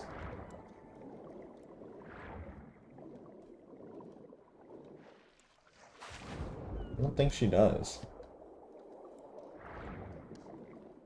Aww. Come on. Alright, well, let's follow the talking cat. Go to the underwater faded castle. Paimon feels like these statues are staring at us. They won't suddenly attack us, will they? Difficult to say. Perhaps that golem you defeated earlier climbed up from here. That's just terrifying. Is it too late to swim back now?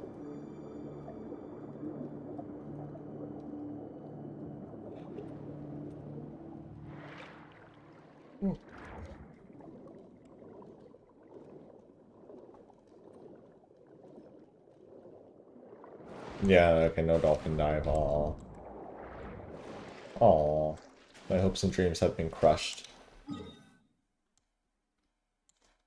Oh, wait, so we're not even in the new area yet. This is still, like, just underground area. Paimon didn't think there would be such a huge space down below. Guess you do know your stuff, Oz. This is but the tip of the iceberg. Once an entire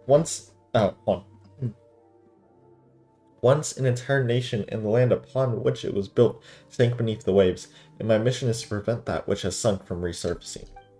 Or so I believe. Poof! And just like that, you suddenly seem a lot less reliable. Well, what am I but a cat that knows an inkling more than those in town?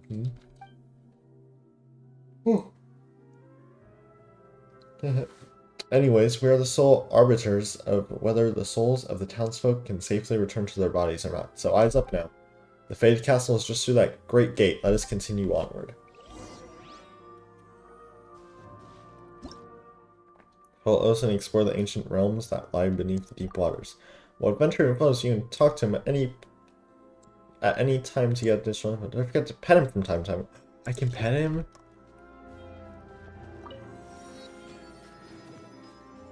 Wow, how are you so fast, Oz? I am a cat after all, so appearing and disappearing with utmost electricity is to be expected. It is you, Paimon, who must fly faster. I'm gonna go get some water really quick, because my throat is starting to hurt from all this reading. And yeah, let me go get some. I just need to throw this away. Throw this in the trash. I'll be right back.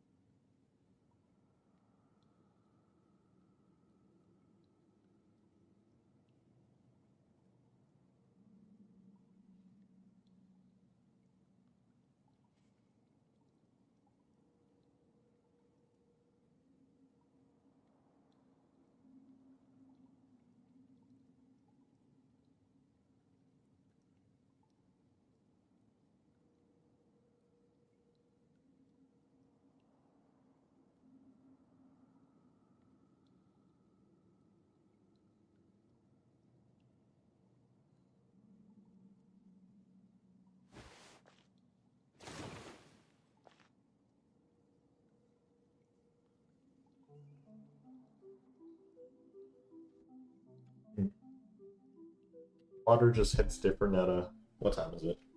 1:37 a.m. I also got an orange. Oh, I guess her chair isn't just like an infinite idle then, because she was sitting down when I left. Now she's glitching. I'll just peel my orange really quick. Then we'll continue on. With a creeper on the lunch bed. He's a keeper of the now.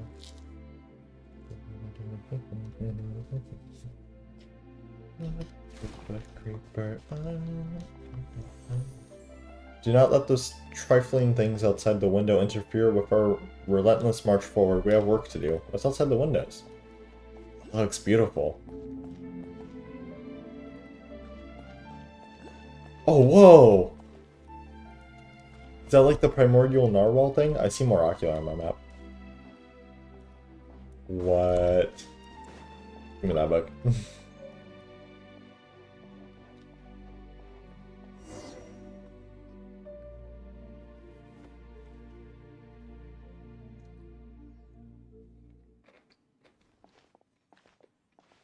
Well, Paimon bets a lot of people can live in a huge castle like this. But of course, and not just people either. Hey, there you go again, saying creepy stuff with a straight face. Oh, fret not. Surely heroes such as yourselves would dispatch any hidden ghosts or phantoms without breaking a sweat. And what is this? What an exquisite box. Seems like a music box of some kind. Still, It doesn't seem to fit in too well with its surroundings. Good eye, that is indeed a music box, but just as I have knowledge beyond ordinary cats, this music box has functions beyond most others. What, can it speak to? That did not cross my mind. Regrettably, it does not have such a function, for now at least. Anyway, even those who lack any musical knowledge can freely operate the power of the symphony using this box. We will have use of it later, I am sure. Huh? But isn't it because the symphony has gone all wacky that all the townsfolk turned into whatever they are now? So what if I pressed the wrong button or something? What sort of clumsy clod do you take me for, Paimon? I was just thinking about the worst case scenario. Maybe a host might jump out from a corner and scare you. One of these unmoving statues might start walking around. Or maybe a trap might spring out from the ground in the walls. Any of those could happen, right? Peace. No. You need not be so fretful. The symphony was mighty beautiful and glorious once, an existence that shouldered golden ideals. That says chaos upon the surface is a mere mishap of misalignment, the result of evildoers misusing great glorious power. But were it the Dry Zombie, surely she would wield its power correctly. It's quite a lot of trust you're putting in us. It might be more accurate to say that I have no other option.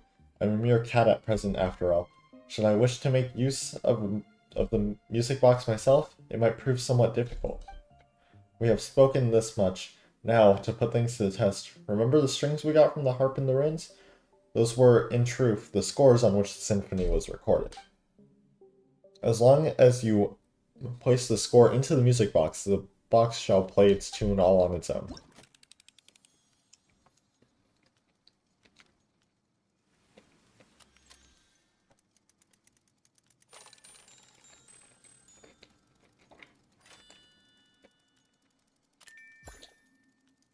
Well. Oh, look at that.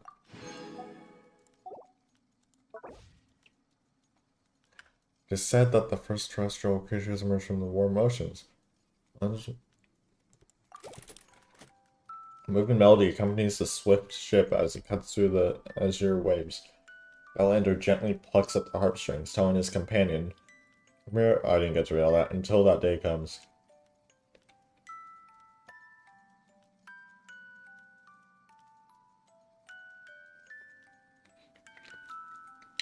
We get music.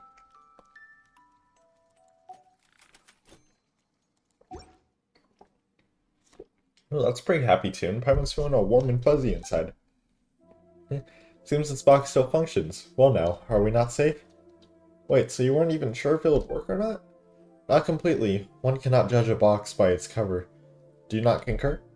Paimon gets the feeling that you're not talking about the box at all, but never mind that. What should we do now? The chaotic symphony must be here. If we can locate it, we can retrieve the souls that have been taken from the townsfolk. Then let's have a look around for starters. A reasonable judgment, if memory serves. If memory serves, this castle has a great many strange rooms. Perhaps they are worth investigating first. Also, the castle's central hall plays host to a mysterious stage, though no more plays shall ever be performed there. It was once an entrance to a place deeper underwater. Still, where the power of the symphony yet lingers, we must go and check for any further anomalies there. Deeper still? Indeed, I wonder what awaits us there. Jackson. Hey, now's not the time to leave us hanging, Nose. You're a surprisingly petty one, huh? Still, before the riddle may be solved, we must first find the clues that await us in the castle. Come, let us away. The enigmatic symphony seems to be from a now-destroyed civilization. You can use its power to unleash two types of sound waves. Use the power of the symphony to resonate with entities that react to the power of music. Press and activate a pause sound wave and cause specific objects in the area to stop moving. Continuously hold to activate a play sound wave, which will cause specific objects in the area to start moving or reactivate entities affected by the pause sound wave. Special music notes float above objects that can be influenced by the power of the symphony. When they resonate with specific sound waves, the notes above them will also change. Not all objects that can be influenced by music can resonate with different sound waves. Most of them can only interact with a specific sound wave.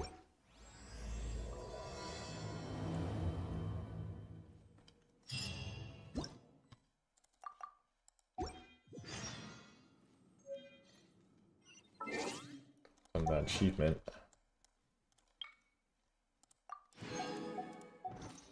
Slowly getting my primos back that I spent everything on.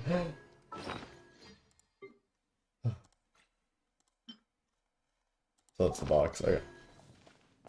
So is it like, can I equip it? Or what? Did I get a gadget or something that I'm supposed to use? No, okay, I wonder if I just go and interact with stuff. Oh, there's the boss. Wow, that strange fish was so huge. Good thing it didn't come for us.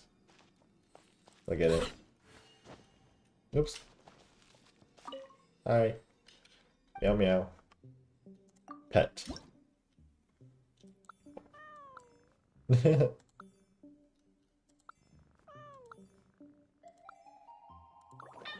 Yeah, doesn't take me for an ordinary cat. What?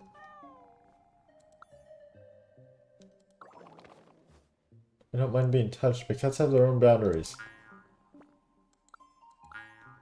Little boing. Come on.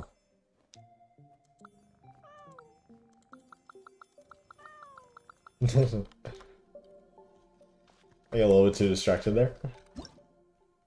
Mysterious grimoires. Grimoires that have left their bookshelf and appear out of nowhere in the castle due to the discordant melody's influence. Seize the opportunity to use the power of the symphony by pressing to unleash a pause sound wave to stop them in midair. Pick the grimoires up and return them to the special bookshelves to perhaps activate some power within. Mysterious bookshelf full of grimoires? You will sometimes find special bookshelves used to store grimoires within the castle. Place the grimoires you find within the castle back onto the shelves to activate the musical power within them. Use the power of the symphony to resonate. Okay, hold that, press that. Stop mid-air. If you stop the grimoires in just the right position, perhaps you can open the route seen by the bookshelves. Oh, right here.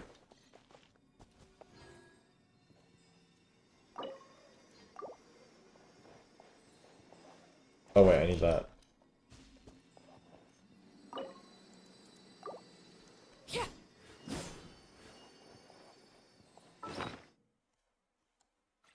So it said a tap and a hold, but I don't have like a gadget to use. I have this.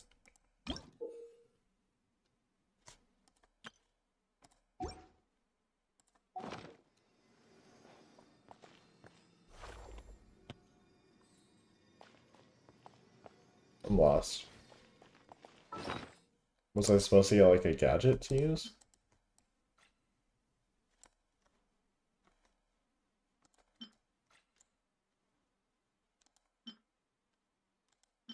Hmm.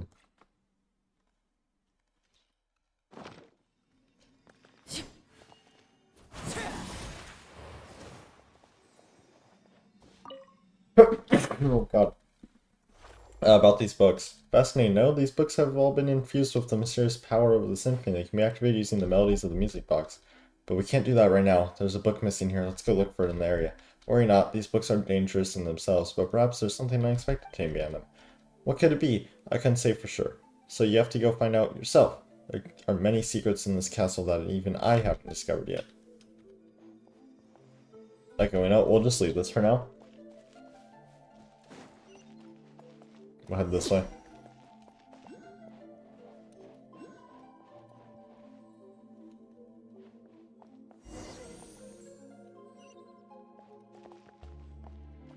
I want to get this teleport.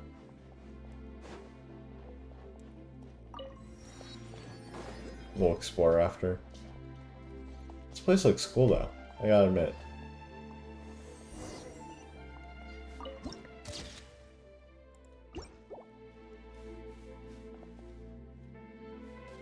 Oh.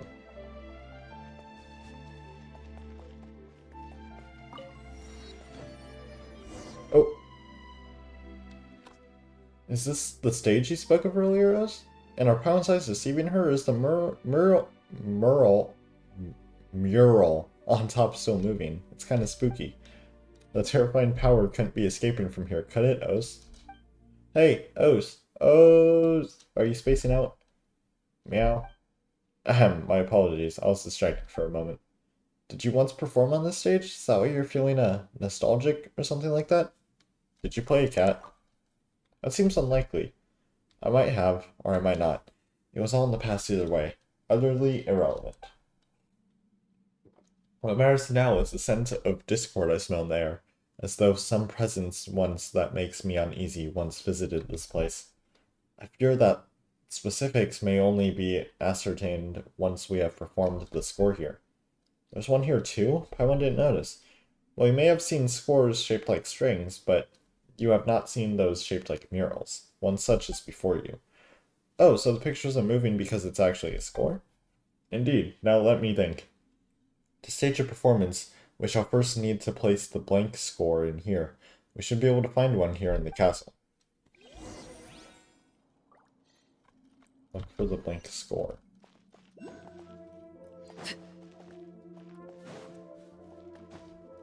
Oh wait. I got this teleport.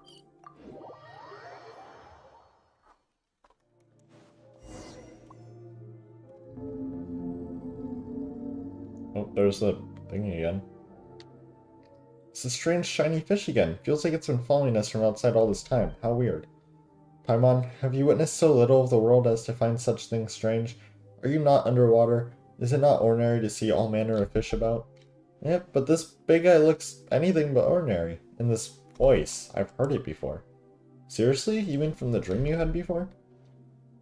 This part of the sea outside is like the castle. It belongs to the past. It is something that should have been forgotten. If one ceaselessly calls out to a monster that has been blotted from memory, they might yet jump out and cause trouble. It is wise to be cautious. It is for the best if we simply treat it as an ordinary fish.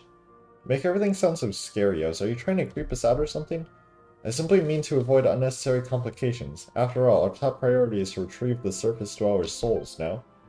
It just so happens there's a blank score before us. We simply need to use the music box to tune the auto-harmonic reed pipes on either side, and we can obtain it. Give it a go. An auto-harmonic device bell, obsessed with music. You must be tuned the correct note using the power of symphony. As you hold to unleash play sound waves, the soundboard will keep sliding, or at least to cause it to point at the specific note. This will allow you to change the tuning. Once a set of auto-harmonic reed pipes have been properly tuned, the note flowing above will change. As to what the correct note is, you might be able to find out clues nearby. So I need to look for clues to find out what the right note is to set it to? Is that what I got from that?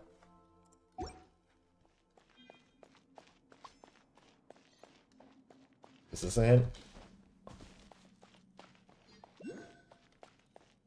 T.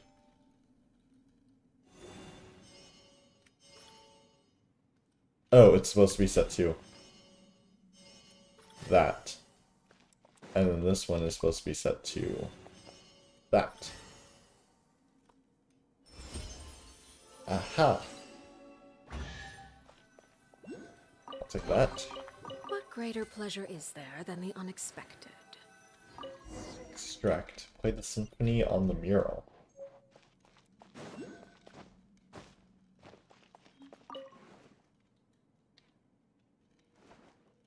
That's why I'm gonna sit down.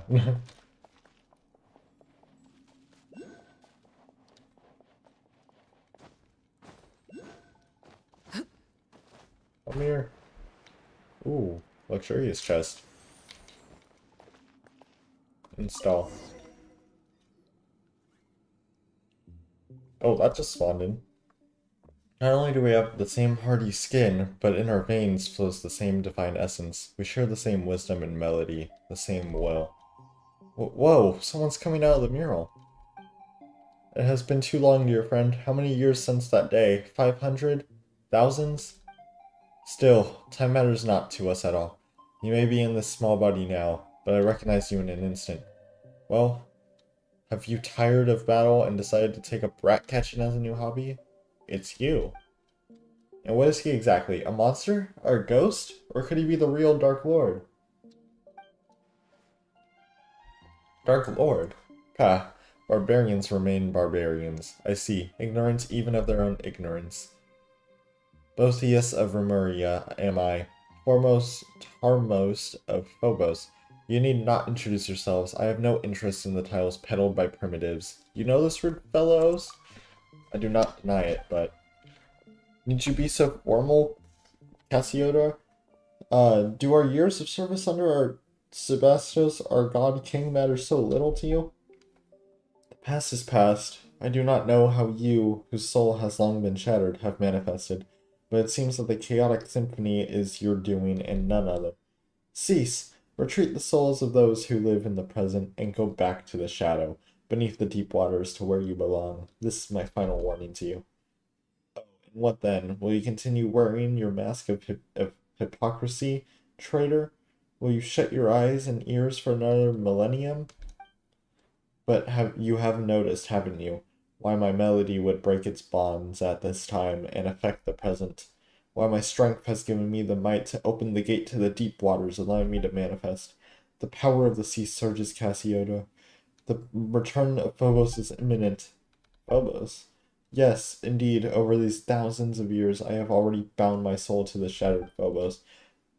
The omniscient enigma, the great power is about to finally descend once again. And is this not the wish that we once failed to accomplish? To repeat the past is to give the ancient tragedy an encore, nor have I ever wanted to sacrifice innocent lives. Is that so? Well, not that it matters, Cassiodor. The world you have defended is coming apart at the seams. The people of bygone times you see before you shall return to their rightful places. Fontaine's existence is a mistake, one we shall correct. When the oceans swallow it, Remuria shall rise above the sea once again, and its light shall shine over the land. Is this because of the primordial sea? Do even barbarians know of its existence nowadays? You are the mistaken one. We should have assimilated into this new nation thousands of years ago, but it was you who warped them into puppets of ancient hate. Whether that Phobos matter is true or false, as long as my will has not dissipated, your schemes will not succeed. Do you mean to say, then, that we should abandon our honors as Remurians and degenerate into mere base insects? How could I ever allow my kin to return to those bags of decaying flesh and become slaves to fate once more? It seems that the millennia have not led you to accept Remuria's downfall. If anything, you have grown more obstinate still. Perhaps it is our stubbornness alone that we are quite similar. I thought that the long years would have rendered you willing to once more stand by our side. You betrayed the tribe that birthed you, and you betrayed Remuria. You may have become the Golden Hunter, but you cannot remove the brand of the Sebastos that marks you still. You will always be a Remurian. Remurians have long ceased to exist. Save in your delusions, the world of old has passed away. Of course, or so it was meant to be. But now, the border between past and present has faded. If you insist on becoming the enemy of our ancient realm, and sealing me once more in a cage buried beneath the waves, then those Fontanians you wish to protect, yes, all of Petrichor, shall be buried as one. Huh? No way, we won't let that happen. That is not up to you, insolent savage. When the time comes, your lowly flesh will be rendered as dust, but your souls will join with ours and take the next step of evolution. We shall bestow upon you eternal, resilient bodies, that you may never again suffer mortal pain. Should you have words of gratitude, I will hear them. You've got to be kidding me. That's not saying we'd be thankful for at all. Just like those puppets who danced as you performed, those pitiable slaves and servants, those poor children, everything was stripped from them, and you still speak with such conviction? All things have their price. Narrow personal opinions are but refused to be discarded by a higher class of beings such as I. Besides, as I see it, they are the ideal form of humanity, adhering unerringly to perfect order. You're absolutely nuts, and despicable too. Despicable? Ha. And what would you call what Cassiodor did to us thousands of years ago then? By comparison, this is nothing. But patience. We should have a good long talk, but not here, no. We shall speak beneath the deep waters, in the deepest bowels of our ancient realm, where everything began. The realm awakens, Cassiodor. You are the sole survivor of our fallen realm, the sole Remorian left with free will, and you have left us for far too long. You must return to us and listen to the lamentation and anger of the long years. Perhaps then you shall be more receptive to my symphony and to the arrangement of Phobos. I will await you in the royal city of Remoria, in Domisoria, where the Sebastos plied his melody. I will, of course, extend the appropriate hospitality to the souls from the present before your arrival. Should you still remain resolute when the time comes, your souls will naturally receive their release. And as for you, you are not part of Phobos' plan, and yet the great symphony shall in no wise cast out any audience. Do enjoy the passing prelude I have prepared for you. If fortune proves favorable, we shall meet again. Oh, shoot. Stabilize. I didn't even see these guys. So.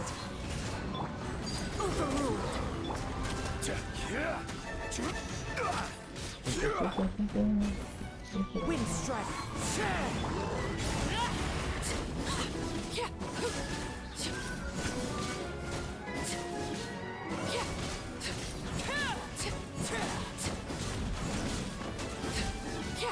Everlasting as the moon. Solidify. Oh man, so you don't even get to feel like her whole thing. Transfixed. This is order. Ooh. Into the wind.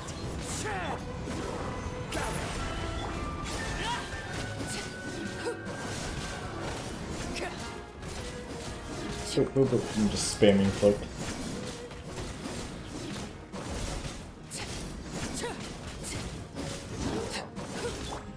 One with nature. They're not dropping anything, come on. I need drops. Clouds high. The birds overruled.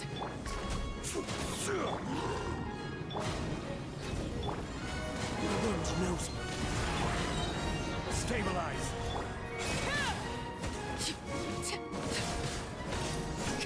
This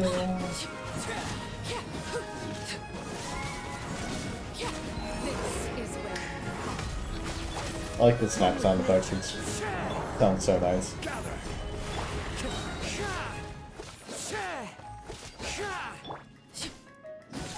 Get him. Well, that shut him up. What do we do now, though? If we want to save the souls of the townspeople, we're gonna have to head to the Dumas area of whatever that super rude, duper arrogant guy talked about, right? As you might recall, we weren't invited. Since when have we ever needed invitations to crash some bad guys' party? Oh, right. From what he said, he seems to have known us for a long time. Said they worked for the Sebastos or whatever. We need to have a good talk before we go. Cassiodor. If you have anything you'd like to ask me this time, I shall tell you all I know. Tell us about Remoria. That's where you and that rude fellow are both from, right? We've heard that name before. That's true, we've heard about Remoria back in the Fortress of Meripede. Apparently it was ruled by a god named Remus. The story said Remus rode his big ship around and conquered all of Fontaine, but that is as much as Paimon knows. Very well, the story begins before the court of Fontaine as you know it was born. Spastos, Remus, founded a nation above the high sea that is Fontaine, and the ancestors of the present-day Fontanians named him the Dark Lord Remus in their terror. Before it sank, this body of water was part of the Great Fontaine Lake, and the location where the capital of Remoria was sited. As such, these waters have the same properties as those of Fontaine. Wait, so we're actually in the ruins of Remoria now? Indeed, but where the tale differs from commonly told history is, the people of Remoria were not ordinary humans like the Fontanians.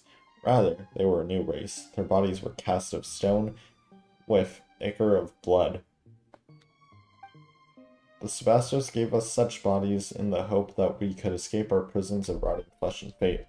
His great vision was that we should all grasp the power of the symphony and thereby escape the shackles of Fortuna, becoming the masters of our own destiny.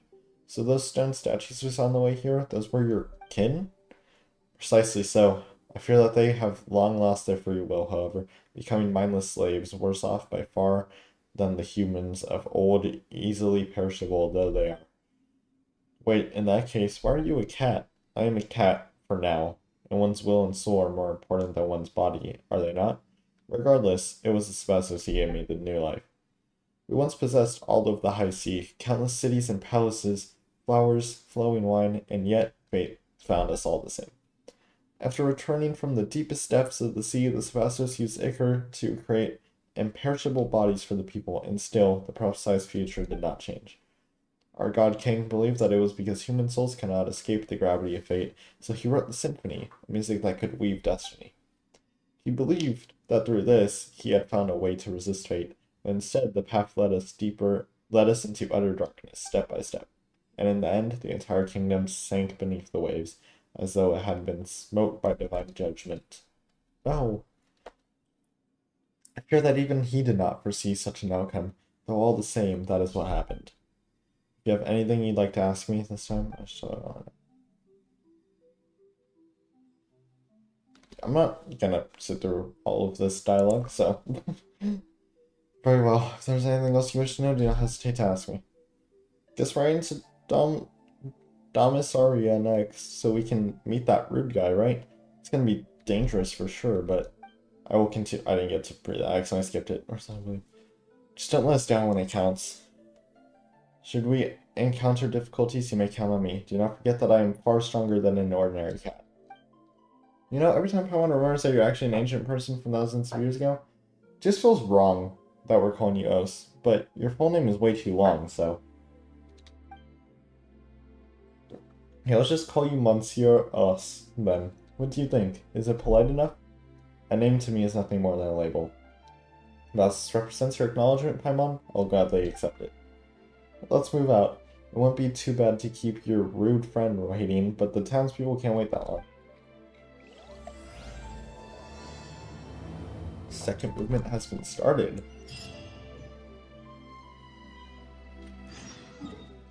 Wait, but how do I get to the boss?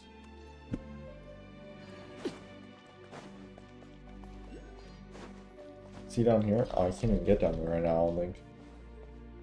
Yeah, I can. That's like the little barrier thing. Oh, daily reset happened.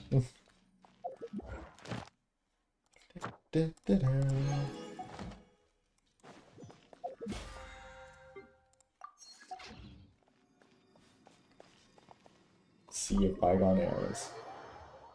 So this should be like the new area. Really now, not even a trace of civilization remains. Well, no need to wax nostalgic then. Oh yeah, now we're in a new area. We're not in Tibet anymore. I mean... Bubble cat, bubble cat, bubble cat. Bubble cat. I want that. Bubble cat. You got these things in here? It's the fish. That strange flying fish. Paimon never thought we'd run into it here. Give me. Give. Give.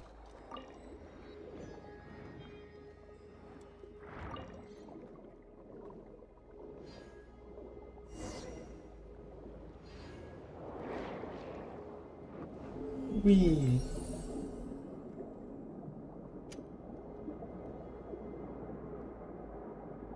Doesn't even feel real having Arlecchino on my account, if I'm being honest. I've been waiting so long for... I've been wanting her since that trailer first came out, actually. The one that introduced all the Harbingers. I see a viewpoint. You can't hide that from me. Oh, whoa, what happened? It's like all... Oh, I remember seeing that in the trailer, actually. Whoa, looks just like that glowing fish we saw before.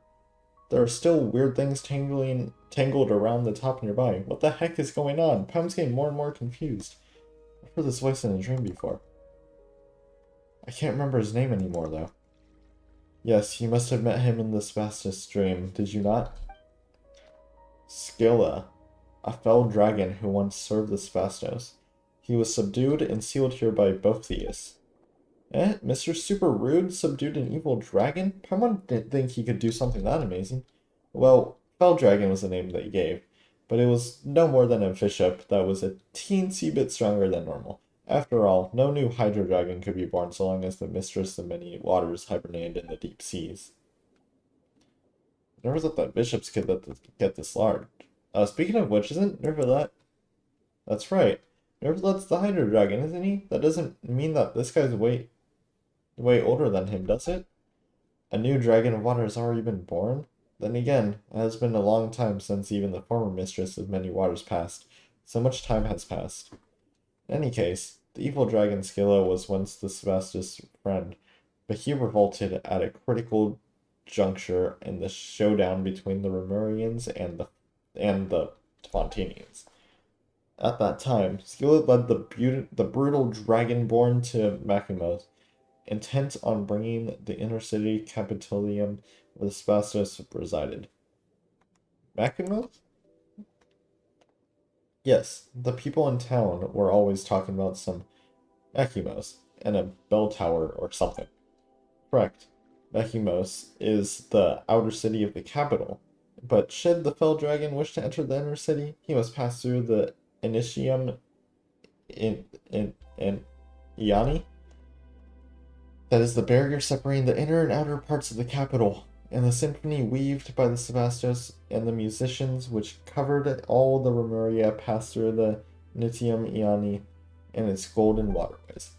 Boethius and his legions used this fact to shut the Initium Iani, thus finally sealing the evil dragon. Something's not right about that story.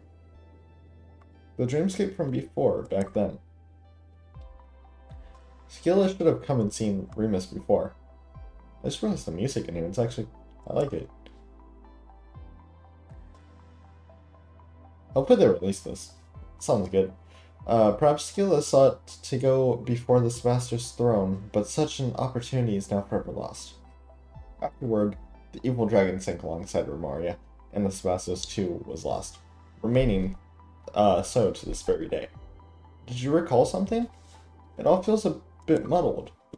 That is true. I only heard tell of events after it had all transpired myself, having not been in the capital when the disaster struck. Then, none knew just what had happened to the Sebastos. I fear that we can only learn more by proceeding further. The large glowing fish that we saw from the castle must be the thoughts that escaped from fissures in Scylla's stony cell. I fear he has already taken notice of our presence. Having been sealed here for so long, now that he's finally sensed outsiders, he will naturally find a way to lure us in. So that's it? Hang on a minute. You said that the way to Damas Aria is through those gates or something, but hasn't Boethius shut them already? Doesn't this mean there's no getting through? This will prove quite tricky, yes. There's gotta be a limit to how rude you can be. What's with this "I'll wait for you at Damas Aria mwahahaha" nonsense when you won't even leave the door open, huh? You know, why don't we find some way to break the seal on the evil dragon and get the former foe he beat to break the door down for us?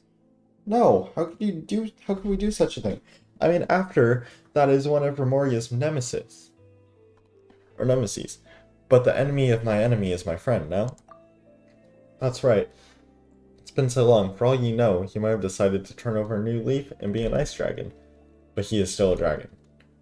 Come on, so what? Even if he is a dragon, he might be the reasonable kind we can talk to. We've got experience in dealing with dragons, don't we? Well, there was that time with Dvalin. Yep, that bit where we kicked up a storm in Mondstadt while under the influence of a curse. Or where he kicked up a storm in Mondstadt while under the influence of a curse. We had a big fight because of it, too. Those examples weren't very convincing, were they? Come on, Nose. No amount of suspicious looks is going to suddenly give us better options. I know, you're right. Let's give it a try. The seals that bind the evil dragon seem to be connected to 3 locations. Let's begin by removing the chains in those 3 places.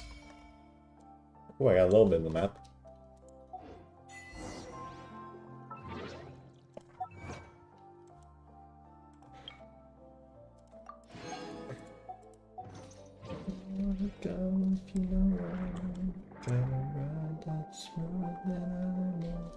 Where's the viewpoint I saw?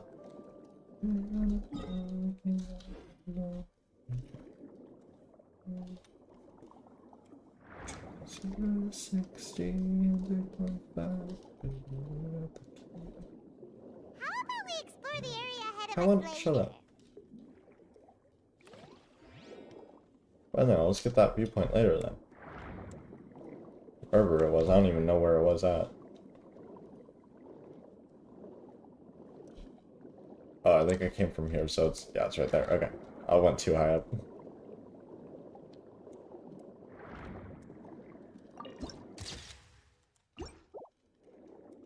Okay, so we gotta break the binds.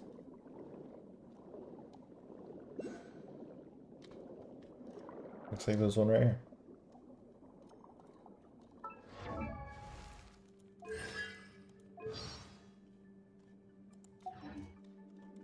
I was just looking. I'm gonna take that just in case I need it. Why does the little guy have a question mark on him?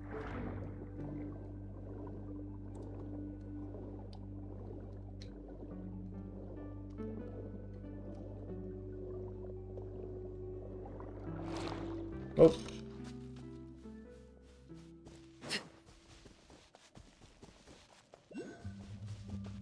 Looks like there's a lot of golems here. Be careful. Wow, they're coming right at us. What about you? Solidify. I will have order. Wow. Fallen leaves, adorn my transfixed. I should have probably done that first.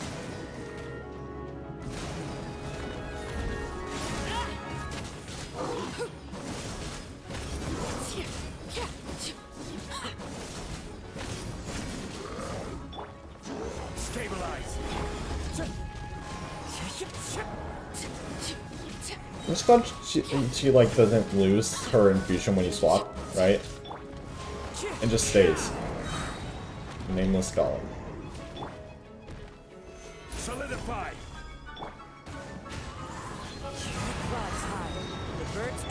Witness my Bop. into the wind. Stabilize.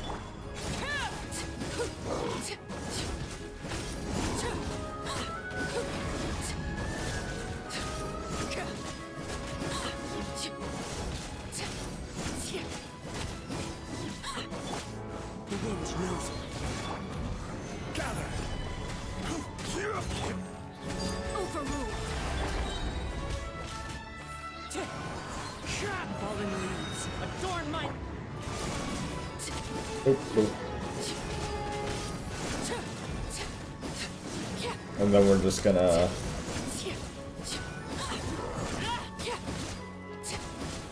Come on, give me it. We're just gonna do this. Boop. Oh, come on. Wind strike. I thought I was gonna do it. Dominus Cassidor, Dominus Cassiodor. Is that you? It is you, just as I thought. You finally returned. I was ordered to guard this fortress, but the cruel bishop and attacks of the barbarians were simply too much for me, so I was forced back step by step until I arrived here. It seems as though many, many years have passed since then. What tidings from beyond? Were we victorious? Is that so? Then we lost. I'm sorry. Don't say such things, Honored Dominus. I had already imagined this day might come when I joined the Sebastos legions. Did the Sebastos not say that he wanted to lead us to break the shackles of Fortuna, but is doing that so that simple? After all, what we struggled against is fate itself, and defying fate is a feat beyond even the greatest of gods. In the end, all our efforts were in vain. Nay, say not so, Dominus. We took up arms against divine destiny, and our deeds challenged the laws of heaven. We resisted that prophecy, resisted it most valiantly. Though we failed in the end, someone must have betrayed us, led us astray. Still, the outcome no longer matters. Come what may, our deeds shall be carved into this world's history. Hey, why did he just fall over like that? Can stone people also just suddenly faint? I still do not know his name. It appears his history has now reached its conclusion. Wait, that's so sad. Has he just been fighting here all these thousands of years? But now he is finally at peace. Let us continue onward. So he just died. The 3 chains of vines. Let's go around 3 stone pillars. Use the pillar of the symphony and hold to unleash the place on it. That will remove them. That's usual time.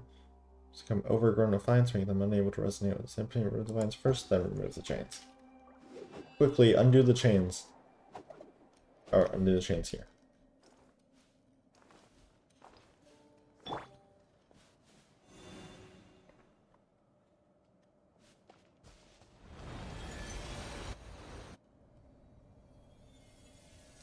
Boop.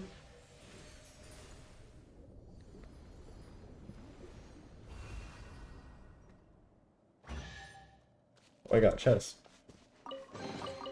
What greater pleasure is there than the unexpected?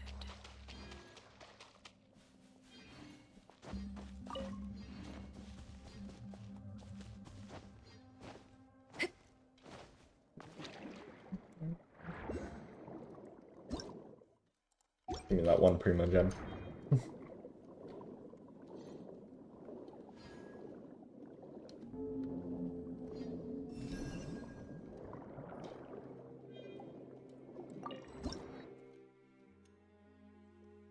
I'll read through it later when I do those puzzles.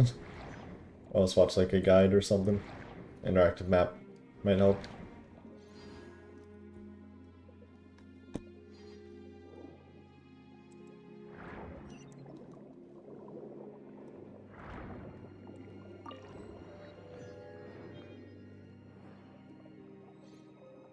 Wow, I like that. That looks cool. It really does look like the Narwhal. That weekly boss.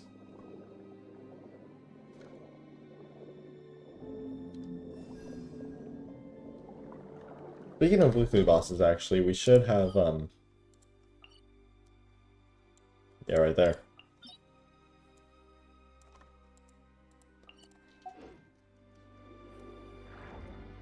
Also, I do have some fragile resin saved up for the, 40. I got 40. For the, world boss for our Arlecchino drops and stuff. Aw. Hi.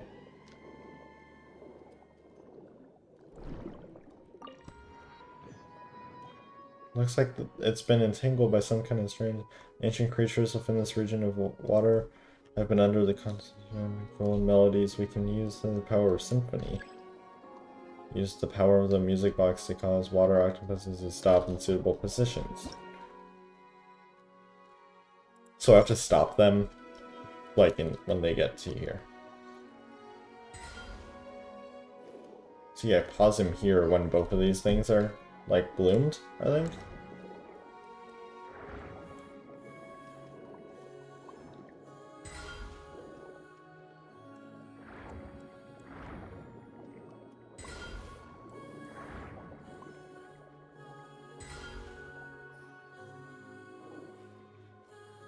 Perfect. Well, now we just need to go and remove the remaining, thing. The chains, or whatever.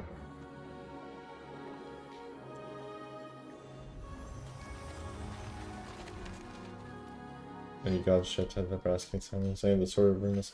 Let's cut the threads of fate. Imperator, are you alright? Are you dreaming again? It's so noisy, what's going on? People have gathered in your great hall. I believe they have questions for you, Imperator.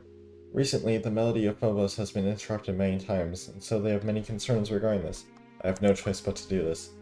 I trust your wise judgment, naturally, and I have heard something of the recent happenings. Something wrong with Phobos? Phobos has planned routes for everyone, such that humanity as a whole can attain happiness. There should be no issues, not when we have the aid of Cybela's nearly limitless powers of calculation. But I heard cries of sorrow within the music. Did someone secretly alter the musical score of Phobos? No, none can do that. Except myself and the harmonist. Oh, Renascio just uploaded his video on the Arlecchino quest. Could it be that the prophet had hidden something from us? Impossible. Has she not already sacrificed her very life for the cause? The veracity of her prophecy, hey, that rhymed, has been validated by the Mistress of Waters. She would have harbored no such self-designs, or perhaps it is precisely because she had no desires of her own. Today, all people rely on Phobos to make judgments and decisions for them. If something were to go wrong with it, the citizens fear that all would descend into chaos. I need you to go to where those who cling to blind faith are. For this reason, I must grant you free will. Is that to say you wish to separate my melody from the grand symphony as a contingency against mishaps? No, no. It is still too early. I fear my soul is still unable to withstand such great fate. I believe in you. But from now on, you shall no longer be a part of we. I understand. I have resolved myself. This is your wish, Imperator? I shall see it done. Oranopolis, the city of the future. Call yourself by this new name.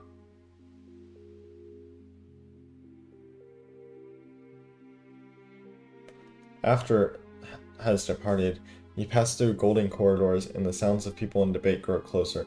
The area grows quiet, but only by a little, when you reach the central podium of the main hall.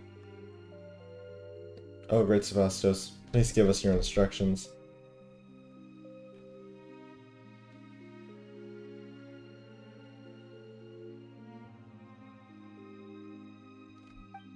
Many have been unable to hear the Phobos' melody as of late.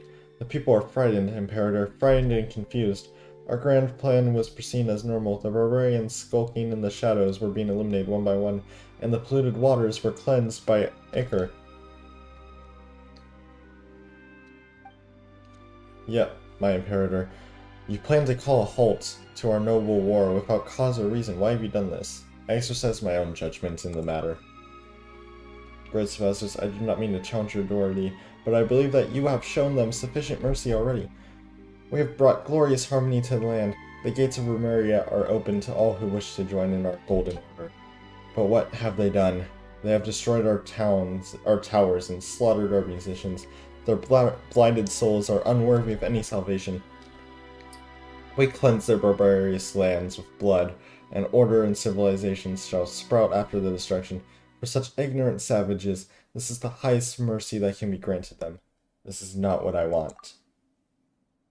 But there should not be even a sliver of shadow under the sun. Is that not also your great ideal? Well,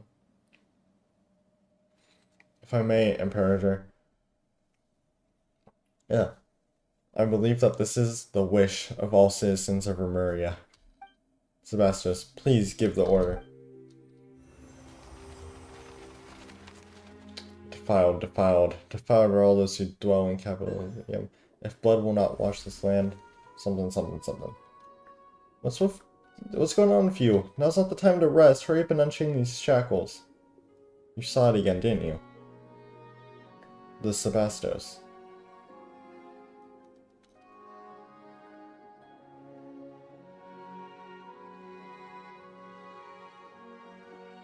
Okay.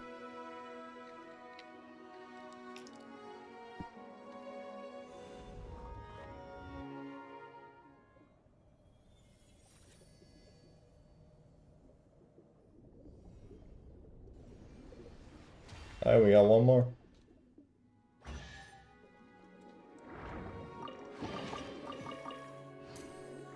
Whee!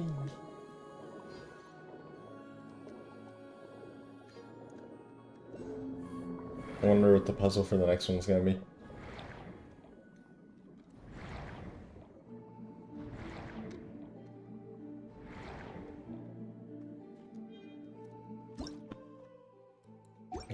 purpose.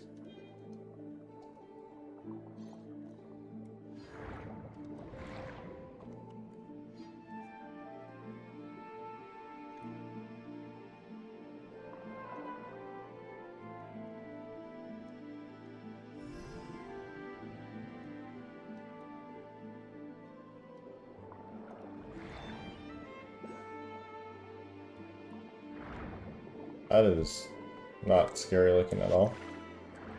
What happens if it sees me?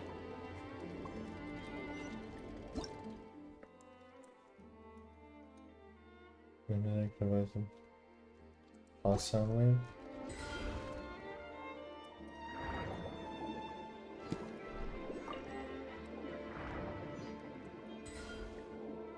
Oh, it's got a little chest in it. Hi, I'm right here. Can you see me?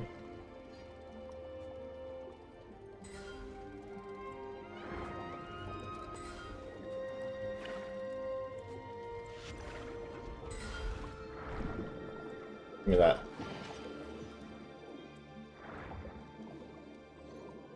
That's a cool little puzzle. Alright, now onto this.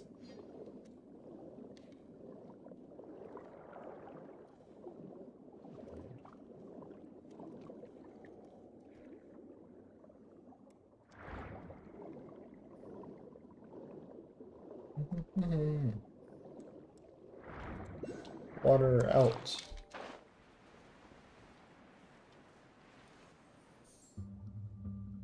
Hey, you. Yes, you. You gibbering imbecile. Why do you delay? Even if we waste away, the treasure won't move itself, surely. Nay, sir. It's just that they are simply too heavy. We've been at this all day, yet there's still too much left. Where, then, is this intrinsic merit in feeding that prodigious size of yours? It's treasure, you brute. Treasure, of course it's heavy. Besides, we confiscated all these treasures from those accursed barbarians, did we not? Leaving such wealth in the hands of those insects who live like swine and mongrels would be a terrible waste. But sir, don't you think we should have brought a few more ships if we wanted to haul all this back to Remoria? What are you, slow? Imperial cargo ships are not to be used for such a thing. Well, why don't we destroy what we cannot carry? Better than having it fall into the hands of these savages. Is it Paimon, or have we heard this conversation before? It's that bit with the treasure hoarders all over again. Yeah, those unlucky adventurers we drove off before were saying similar stuff. Feels like this round's worse than the last two. Is it possible they were turned into golems after the boat they were on sank? That's so creepy. Are you of Legio 4? That's 4, right? Yeah. What are you doing here?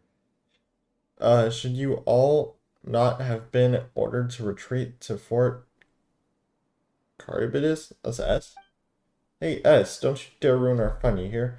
These barbarians are less of a threat than dead fish anyway, so just let us have our fun messing around here for a while longer, would you? These treasures. I don't know what orders your Harmos gave you, but did the Sebastos not order us to subdue these ignorant tribes and free them of fate's shackles? Those orders do not include such clearly criminal deeds. Ha, surely you jest. The orders of our commander, mighty Dominus Boethius, were indeed to punish these savages harshly. And besides, we have received no punishment. That means that both Phobos and the Sebastos, our imperator, approve of our actions. So what's all this talk about crimes? Are you trying to start trouble? But isn't our S here? Well, aren't things getting weirder by the moment? It appears that it is time to answer that question of yours. The Estuma in town must be a descendant of Remurians. His ancestor must have followed me to join the new nation all those years ago, becoming an ordinary Fontanian. As such, the symphony that has stolen these Fontanians' souls would not affect him, but in turn, the melody that records his ancestors' memories had nowhere to go, and so attached itself to that statue. So you mean that the S tier and S tier is town est ancestors, the real S the quick-witted? What about the others? Just wandering souls, lost in their memories. Let us go have a look. You walk up together with Monserrat. Hello there, S. Yes, hello. And who are you exactly? You do not appear to be Romurians. Are you savages then? I'm just a passing traveler. Well, this is a battlefield, and you put yourselves in great peril. You should leave this place, regardless of who you are. S, it is I. It has been a while. Skies above, it's you, Dominus Cassador. You so rarely appear in this form that I almost fail to recognize you. And as for these two, are they your attendants? You can actually... Actually, I'm his owner. Huh? Hey, stop complicating things for her. Don't worry, she was just joking, S, so please, continue. Still, Dominus Cassador, what brings you here? Does Sebastos not send you to damnation? I cannot remember. Am I in some dream? That does seem to be the case. Haha, surely you jest. The Sebastos must have assigned you some secret mission again, or else I'm being... I didn't get to read that last one, I accidentally flicked. You guessed correctly. Speaking of which, why are the legionnaires of Legia 4 guarding those chains? The chains? You mean the treasure, yes? I believe them to be spoils of war. Though the Sebastos views war as naught but a sad necessity in fulfilling our grand aspirations, and as long outlawed such brutal behaviors. You know as well as I that they have become commonplace nonetheless. We are on the path of darkness, though none perceive it. Dominus Cassador, what has happened? Phobos was meant to bring us happiness, but all I feel is pain I cannot name. I too am searching for the answer to that question, but it appears that we will have to deal with the problem at hand first.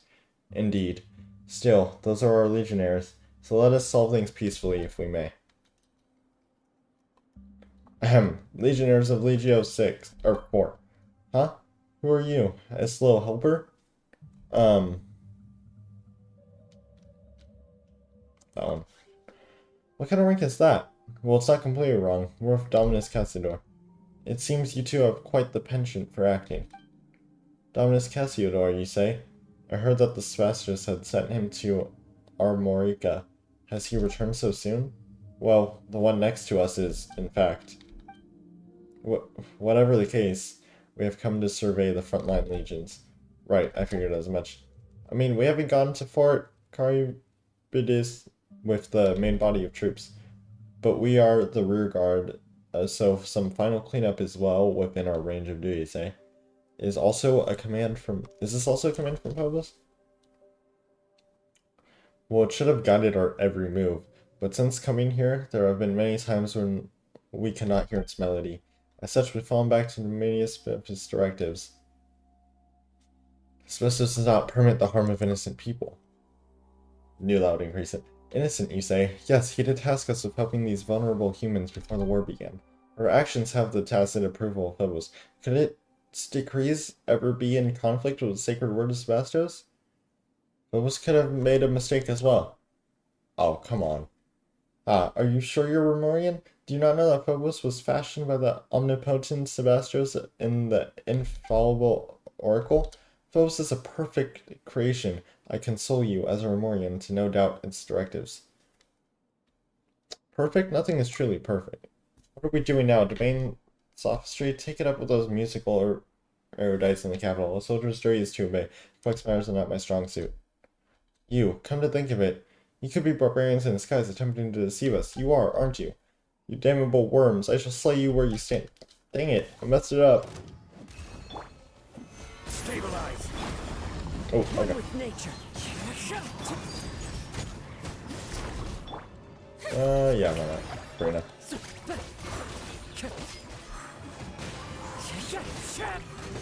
Solidify.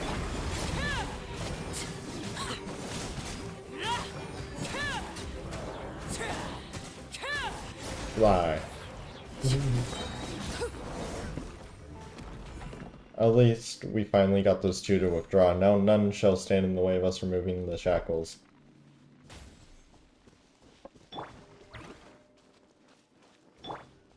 Ah, yes.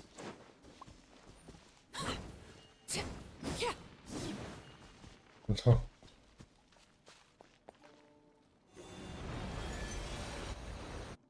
I'm pretty sure the Bond of Life lasts for 10 minutes too. If I'm remembering what I read correctly. It lasts for 10 minutes, meaning I just get 10 minutes of power infusion if I don't like attack an enemy. Oh.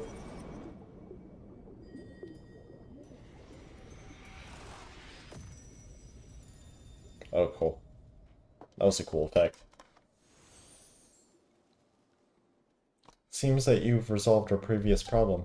I suppose that means you'll be rushing to head toward your next goal then? Yes, I'll be counting on you to take care of this place, Est. Also, remember that that is better to trust the wisdom in your heart rather than handing all judgment of right and wrong over to Phobos or Niharmos. Spastos created Phobos to free us from our own servitude to destiny, but the people's blind faith has led us to enslavement to more frightful still. In the future, you may encounter a similar choice once more. I hope you will make the right decision when the time comes. No, Miss Cazador, why are you suddenly speaking of such things? Still, I shall keep your words in my heart. I, Est, shall uphold my own sense of justice. That is good. Farewell, Est. I believe we shall meet again. What greater pleasure is there than the unexpected?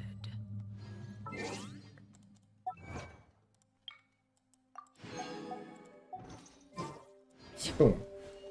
Boom. Boom. Boom. Boom.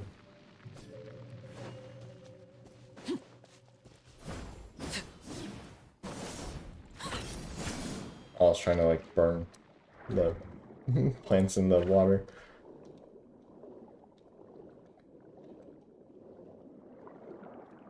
Should get rid of my bond of life though, yeah.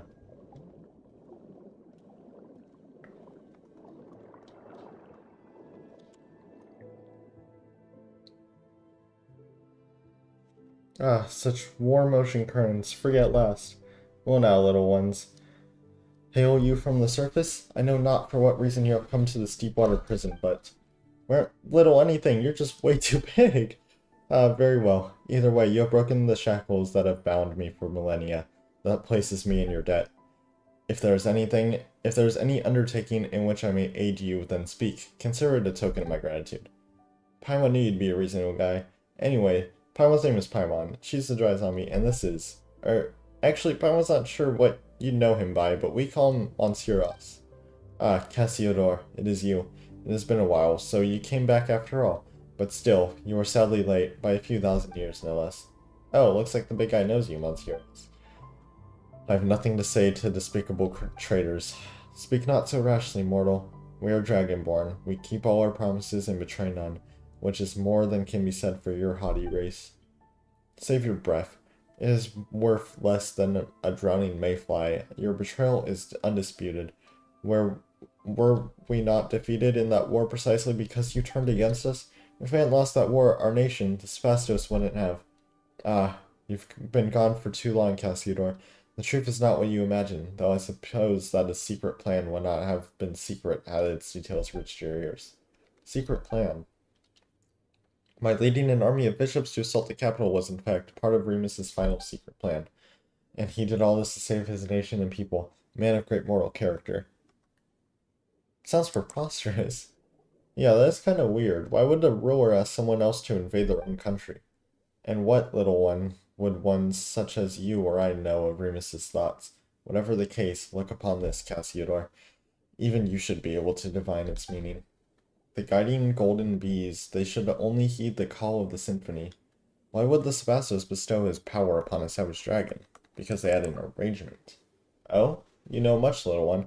From where did you learn that? From memories scattered in the sea. You speak correctly. Yes, indeed, we did have arrangements, but I failed him. I squandered his noble sacrifice. I cannot make it to Dominus Aurea in time, and so the waves devoured the whole city, and my kindred cannot escape either. How could such a thing be? If it is betrayal you speak of, then Bopius was the true traitor. Were it not for that lying devil, that deceitful rat, and his silver-tongued deceptions, how could a prince among dragonkin such as I, who once led our armies after the age of ancient dragons, have been beaten so easily? That devil first falsely claimed to have given up resistance on Remus's orders, saying he had ordered the legions to cease resistance, yet when we arrived here, he suddenly rose up against us.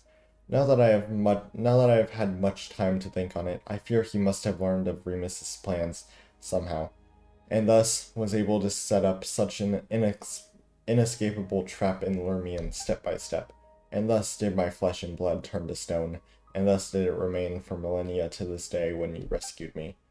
Bopius knew perfectly well what a massive calamity his actions would bring about, yet he still, But hey, yeah, he's still. Could he have been trying to seize control over Phobos?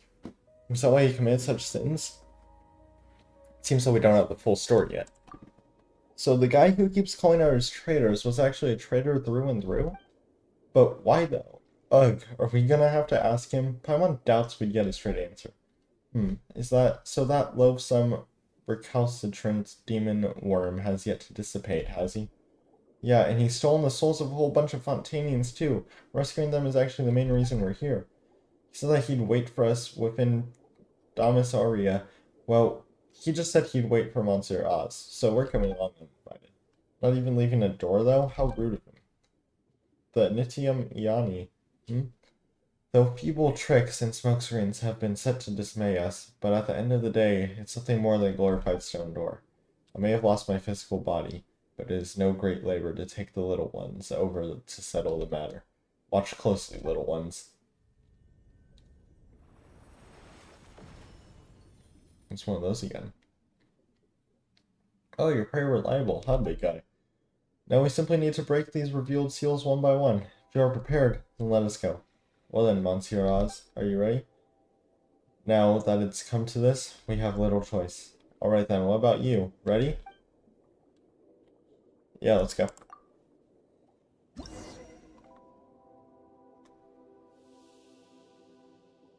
Should we desire to open this stone door, we must... Oh, the QuickTime event, no one told me about that. I was trying to read the dialogue.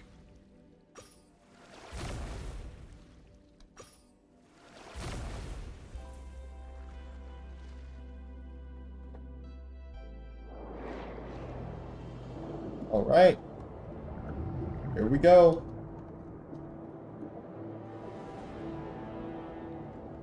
There isn't much time. Keep up, little ones.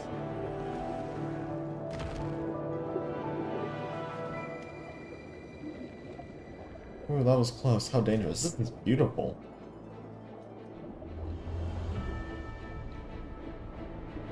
I love this. It is dangerous here. Stray not too far from me, for I shall protect you. Oh my god. Ah, careful! I decided space. Dude, that was close. Darn, QuickTime events to Genshin. Ooh, were it not for my being left with naught but this tiny body, there'd be no need to take such a road. So there's other paths? But I can't read all this. This is so cool, I like the music. Unlike you, I was once able to cross freely between different bodily forms, well, as long as the body was prepared. Huh? So you could do that? That's pretty awesome.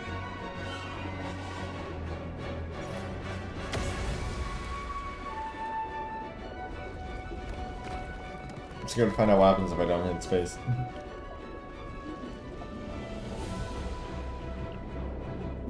The sequence is so cool. Oh look, now I can finally see the exit.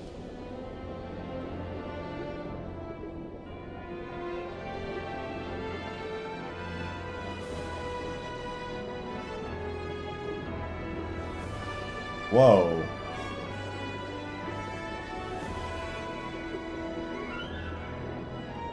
This place looks so cool.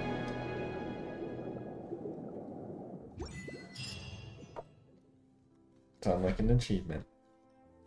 Whew, we're finally here. And there's Dominus Aurea. It looks more like a giant harp though. Why did your Sebastos construct it like that? It certainly seems well preserved. Yeah, nothing like the rest of the stuff we saw up there. Of course, this palace was fashioned from a giant ship. It was designed to be a titanic instrument on which the symphony was to be played. See those pipes extending outward? Though the symphony now is broken, this was once how it would be broadcast to the four corners of the world. The whole palace is an instrument? The entire thing? Then when does entire water body start vibrating if we were to play? We might get blasted apart like tofu if we get too close. Meow meow, what is tofu? Wait, you've never had any hosts? Then it might be hard to explain. We could always take you to go have some next time. Wait, can cats even eat tofu? The Eternal City, indeed. Remus's will protects the place still. Just as I expected. No wonder that brazen, shameless traitor has endured even till this day. I imagine that Bopius owes his survival of time's erosion to having laid low in the palace for all these millennia. and over those long years, he gradually mastered the power of Phobos.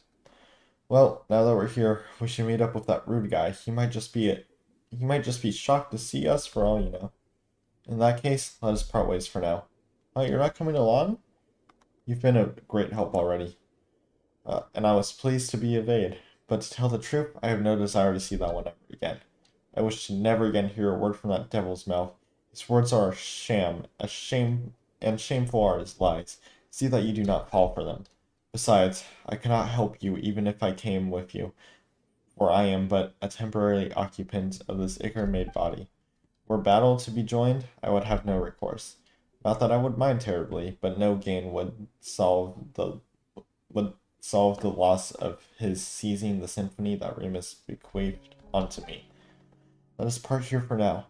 Though I cannot aid you in battle, I can use the currents to send you hence. Come to me should you need such aid. Regardless, let us meet again once you have vanquished that traitor. When that time comes, perhaps I too shall have the chance to make amends for my past regrets.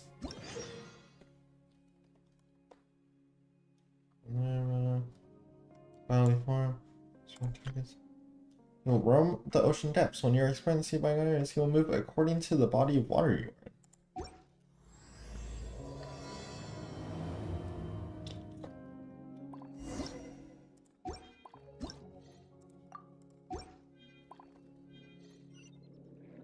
Go buy a tea. Oh, what? Oh, whoa.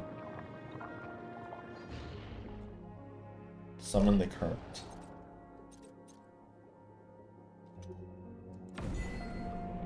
Whoa. Oh my god, wait, this is cool.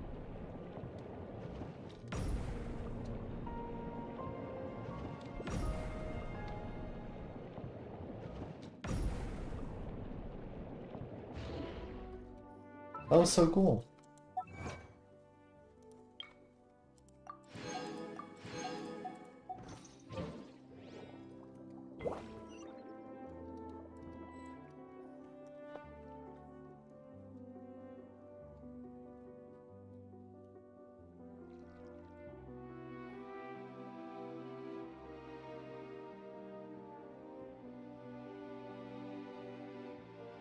Nope. Oh, Cassiodor, dear friend, I knew you would come. Ah, and the uninvited barbarians. When it comes down to it, you're not the boss of this place. Besides, it was Oz who brought us in here. That counts as an invitation as far as Paimon's concerned. Really? You're the discourteous one here. Exactly, and we've heard all about it, you know, all the bad stuff you've done. Silence, you... know some obstreperous insects using such big words. I am speaking to Cassiodor. Do not interrupt. This dry zombie Paimon, I'll take care of this. Ophius, I have come as promised. Honorable pledge and relinquish the souls of the surface dwellers. They do not deserve to suffer this unforeseen calamity. The grudges between us should stay between us. You call this unforeseen? Have you not looked upon our kindred? They lie trapped in these lightless waters. They're like walking corpses. Are they not supposed to walk upon sunlit shores? If my brief internment of surface folk souls is a disaster bereft of rhyme and reason, then what would you call the millennia-long suffering of our kind? Listen and listen well. The judgment of the surface peoples has only just begun. No, the one who imprisoned them was you, and it was you who turned our kin into monsters. We once had a choice. So long as we discarded our old grudges, the Mistress of Waters agreed to accept us into a new nation. But you used them, took advantage of their pain, their trust in you. You turned them into tools of your ambition. That was their choice. They chose the old order, not the honeyed death you brought. And just as they gave unto us the conducting batons of Sebastos bestowed upon them, so too are we duty-bound to lead them into the correct path. How dare you swagger, you shameless traitor, you who betrayed the Sebastos trust and led our nation to ruins. Ah, I hear that vile dragon slander in your words, and you would believe a foe of our nation rather than your kin and comrades? I serve no god, no king, only mighty Remuria and our noble ideals. Remus proved unworthy to reign supreme from the moment he uttered that perverse command. And so, there are no traitors. If anything, it was I who rescued our nation from his error. He colluded with our foes, commanding the vile Drake to flatten our cities. He even attempted to destroy the Grand Symphony, which would have consigned us to live under Fortuna's yoke once more. How could I have stood aside and done nothing in the face of his madness? And so you betrayed him. You shut the Initium Iani, and in the end, Phobos' power went out of control and the royal palace sank into the depths. Will you not open your eyes to the truth? It was Remus who betrayed us, betrayed Phobos. That was the true prelude to tragedy. I've already spent thousands of years struggling to recreate the symphony of the past, weaving the broken melodies together in the deep waters just to recreate what you hear now. No, in your hands it has become harsh, and the discordant voices of agony and hate denounce your violence. Ha! And who decides what is harmonious or not? Is it not absolute power? Remus bent the knee to the savages and odious dragons precisely because he failed to comprehend this, but it matters not.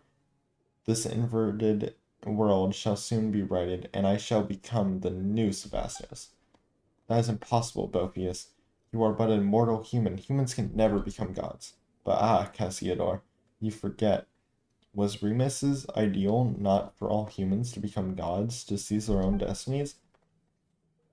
Do you not remember? Did the rites we researched and recorded in the Golden Castellum not chart a course to that very destination?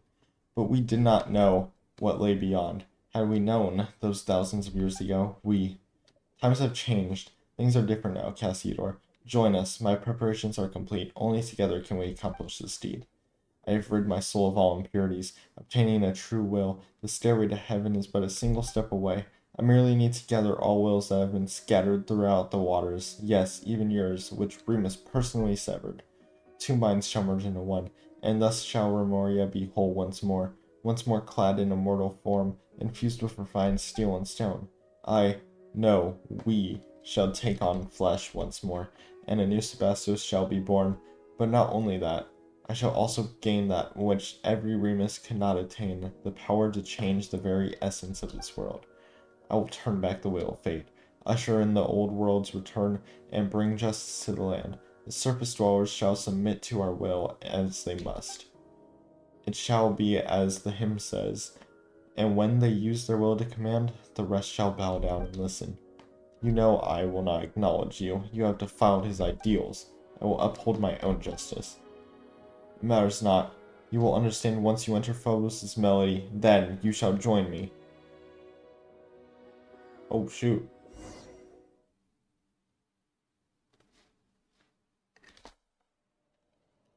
This is Thomas Aria?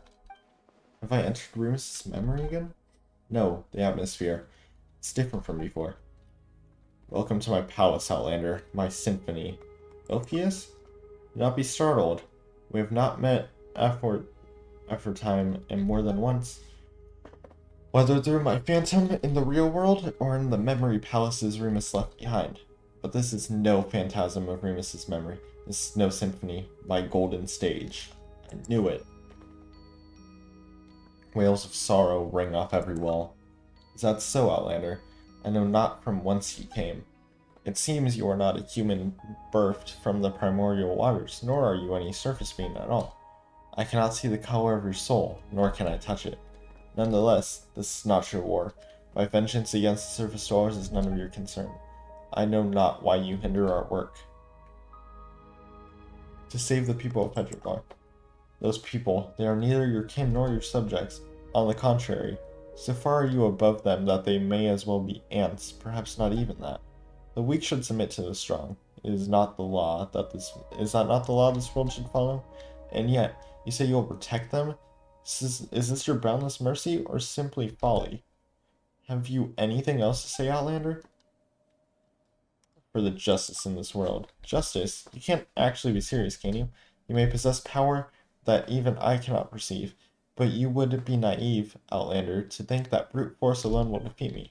I have long become one with the symphony that fills these deep seas. Even if you should destroy my physical form, so long as the agonized waters flow, and so long as the memories of vengeance do not fade, my will shall not perish, and I shall remain a nightmare that haunts this world. Unless you choose a Cassiodor, as that stray cat did, exiling oneself to become a jailer of the old world. But I do not believe that one so distinguished as you would do so. Forsake those superfluous symphony of yours. Should the guilty not be punished? Is that not justice? Guilty, you say. They are innocent. No Fontanian is innocent. They are the spawn of our barbarian foes. Their ancestors seized from us the realms that should have been ours by right, and they must pay the price for that original sin. Have you anything else to say, Outlander? For Monsieur Oz. Ah, but can your short friendship surpass the span of our kinship? Cassiodor and I, we were new humans crafted by Remus's own hands, and we are the final survivors. Compared with our other kin, his soul is like insoluble ichor. Other than myself, only he has true will, and only when we are combined can we become a complete self. So too are our wills one. The opera's final act shall see him return to us. This is his fate. Since you insist on sabotaging my plans, I'm afraid I'll have to ask you to stay in my palace for a while longer. I cannot detain you for long, of course, and it should be long enough. Let us meet again when I become a god and sit upon the Sebastos throne. Before that, let my little ensemble occupy you for a time. Oh shoot, wait. Is this my traveler? They just gave me my traveler and we're like, okay, yeah, hope you can do it. Zombie, the zombie. If you're not, I wish to aid you.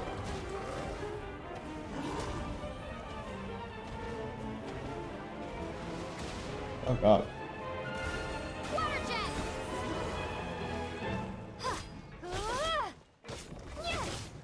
Oh god. Explore the mysterious space.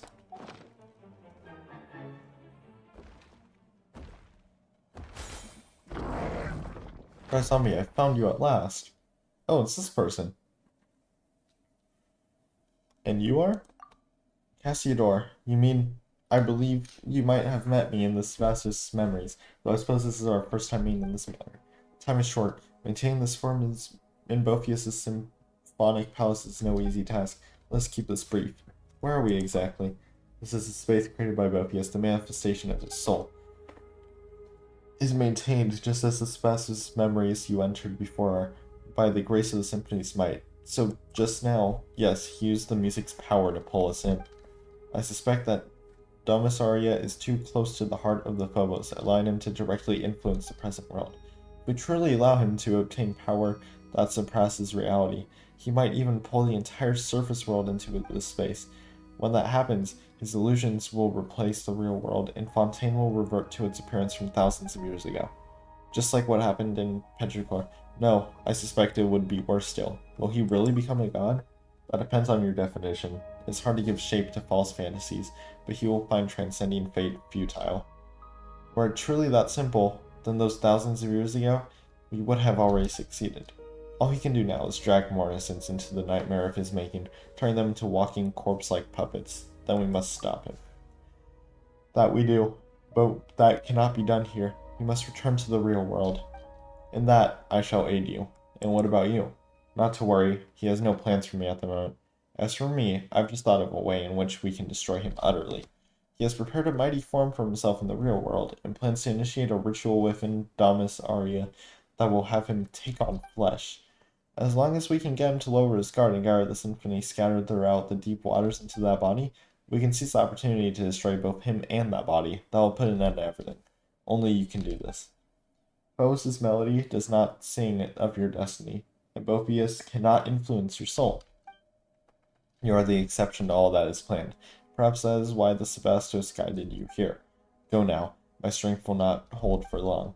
Let us meet again in the real world, and we may yet bring an end to this long nightmare.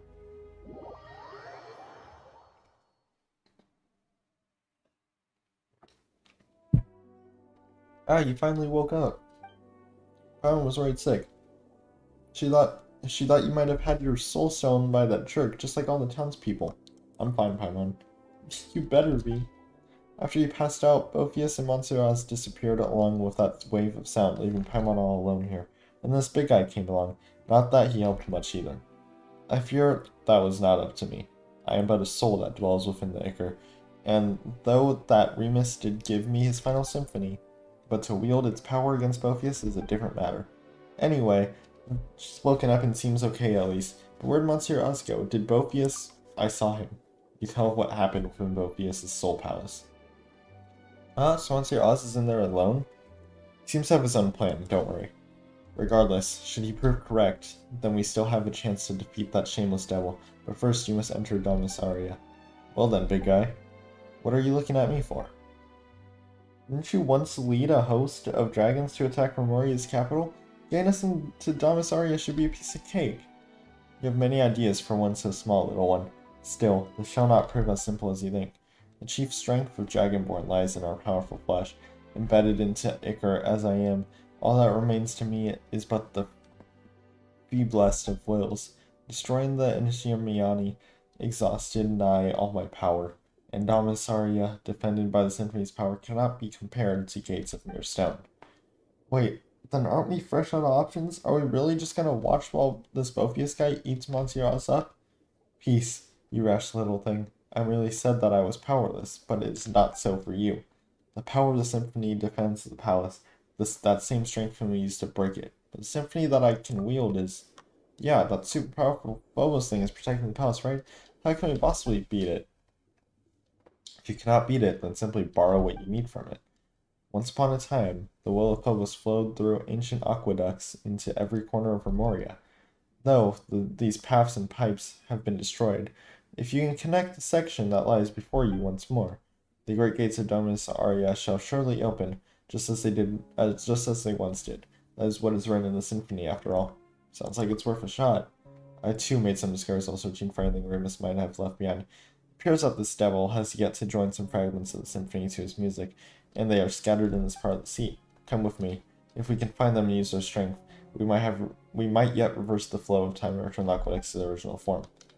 Oh, that does sound kind of promising. Let's get a move on then.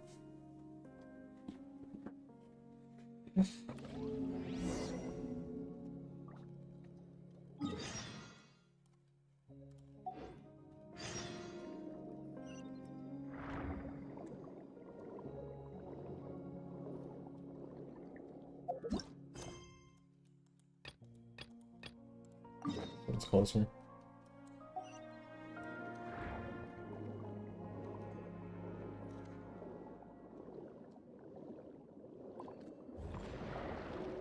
Nope.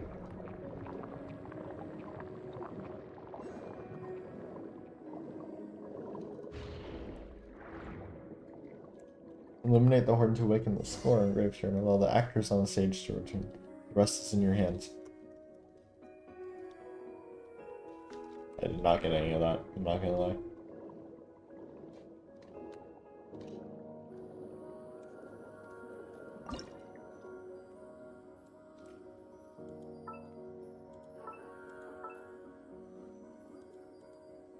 Or matches up to, oh, I have to match it up with the image on the mural. I see.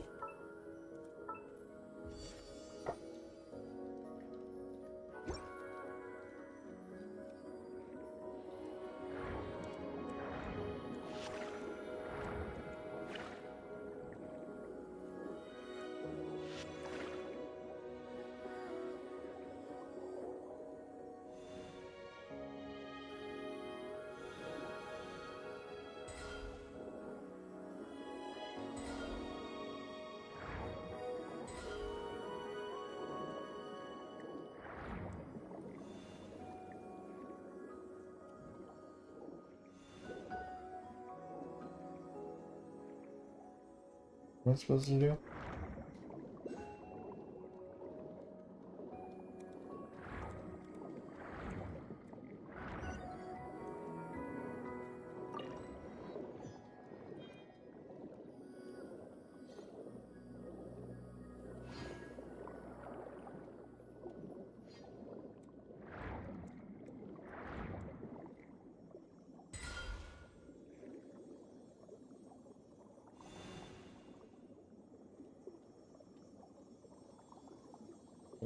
Birds around here?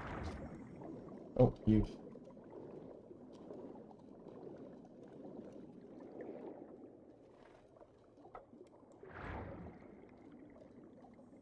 Should be the last one.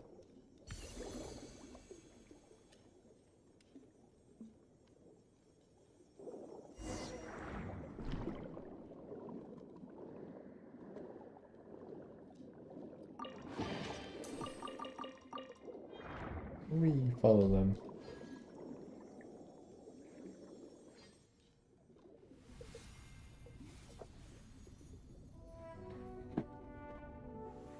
Oh, they're fixing it.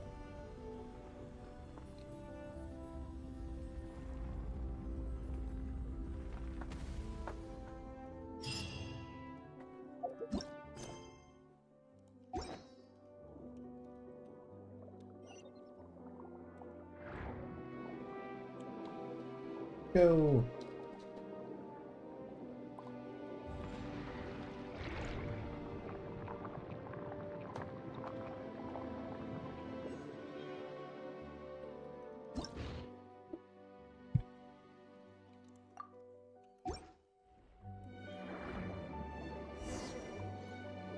Follow the golden bee? Oh.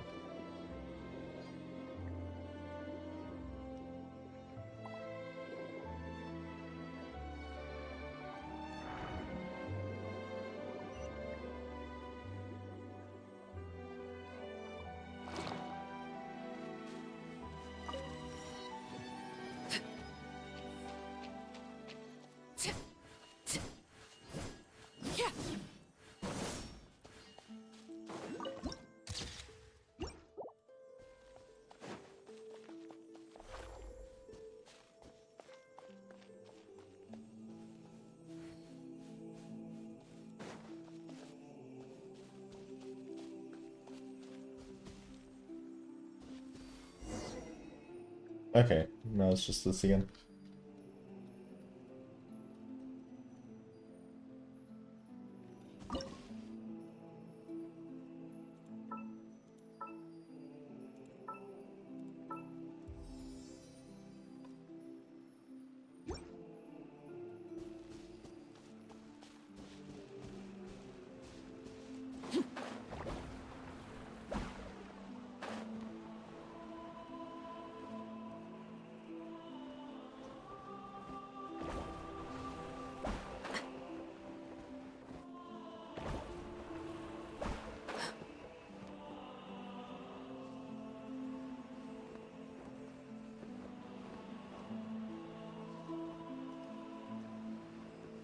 See that chest? What greater pleasure Table. is there than the Aw. unexpected? Is that a table? I can't tell. No, it's a bench. Aww.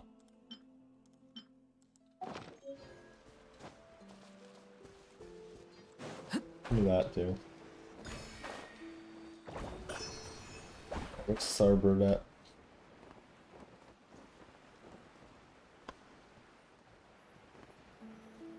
Oh, there you are. Hey, leave him alone.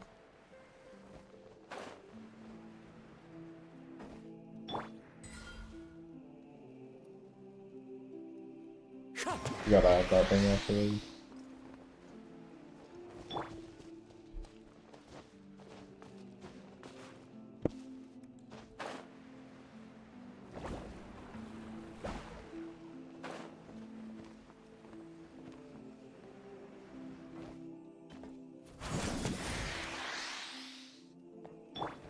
Into the wind.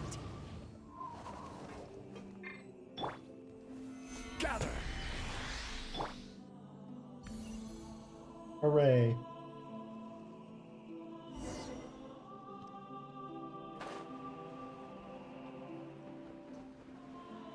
Get that chest first. Ah, something with which to commemorate this occasion.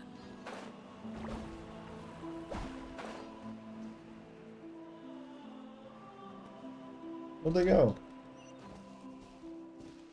Oh, was I already out there?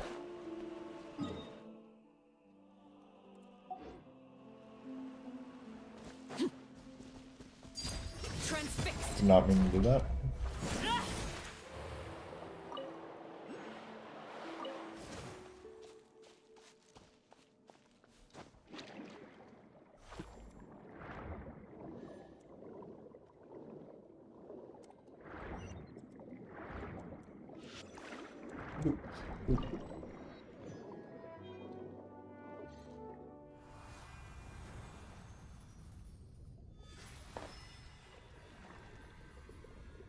Yeah.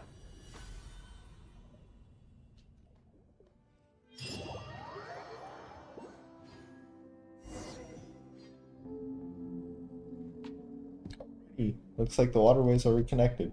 Next we should go back and look for that big lunk, eh?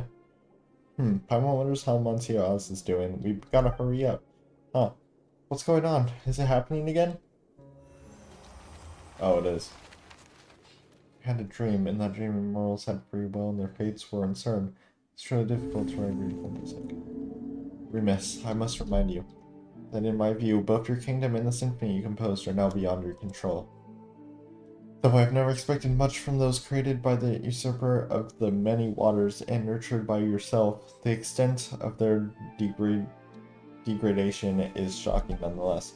The civilization created by you and your subjects shone brighter than all others in this world, but not remains now but deep impenetrable darkness. Atrocities committed in the name of civilization and order were far crueler than even pure barbarianism. Even the most savage and violent of bishops would never engage in such meaningless slaughter. I'm perfectly aware of all that you say. You know, and yet you remain indifferent, or are you powerless? No, you could easily destroy these mortals who deserve punishment if you so wish, but you cannot bring yourself to do it. You love humanity. This is the curse you bear as an usurper. It's time for me to depart. I will not aid them in butchering innocent mortals, but neither do I harbor any desire to stop them. You once promised the usurper of many waters that you would use the pure water she granted you to create a world of endless prosperity, one without conflict. I followed you to the surface precisely because I wished to witness that future, but this is how it turned out. You have failed, Remus. You cannot defeat fate. Blood shall stain the high sea red once more, such is the cruelty the heavens show to their creations. I have a plan. Oh? You always were one to have many plans, Remus, but all of them lie in the dust now. Even you do not know where it all went wrong. Would you like to hear it, though? This will be the last one. I distinctly recall you saying the same thing when you persuaded me to leave the Fontamere, but speak now, before I return there, to the side of the usurper of many waters. Ha ha ha. Fascinating, fascinating. Only you could be so toweringly selfish, yet so utterly selfless. You even took me into account, did you? Recklessness. How terrible rash of you, usurper lord of mortals. Still, your plot pleases me. The mere thought of leading my bishops and trampling your arrogant, foolish people underfoot brings me joy. But this shall be mere ceremony, just a show. Fret not, I shall be, as you said, merciful. But if you do this, your life as a god shall come to an end. There will be nothing left but the symphony. Have you considered this fully? Of course, of course. The box of horrors that I opened, so too shall I shut. Good. Then I accept your proposal. If the time should come, I shall join my strength to that of your symphony. Phobos' chains shall be broken, and your people shall once more be free. In that case, please accept. My final symphony. The city built by the harp was toppled by the piping of reeds. That which the heavens have in store for us, its fate. Something. Did you see Remus's memories again? It was in there one of Mr. Evil and Ribs this time, right? Even in dreams, that jerk is super irritating. I think I know what Remus's plan was. We must destroy Phobos. To accomplish it, we need to play Scylla's symphony. Eh? What's with that all of a sudden? What did you see in the memory? Fascinating, Remus's power lingers still in the deep waters, and has not dispersed. And I too am here at last. Do you know what that means? The conditions have been fulfilled. Indeed, that is why I have come here with you, to make amends for millennia of regret. Now the final question is Phobos. Wait, Paimon's confused. What are we using the music for? It's nice they understand each other and all. We're leaving Paimon out. That's unfair. Tell her what's going on. The final symphony Remus gave me, or the Requiem, is an order for the Phobos to self-destruct. He was to sacrifice himself to unleash the symphony's power, and it would fall to me to control the primordial savage energies that he would awaken. That was how he would free his subjects from their stone bodies and give them back forms of flesh and blood, destroying the artificial barrier between races. He once instructed me not to reveal this plan to any of his subjects, for it was only by making them realize their limitations that prejudice and arrogance could be set aside. It appears, however, that you have pieced together this plan through the memories he left behind. So that's what happened, but his sacrifice was wasted in the end. Perhaps, but now that my soul has been freed, there is a chance to make amends. The lost souls of Remus's former subjects remain imprisoned in their statues. If we defeat that monstrosity, we can use the Requiem to give their souls release, allowing them to return to the high sea to the eternal cycle of life and death. That way, I may consider myself to have fulfilled his wish. Perhaps that's why I came here. Indeed, Outlander, perhaps that is indeed a fated encounter. Finale.